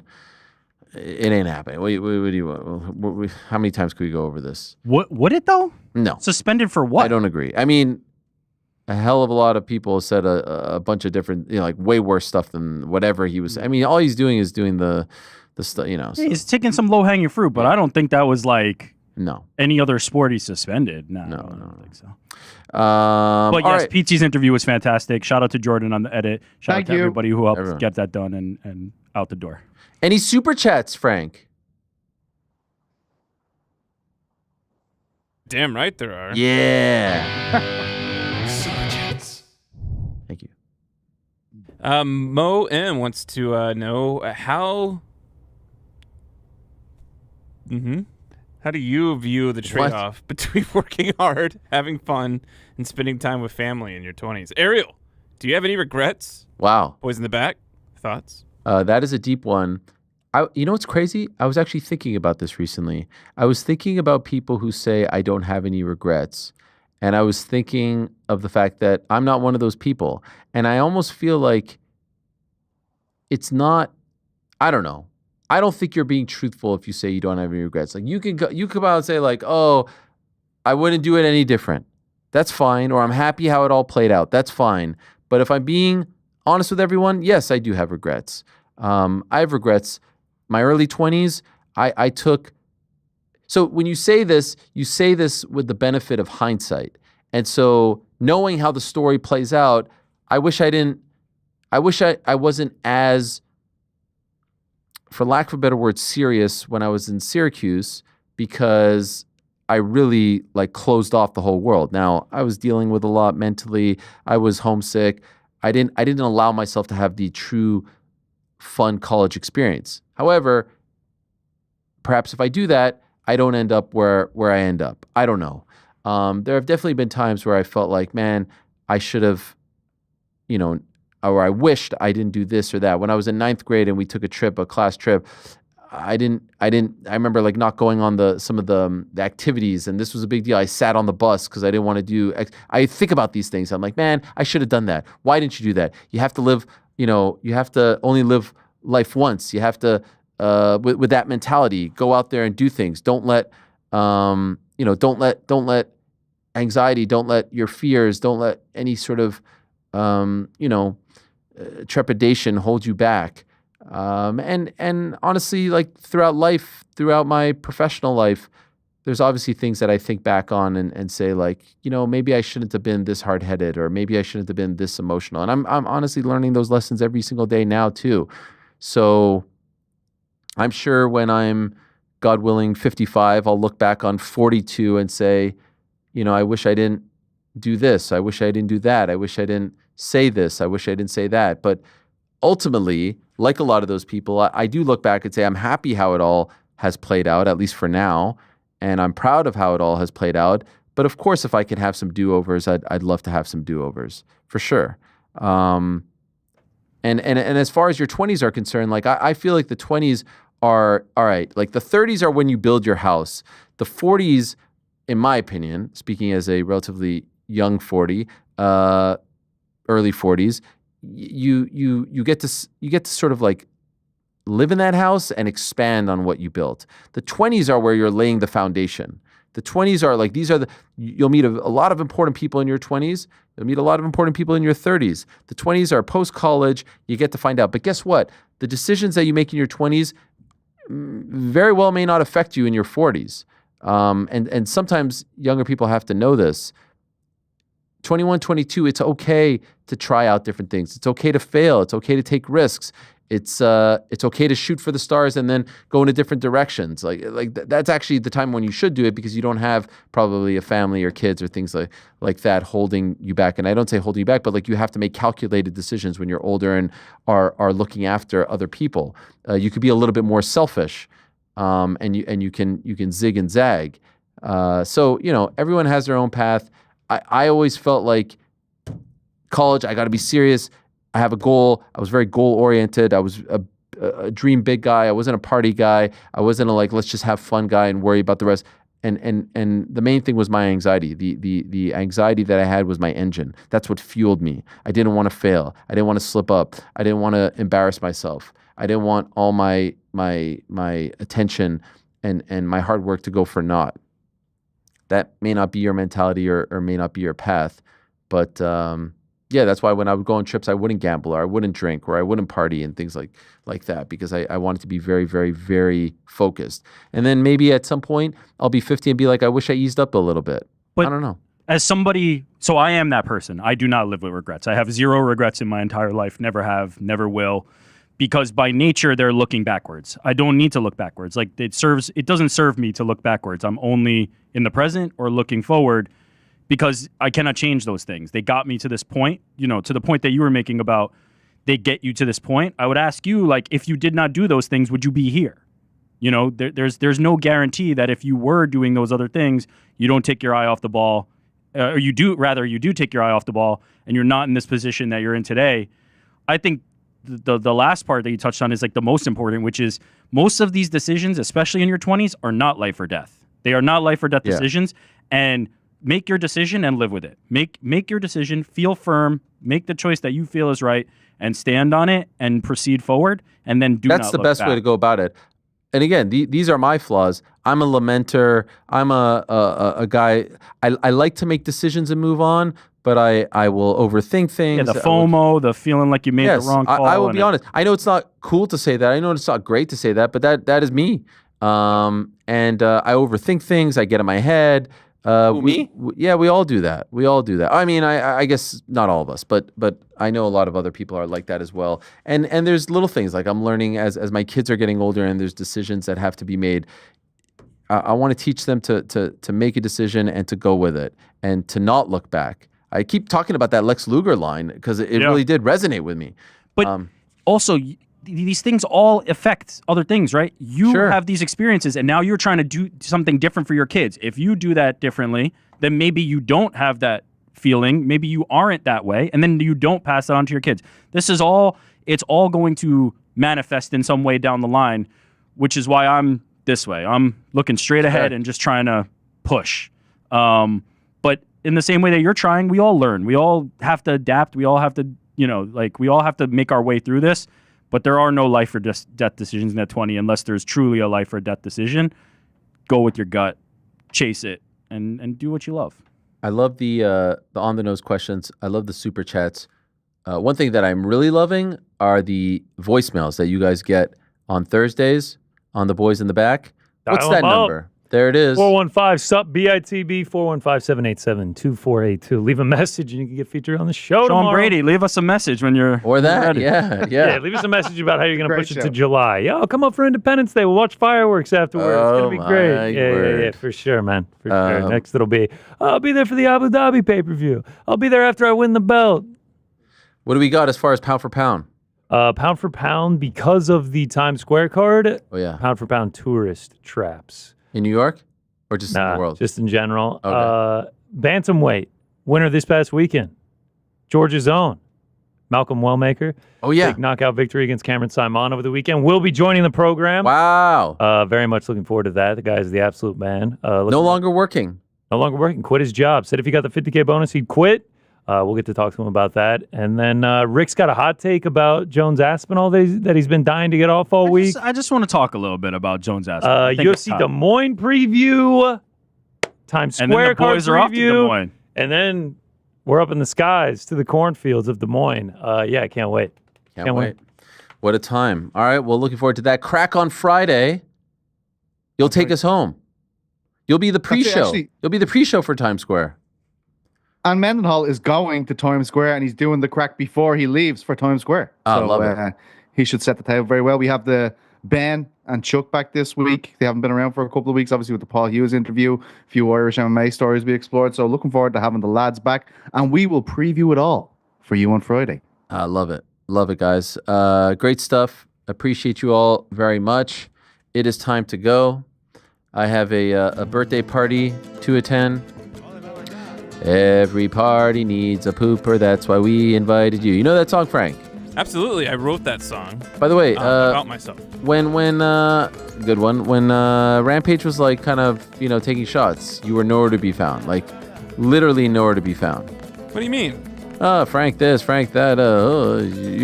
You're almost like joining forces with him. Responded to him. I know, but it wasn't. Look, man, it wasn't your finest hour. My only regret for my 26 for asking is I didn't go to Coachella in 2012 and I missed out on the holographic Tupac. Oh, that is a big regret. Was that 2012? Been that long? 13 years? It's been a while. I am riddled with regret. Okay. Yeah, I mean, we could have hear 'em all? we could have probably done an hour. Give us your top one.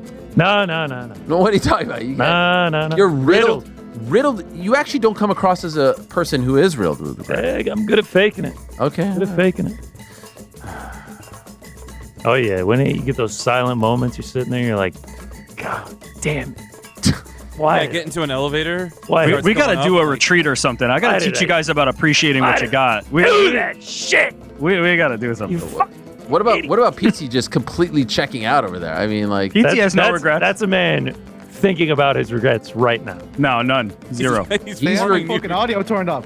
Frank turned off my audio. I thought the fucking show was on. Oh God, we're talking I'm about. going to be on my deathbed. They're going to be like, what regrets do you have? I'm going to be like, Frank.